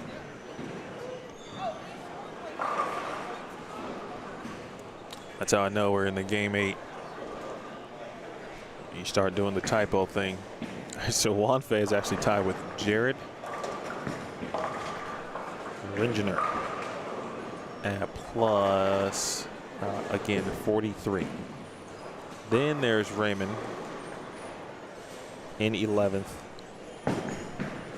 by himself at the moment at plus 39. 12th, Trey Ford, your defending champion, at plus 25. All right, 13th, Noah Krupczak.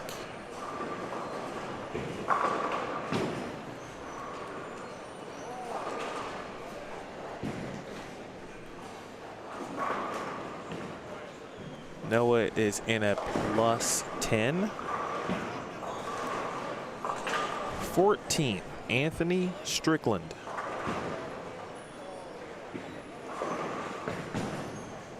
Anthony at plus 2. All right. Again, this is after 6 games. 15th, Caden Ament. Caden even. All right, he is even. And then finally, 16th, Sean Lavery.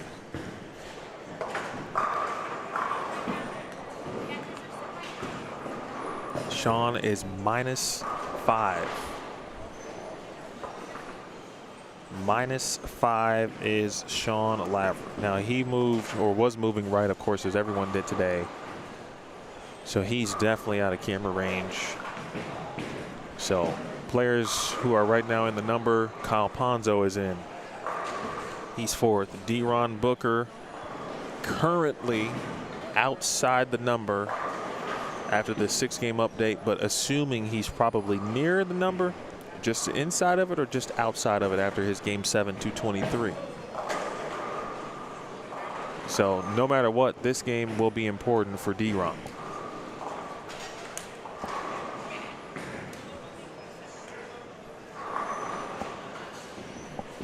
Let's see, any other players? Scott Wiley is nearby, near the number. Scott at minus 43. Justin O'Donnell minus 35.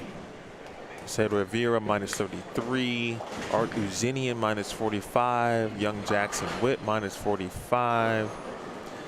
I understand now the frustration for JD Nance. He shot 221 in game 6. If he goes off the sheet in game 7, I think it was 230. And he's close to the number with a game to go. He's got a ton of work to do now, but speaking of that, don't look now, but someone's got the front 6 on 11 and 12. That is, he throws good too. I've been watching him all day. Let's see, he's with Kyle. Is that Sean?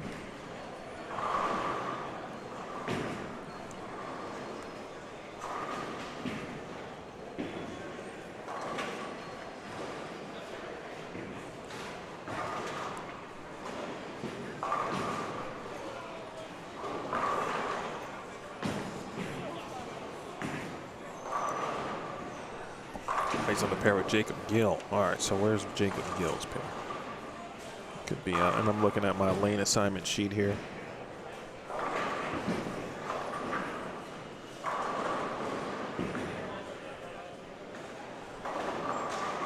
It could be Joe Cruson potentially. All right, so we'll go to 5 through 8 here in a moment. There we'll see Anthony Strickland, and we'll also see Juan Fei. Well, Eddie Joe Torres will be to our left. Eddie Joe is in good position right now. Again, thank you for those who have tuned in today. Some of you have stayed the whole course. And maybe you kind of peeked in and out. You had a ton of things to do, but you kept me up in the background, and I appreciate that. Watch time is important for our YouTube family out there. Okay, D-Ron, so it's the left lane. That's the problem here. All right, this is a storyline that is brewing here. D-Ron Booker. Thank you, Lori, from Canada. It's interesting, of course, we're in El Paso, which is, of course, about as south of the, as you can get with respect to the southern border in Mexico. And we have a viewer from our northern border neighbors. But thank you so much, Lori. It's a privilege. It's an honor. And the biggest, the coolest thing so far this year for me personally, I guess professionally, in that sense as a business, a lot of new events that I had a chance to be a part of. JD needed it. Feels like JD Nance has to go off the sheet at this point. We don't have the Game 7 update. Hopefully we'll get it before Game 8 is complete, and even if we don't, obviously we'll all wait for Game 8 to be properly updated, but we'll find out. Uh-oh. Boy, Anthony Strickland just missed a spare over on 5 and 6. He's got one strike through 5 frames.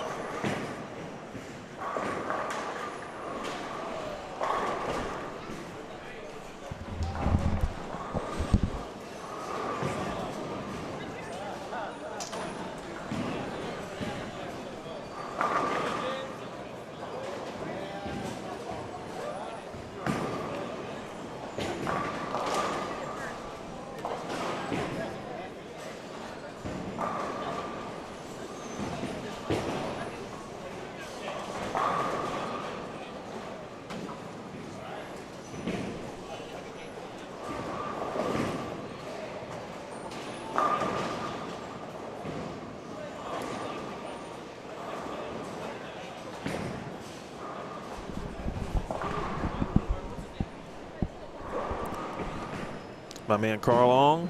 Carl, that's a great question.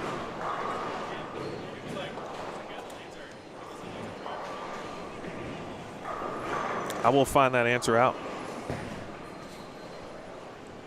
I'm so used to anything with match play or round robin.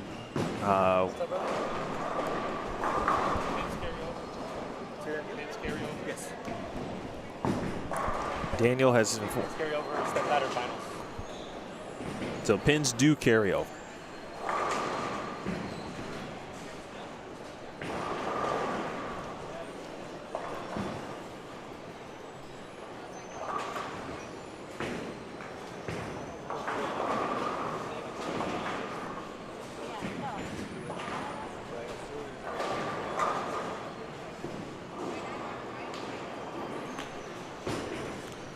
Great question. It's been a long time since I've seen a tournament that had match play and a qualifying portion that didn't carry pins over. Now, it wouldn't be out the question. It would be intriguing to think about, actually. Maybe Carl, maybe you run a tournament that the pins don't carry over and you run one that does. Not that you need more tournaments to run.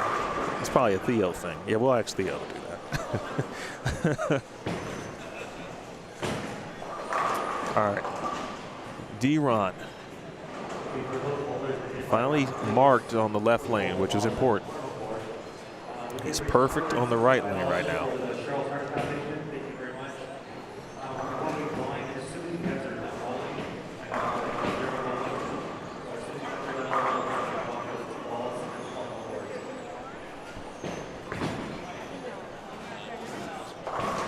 Watch the shot from D-Ron and then go down to 5 through 8.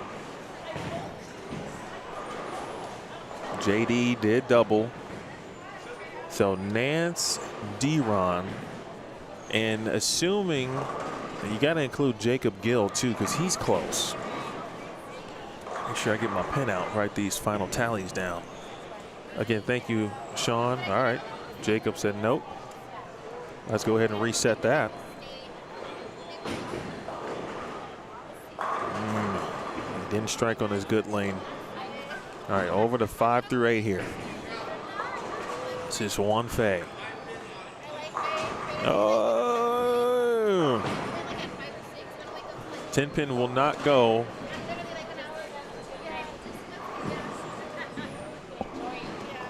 Juan Felipe Sainz right now, he was middle of the pack after the 6-game update. Hello, Tyson. Thank you for watching today. Final game of qualifying on this 2-day event. And D-Ron just missed the 2-8, folks. He is in a position to where now it feels like he's going to need them all.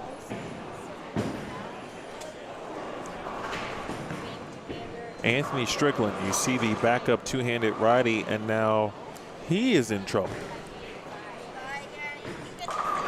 If there is ever anything that presents a no guarantee, folks, it is a cut number or cut game in bowling. It doesn't matter if it's professional bowling, high-level amateur bowling, obviously with some professionals kind of mixed into this group.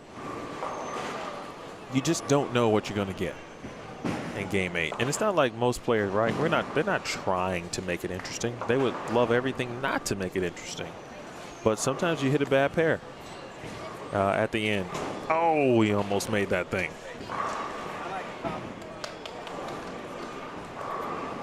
Sometimes the bad pairs do happen. And sometimes they happen at the worst possible times, unfortunately.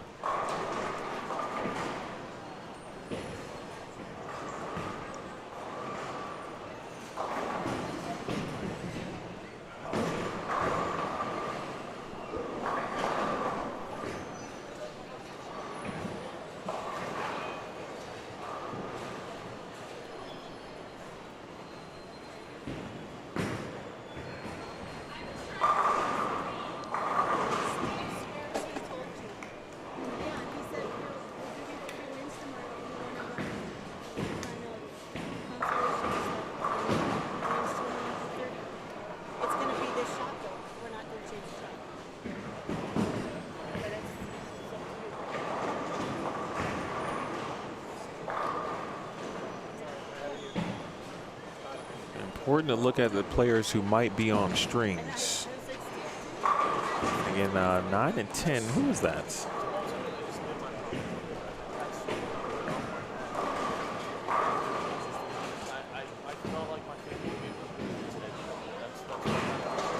Jacob Gill can shoot 196. And again, without the Game 7 update, we don't know if that's going to be enough.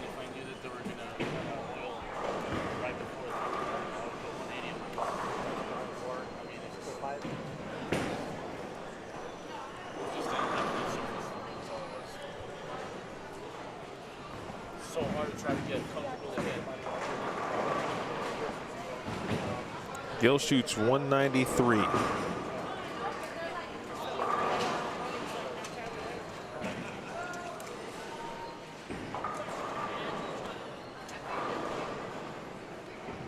D-Ron 248. These are the games too where, you know, if someone does shoot 279, which is possible on this pair, Wow.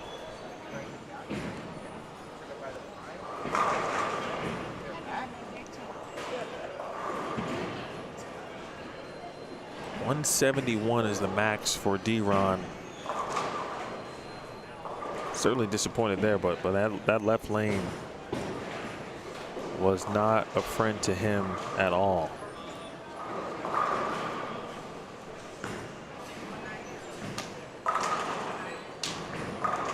Well, J.D. Vance is still with a chance.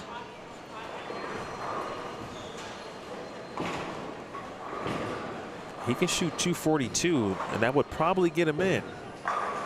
Oh, gosh.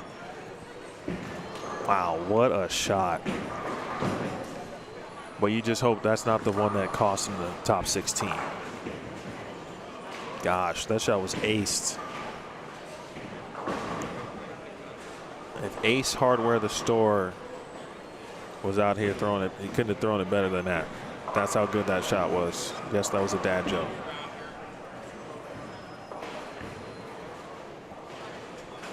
All right, he made the spare, though. Let's take a quick look at this, right? I'm not, you know, we don't like to look at bad breaks, right? I mean, but just watch as the ball goes through the pins. You think that thing's about to see what it needs to see? Maybe it's a little left, right? So it catches a little oil. And then you see the reaction there from those in the set T area. That was Dante Uribarri. Same thing.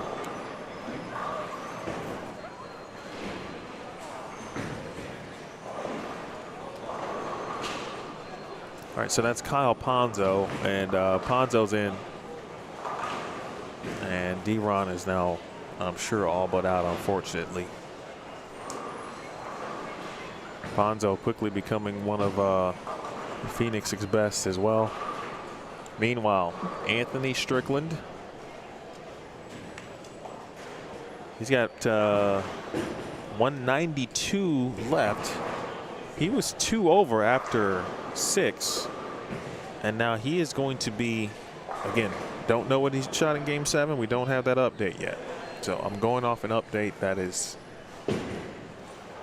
not through 7 games. So this is what I'm saying truly is just speculation based on a little bit of our body language. Brian Hare putting a string together down on 2. Got another string and a good game down on 1 and 2 also.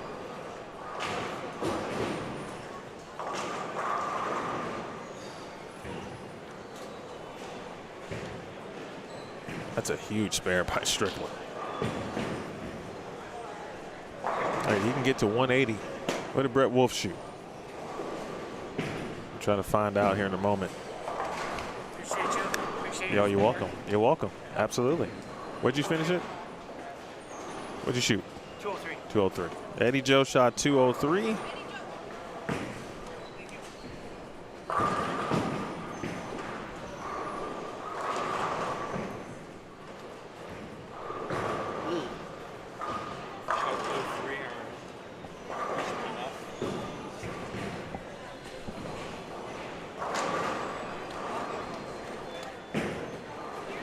Score sheets and recaps are being handed back right now as players finish up game number 7, which means that they are through with game 7's update.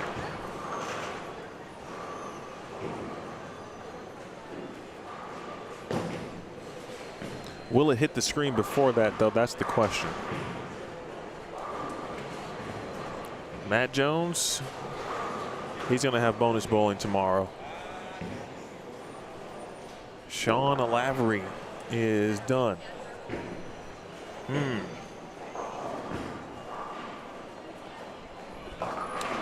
He just gave that head shake toward the tournament staff desk, the one that suggests that he may not have gotten it done. Wanfei, meanwhile, he shoots 161. Oh boy. this is going to be a very intriguing cut number. We might be waiting a little bit.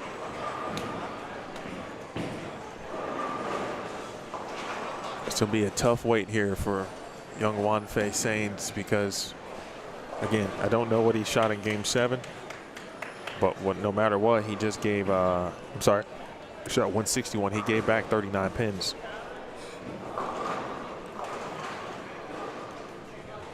Keeping track of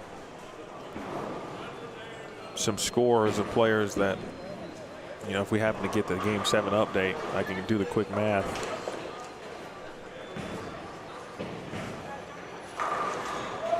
All right, Jones getting himself ready for tomorrow.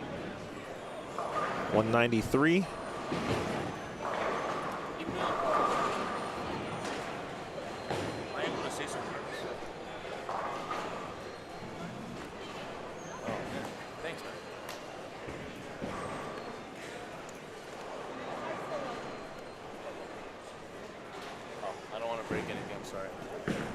I'm trying to help your ears, because if you don't have that ear, that padding on your ear, it hurts.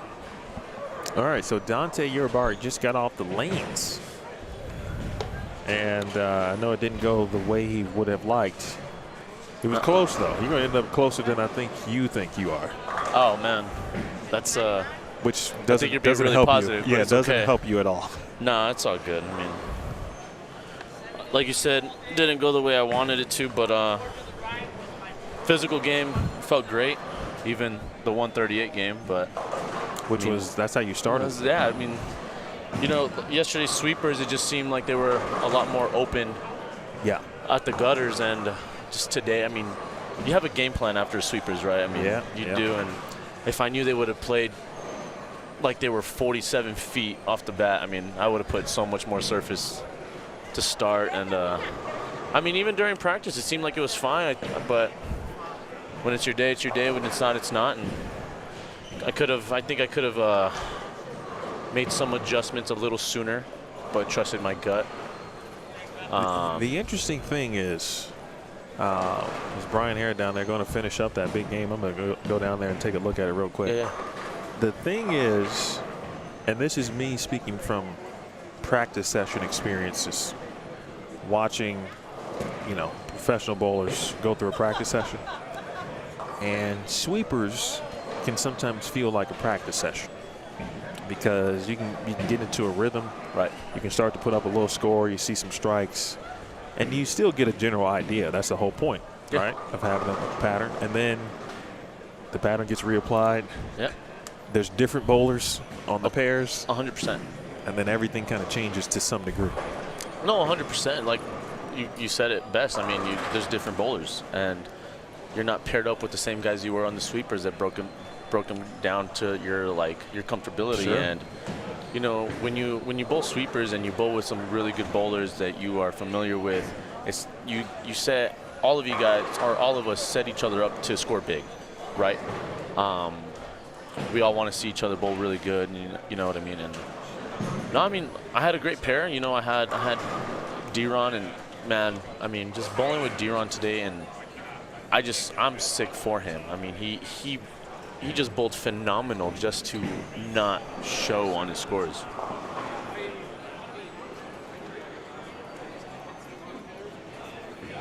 And I couldn't even tell you the amount of 9 pins he left today. Wow. Off of doubles, off of the 3-baggers. You know, his 220 games, all of his 220 games could have been 250s, 260s, man.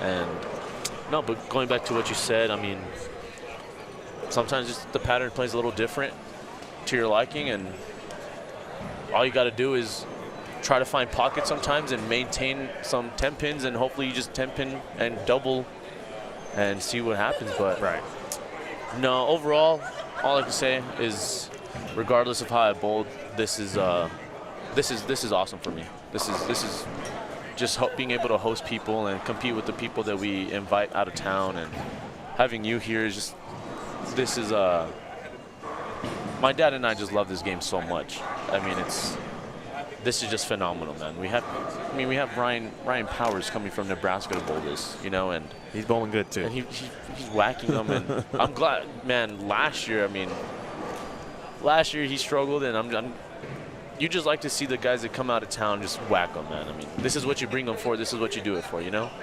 And just having him here at my house, I mean, I think I told you yesterday, Oasis Lanes is just amazing. They've seen me grow up here, and all they do is try to help me become a better bowler every time. I shout out to Steve, shout out to the Romo, shout out to Michelle, Scout, everybody, both Mikes that work here. I mean, all of them are just amazing. Servers are amazing.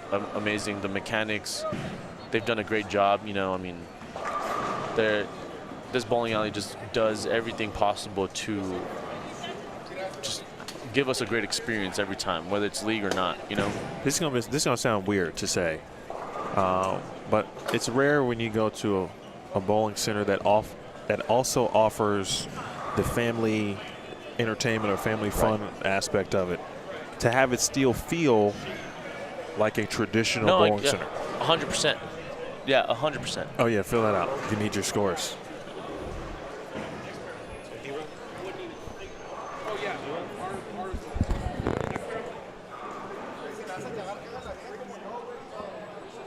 You guys were on 11? No, 9 and 10, right?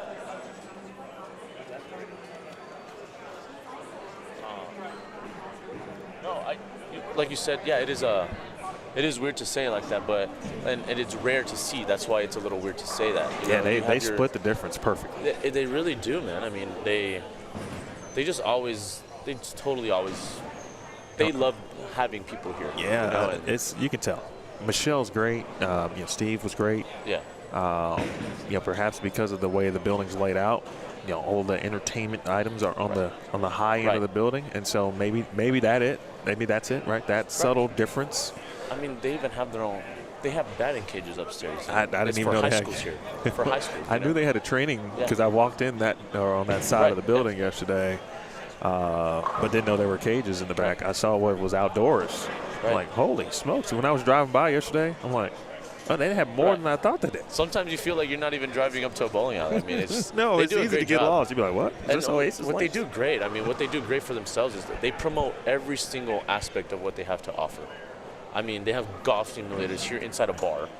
I mean, this is home. This is home.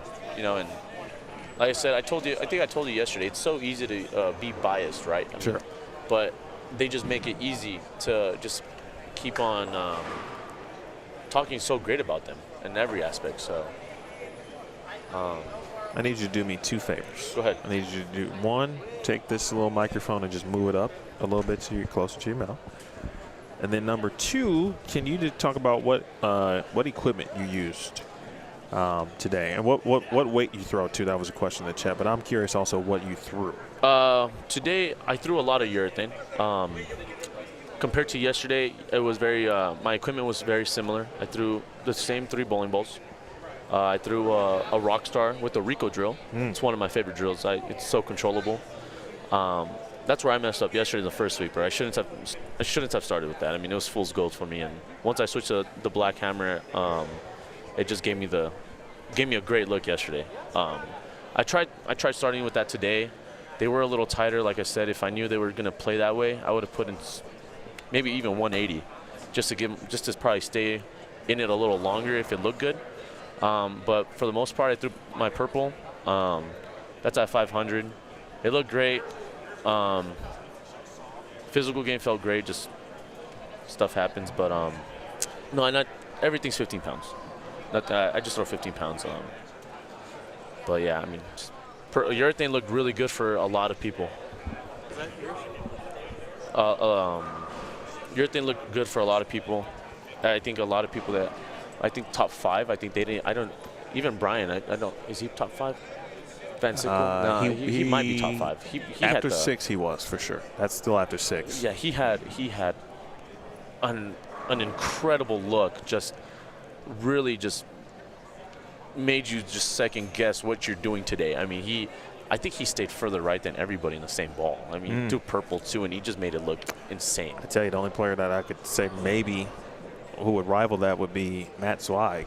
Oh, Matt. And I don't know what he was throwing, but he was on top of the gutter. It would be surprising if he didn't throw urethane. That would shock me. I mean, Ponzo too. I paired with him all day. Ponzo had an insane look today. He had a good cross. Yeah, I did. Yeah, we followed a good pair. And I mean, these just guys, they executed so well today. And you know, when you're executing good and you do miss a little bit, it's your day. You know what I mean? And he had great ball reaction. It was just going through the pins really good. Ponzo, honestly, I mean, I want everybody in the top 16 to win. But if Ponzo has the same look, I could see it being Ponzo and stepladder. Well, you know it's going to be a little bit different. Oh, 100%. 100%. That's why, keyword, if it's keywords, if it looks the same.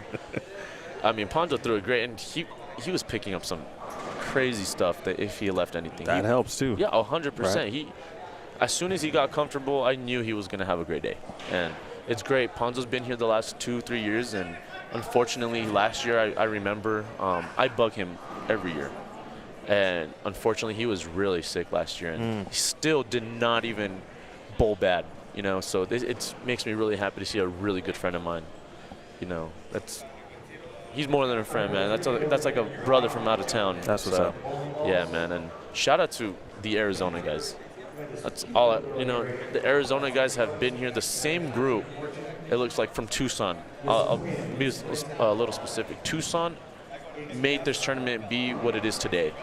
You know, from the first year, man, if they didn't come, this tournament would not be here. Your dad described that earlier, and he also gave them their gratitude, or his gratitude as well. And they bowled every squad, he said, and you know, it's allowed him obviously to be able to pay out what he said he was going to pay, and they have not missed a tournament yet. No, they haven't, and it's just loyalty, man, and loyalty what keeps your tournaments going sometimes, you know. Life happens, a couple of them don't come, they can't come, but they always make it a priority to come the next year. So this has been great. I mean, it's like I said, bowling didn't go great, but this is why we do it, man, to bring all these people here. And like I said, I think I told you yesterday, we haven't seen a really big tournament like this since PBA came down, you know. And you have a great field here. You have a great field. The top 16 is going to be insane to watch tomorrow. Yes, it is. Everybody, and you know, it's not even you have. We still don't know who's going to be in it. No, you don't. I mean, and this is, and I will say this pattern, and you know, like I said, new lanes and everything. This is going to be the first time we see this cut be all plus or every like single two digits, people. probably. Yeah. I mean, it's going to be awesome. I mean, this is, you know, do you want a type of tournament like this? You know, because even the people that weren't even like plus over 100, they still grinded their plus 90s, plus 60s, you know, and they just maintain. I mean, well, the that's thing what you about gotta it do. too, right? When you add match play, right? You know, bonus pins make a difference. Oh yeah, 100%. So it keeps everybody in play. Like 100%. if you qualify 16th, you'll still have a chance to make the show. Man. I mean, you still have a chance. You never know. Like you said, it could be different tomorrow. I mean, it's gonna be awesome. I'm really excited. I'm really stoked. I wish I was joining these guys, but. Well, the good news is that you are more than welcome to join me. Yeah, I would love to. For a couple games tomorrow. I would love to. Whenever you would like to do that. We got 16 of them. So. I have plenty of options, right? Yes, I mean, plenty of time. Nah, well, you know what? I wish I could do all 16 with you, because these match play games, I feel like, no, I don't think anybody's going to clearly dominate, you know, like win, like go 12-4, 13-3. I think everything's going to be close, man. Yeah, that's going to be hard, and that'll be really impressive, right? But I'd be surprised, and you might see. You might see 16 being the stepladder. I mean, 16% of the games tomorrow, or 60%, I could see of matches come down to the 10th frame. Going to the 10th frame every game. That's what you want to see, and especially on a pattern like this, the people that are in it, you don't expect anything else, man. This is awesome. This is probably every year I always say it's my favorite year, but if I'm gonna be honest with you, just how everything went this year, and lanes didn't break down. A couple of ball returns, I mean, it happens, you know. But they were really quick. Just the field, man. This one's probably like out of the 7 years. This one just feels really good. Well, like the goal is always to make the last one the best. Always, right? But like I said, if I had to choose from 1 through 7, sounds crazy, but this one was like my favorite year. Like just seeing people happy regardless. I mean, everybody wants to make cut, right? But it's on us, you know. I mean, ultimately, only 16 executed enough, you know. So it's gonna be awesome. And honestly, thank you so much for coming down, man. We really appreciate you. I mean, we always love watching you on your streams out of town and all that stuff. So it's been really great to have you and hosting you, and hope you've had a great time. Oh, yeah. Thank you for doing this. You know, last time I was in El Paso was 2015. Nationals? Yep. Okay. Yep, and I had never been before that. And Oh, I was wow, like, okay. It was a pretty cool city. Yeah, I know a lot of people that I know Brett Wolf said he hadn't been here since Nationals. So, Brett, which was 10 years ago. yeah, 2015. Yeah, wow, time flies. I remember that. But Brett Wolf, I know he was searching for a couple things yesterday at the sweeper, and I mean, I knew he was gonna find it. He's so good. Brett Wolf is so good, man. I'm glad a lot of these guys that came down last year from the new bowlers that came down last year made the cut this year, and so Matt Jones looks really comfortable, and Calcutta wise, I'm surprised he only went for what he did. Yeah, and he bought himself. Yeah, I mean, freaking, I don't understand. Matt Jones looks really good. Everybody looks good. 4373 286. I think this is going to be the most lefties we've had in the cut. I think we have Mason Edmondson, lefty. We got Noah. I don't want to say his last name. I don't want to botch his last name. Noah Krupchak? I think it's Krupchak. Yeah, Krupchak. Yeah, he's really smooth. I like that. We have. If Anthony, well, so I was watching Anthony Strickland, and he did struggle in the last game.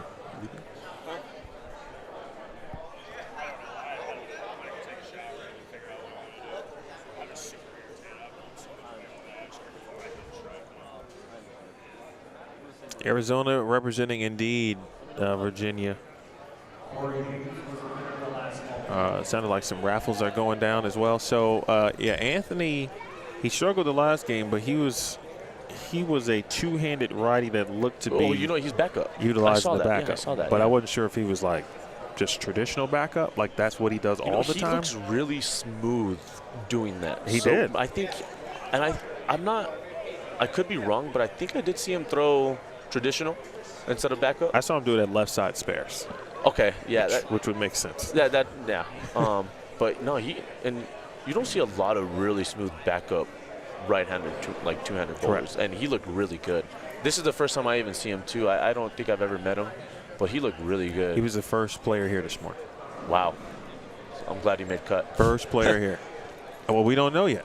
Again, we're looking at the game right. 6 up. Yeah, I keep thinking that's already.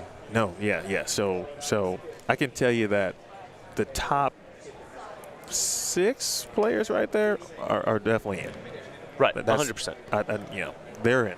That's Zweig, Edmondson, Brian Powers, Kyle Pondo. Matt shot over 220, so he's good. I think Brian Van Sickle and Eddie Joe Torres for sure is in. The one that I know nail biting. Matt Jones is in too. Matt Jones is in for sure, 100%. He's in. Shout out Matt Jones always. That you're not wrong. The one I know is really nervous is Juan Fe Sainz. He's from Mexico. Yes. I don't know what part of Mexico he is. Glad they came. We were hoping for a lot of more people from Mexico City and stuff. But I know is that 43 over? Yes. After game 7. So I know he shot 158 the last game. Yeah. So that's a nail biter. His trouble. And you know what? The last 3 games, the cut has been positive minus positive. So that is very that is really nerve-wracking. Yeah, and Strickland, same thing. He and Juan Fe are in the same boat. Do you know what Caden shot?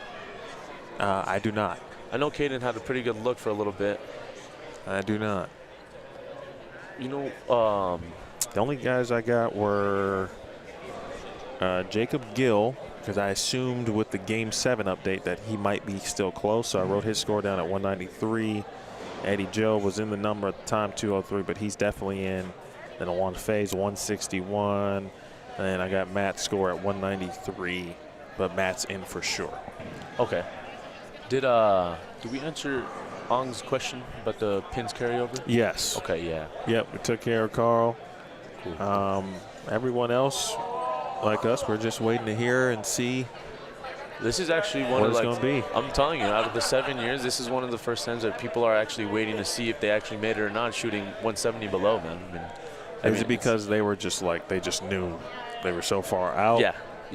And obviously, like, even if like Matt shot like 170, like he already knew, but right. I'm talking about like the last 4 or 5. I mean, usually you have some. I mean, yeah, this is cool. I like seeing this. I wish I was getting nervous, but I do want to give a shout out to Eddie Joe Torres from New Mexico. He bowled great. He bowled amazing. I think this is his best performance here yet.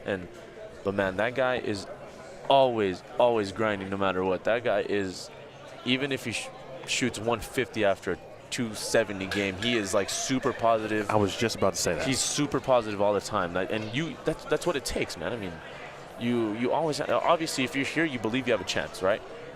But sometimes we always get a little fried out and get dejected. But Eddie Joe, man, I mean, yeah, seen him fry out, but man, like he'll fry out for 10 seconds. That's all he needs, 10 seconds just to recollect his thoughts, and he's always trying something else, man. I mean, if it's not working, he's always trying it. You got to do that. He threw the ball great. I mean, this is the most comfortable I've seen him look in I don't see him very often, but when I see him out of town in some tournaments, this is the most comfortable I've seen him look. And I'm not even surprised he did well. I mean, shorter pattern. He likes to play a lot straight. He was excited yesterday. He said he's going to be right on top of the gutter. Yeah, and he's comfortable there. I mean, with him, he probably didn't even move more than 5 boards today and just ball changed. He's had some moments in the past in New Mexico Open. Right. Obviously long format from the same thing, 8 games. Right. And he's had some moments in those blocks or in that block. And of course, 1 or 2 games at the New Mexico Open. Oh, 100%. Will just, destroy you. 100%. And but I've seen flashes, and today, he put it all together. No, he looked phenomenal today. He really did. His spare shooting was really good today too. I mean, it seemed like he just kept his head in it a lot longer than he usually does, So that's what you got to do, man. Yeah, he picked up. I think I want to say I saw him pick up like 95% of his makeables all day. I mean, that's great. I mean, you'll generally never lose. Yeah, exactly. Yeah, with a percentage like that. No, exactly, man. And I mean, that's all you got to ask for from yourself, and give yourself a chance every shot. It doesn't matter. I mean, that's all you got to do. So he did great. Really happy for him. Really proud. I think this is 2nd or 3rd time he's made the cut in 7 years. I think he's been here all 7. Maybe I could be wrong about that. But he always makes it a priority to come over here. So it's awesome. Much love, respect to him, and he's always trying to bring people out here too. I gotta give a shout out to JD, man. We've been bugging him too, and I think this is something that he's gonna keep. He's another one that just threw it really great. Right back. Yeah, JD's another one that threw it really good all day, and his scores didn't tell how good he threw it. So, but special shout out to JD for coming down this year, and he bowled great. He really did bowl great. Never gave up, and he did amazing. And the Midland Odessa guys, these guys make this tournament what it is today too. And you got Jared and Trey Sledge and all them, and Trey Ford, Lubbock area, and they do awesome. But it's been great.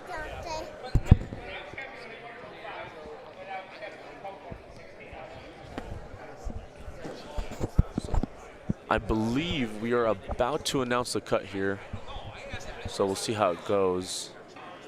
I know a lot of people are wondering where they finished at and stuff, so.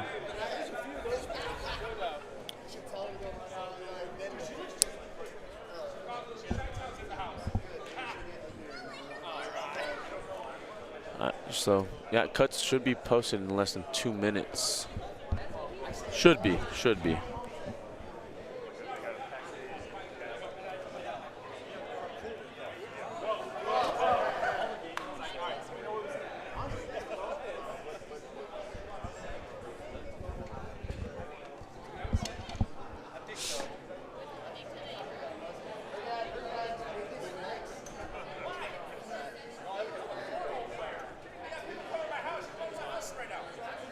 I have a question for you. What did you see most out of like the sweepers, and did you see a lot of like just a difference from yesterday and like the people that did struggle a little bit that performed really well today? Do you think? I mean, hold that thought. Let's see. Wow, see JD. JD barely missed it. Juan Fe, see the guy that shot Juan Fe from Mexico, shot 150, snuck in. See how it dropped by 30 pins, the cut. All right, so folks, you can't see it. I wanted to turn the camera just so you can get the feel of what's happening in the building of players all waiting for the new screenshot. And there it is. And so we'll start at 16. The cut number dropped 26 pins, it looks like. Wow. You know what? That's the most it's dropped all day. All day. So the cut number is minus 31. Wow. No, 27. Oh.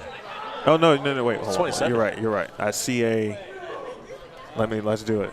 I see it. There's a tie. So let's count. 1, 2, 3, 4, 5, 6, 7, 8, 9, 10, 11, 12, 13, 14, 15. Yeah, it's minus 31. Oh, wow. So if that's right, I just counted 16 names. 31. Right? Now he's got the that's highlighter. 17. Counting. He's got the highlighter in the wrong place. I don't know if he knows that. I don't know. I don't know how to count then because I counted 17 from Josue's name. Well, let's count it again, and I'm going to type them up. Yeah. All right. Let's do it. All right. I'll name them out. We got Ryan Powers. We got Mason Edmondson. Ryan Powers plus 191. He bowled amazing. I knew he would. He looked really good yesterday. Pins were not falling for him yesterday. I mean, to the question that you were asking, I knew that Ryan Powers would bowl well based on what I saw yesterday. 100%. All right, so Mason Edmondson plus 153. Matt Zweig 147. plus what'd you say? I'm sorry. Was that 147? 147. 147 or 142? It's 147. Kyle Ponzo. 127. Plus 127. We got both of those. Brian Van Sickle 127 as well. Oh, we had a couple of ties. All right, so Van Sickle plus 127. We got Eddie Joe at 91 over. Eddie Joe Torres at 91 over. Wolf at 58 over, I believe. That is Brett Wolf. That's 77 over. My bad. Yes. 77. Brett's at plus 77. Matt Jones at 58 over. Matt Jones plus 58. Noah. Uh-oh. Wait. Oh, there we go. They're fixing it. There we go. That makes our life easier. There we go.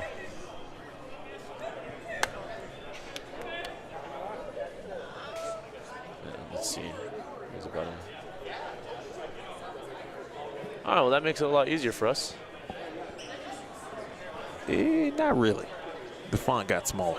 All right, so we got, okay, so did you get Trey Ford up there? Right there. Not yet. What did I get to? Matt Jones. Trey Ford, 9th, defending champion. Defending champ. Plus. That looks like 44. All right. Is that 44? Yep. 10th. Jared Ringen. And folks, I know you're listening to this and you're probably going, can they not see? It's pretty fun. They made the font smaller. The font is smaller. And I was telling you guys earlier when I was typing to give me a moment. But yeah, it's actually smaller this time. But we got you. So Noah 26 over. Krupchak. That's a sleeper right there. Noah looks really good. That's a sleeper tomorrow. I bowled against him a couple times in Vegas during college, and he's a very smooth lefty. Very good. Very, very good. And then we got that to answer their question. Jared made the cut at plus 21. So Jared's bowling tomorrow. You know what? If Jared could stay further right and use his speed to his advantage with some good surface, he's one that I could see make a good run at it tomorrow.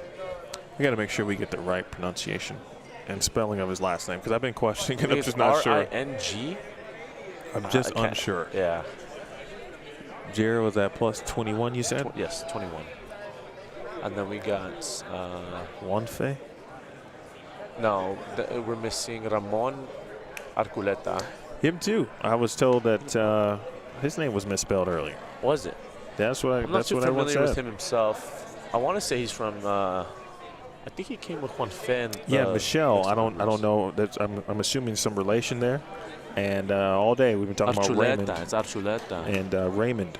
Okay. Raymond Archuleta. Okay. All right. So he very impressed with him too. By the way, you have he was Raymond solid. and Jared flipped. Ooh, thank you very much.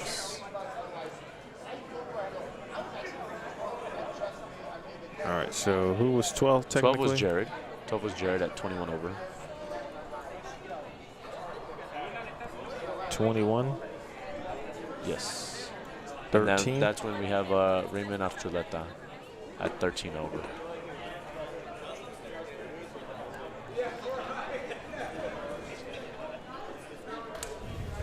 And plus 12, correct? Correct.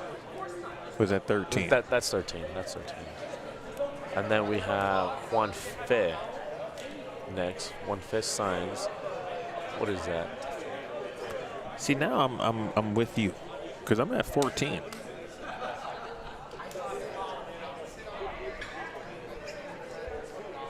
Which is technically, oh, I know what happened. Wait, you got it? Okay. Never mind.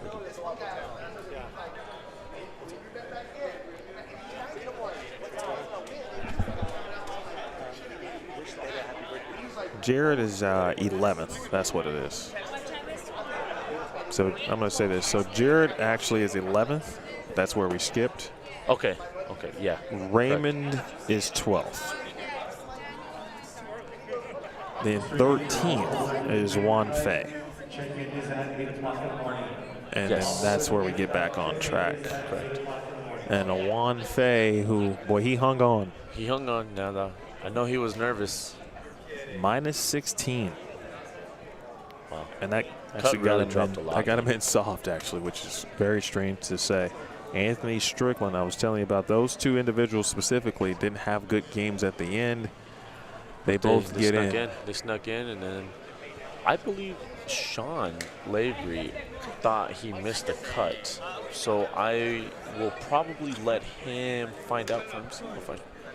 Yeah, just to just left, surprise didn't him. Yeah, just to surprise him. He might be hanging on. Someone's going to call. I know he and tell left. him. I know I'm not. I'm going to make him be nervous, but yeah, according to this, it's funny because I was looking around, just looking at people who were leaving, grabbing scores, and he had shook his head no toward your dad in that way. He shook his head no to me too. I asked him how he did. Nah. He's like, no, not good enough. But you know, I mean, every year, that's why people were saying cut's going to be plus. But every single year, when it just comes to crunch time, you know, I think people get a little tight at times, you know. Absolutely. And they try to, instead of being as comfortable as they are, throughout the whole 6-7 games, they try to place their ball instead of just, you know, just doing their thing that got them to where they were, you know. And I mean, it happens. I mean, Caden fell. So man, minus 31. JD Nance, man, he gave it a run. Oh, man. That one hurts to see. JD grinded all day, and he missed a cut by 10 sticks, 10, 15 sticks. Yeah, he shot 220, 2-0, 210. And I'm not gonna. Oh man, the last three. After not shooting 200 for the first 5. And those first 5, I think he had one like really bad game that he was just trying to find pockets somehow. But I mean, he threw the ball so good today. I knew he was close. So I'm gonna. This is. Yeah, I normally don't replay shots. Right. Okay, but I knew this probably was going to be the one when he wrapped the 7. Oh, man. And you put your hands on your head. Yes. Was it in the 9th frame, 8th or 9th frame? 8th or 9th frame, right? Let's see this. Yeah, I think it was in the 8th frame. 8th frame. I'm like, oh yeah, that's 10 back. I knew he was close. I knew he was going to need a game. God, so pured off his hand. Oh my gosh. And then there's you, and then I'm like, wow, brutal. That was a terrible break. Oh my God. And he deserved some breaks today. You know, he threw it so good, and man, that hurts to see. That really does hurt to see. right, so with that said, we've got the top 16. So I'm going to read it off one more time, folks, before we go off the air. Ryan Powers is your leader at plus 191. Mason Edmondson second at plus 153. Matt Zweig plus 147 third. Kyle Ponzel fourth, plus 127. Tied for fourth, actually, with Brian Van Sickle, plus 127. Eddie Joe Torres sixth at plus 91. Brett Wolf, plus 77. So far, Mason, lefty, Wolf, Lefty. Brett Wolf, lefty. Matt Jones, eighth at plus 58. Trey Ford, defending champ, gets a chance to maybe repeat. We've had one person repeat as champion. That's been Sean Lavery. So Sean Lavery won it 2 years in a row. Okay. Let's see if Trey. I'll never. You know what? I don't think Trey has done his best bowling yet all weekend. And you know, if this is like a mediocre day for Trey Ford, this is a great day for him then. Absolutely. That guy's one of the smoothest two-handers I've ever seen, man. He's so good. He is so good. Great shot maker all the time. Such a great shot maker. All right, so Noah Krupchak, plus 26 and 10th. Also left-handed. That's my sleeper pick for tomorrow. I like that. It's a good pick. So then Jared Renninger will go down. He's actually 11th. That's where we got tripped up. He's 11th at plus 21. Is he left-handed or right-handed? No, he's right-handed. All right.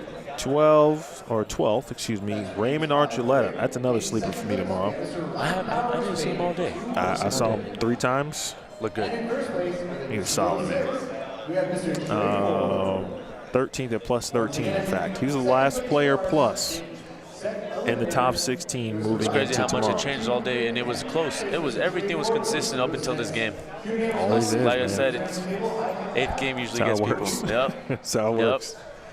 All right, so then there was a tie for 14th, which could have made it interesting if that was a tie, obviously, Right. for the last spot. Right. But the tie for 14th is Anthony Strickland and Sean Lavery. That's what confused us on that last one. Yes, We didn't know minus if Josue- 27. I will say this, Josue Rivera. Say his first name again. Josue. Josue, thank you. Josue Rivera. I would be surprised if he doesn't even come close to the step ladder. This is his type of shot. I don't think he usually bowls a sweeper, so I don't think he got the good look of it. But like I said, sweeper did play a little different for him today. But if he could stay right and just ball change and he's a very powerful one-hander. I could see him making a run. I really can. If he could keep his head in it, not fry out a little bit, grind out his 190s and accept them and try to. 190s are huge tomorrow. I mean, plus 30, like you said, plus 30, you get 30 bonus pins. 190 to win is the best tomorrow. So I could see him making a good little run. I think he could come close to step ladder, make a really big jump, or even make the step ladder. He's really good if he could stay right and just use his speed to his advantage, because he hits his ball, man. He doesn't miss it at the bottom. He doesn't. No, he'll never miss it at the bottom. He won't miss it at the bottom. So he looks. I think he'll do just fine. He just got to make his spares and just keep his head in it. But I mean, we gave Sean Lavery a chance. So I mean, he's going to make his adjustments. He's going to come back tomorrow a lot stronger. So. Yeah, that's as for the field, that's somebody you didn't want to see make it. No, no, but you let him in, folks. You let him in, and I think he's going to make. You already know he's going to make his adjustments, mess with his equipment and stuff, and he was due too, because he gave a free clinic last night. He's right here. He's right here. He's right behind us. I thought he left. He that's deserved awesome. it. He gave a free clinic last night. No, where that's awesome. The number of clinic participants didn't meet the number that they needed, and he decided for those that did show up to go ahead and give some lessons for free. I mean, Sean's a guy that I bug on a weekly. I love, not just bowling, but he's just a great guy. Like both the brothers are, man. Both the Lavery brothers are amazing people, and it's great to always have him here. And Sean's a great guy. I love Sean. Sean knows I love him. I feel like I'm like a little brother to him, because I always try to annoy him a little bit, but. No, it's good to see that he made the cut after. I know he struggled a lot last year, so it's good to see him back in it, man. It's really good to see him back in it. Appreciate all the sponsors, of course. here at the Oasis Scratch Invitational. There's so many to think. Daniel talked about them all, of course. We appreciate the staff here at Oasis, and Dante just went through basically the entire staff here as well. We appreciate all of you for watching here on Boldstream TV this morning. Many of you watched the entire time, so we appreciate you. Of course, it's a Saturday, so you get an opportunity to actually enjoy the rest of your Saturday. Speaking of that, though, tomorrow we get started at 9 a.m. Mountain Time. All right, Sunday match play, 9 a.m. Mountain Time. In fact, I'm gonna do you a favor. I'm going to give you the tomorrow's match play link just so you have it already. I'm going to go ahead and do that right now for you. All right, so I'm going to just give that to you. I'm really excited for tomorrow. There's that. So if you need it, you can have it already. Share it right now. We'll be live again 9 a.m. Mountain Time. That's 10 a.m. Central, 11 a.m. Eastern, 9 a.m. Pacific. Thanks to all the tournament staff. Obviously, Daniel, Dante, Virginia, Ian. Your dad mentioned 2 individuals that help with scores. I forgot their names today as well. Cards. Yep. Lizzie and Braden. Lizzie and Braden, thank you to them. And again, thanks to everybody. Yeah, thank you guys for watching. It really means a lot. Hopefully, we can keep this tournament growing and end up hitting over 100 next year. That's the goal. So it's a great goal. It's going to be awesome. We're closer every year, so hopefully the people that were watching got interested in bowling this tournament. At least one did. Okay. I believe it was Zachary. Was it Zachary Carey? I think his name was. He lives in North Carolina. That's awesome. Yep. That is awesome. I know we got a couple people from Nebraska wanting to come down with Ryan next year, so. Yep. So we'll see what happens. Yeah, it's going to be awesome. Thank you guys for watching. Really appreciate it. All right, folks. Thank We'll you so see much. you. I got some stuff to move and rearrange and get out the way. So the business of bowling can actually happen here at Oasis for the rest of the day. We appreciate you tuning in. With that said, we'll see you tomorrow morning.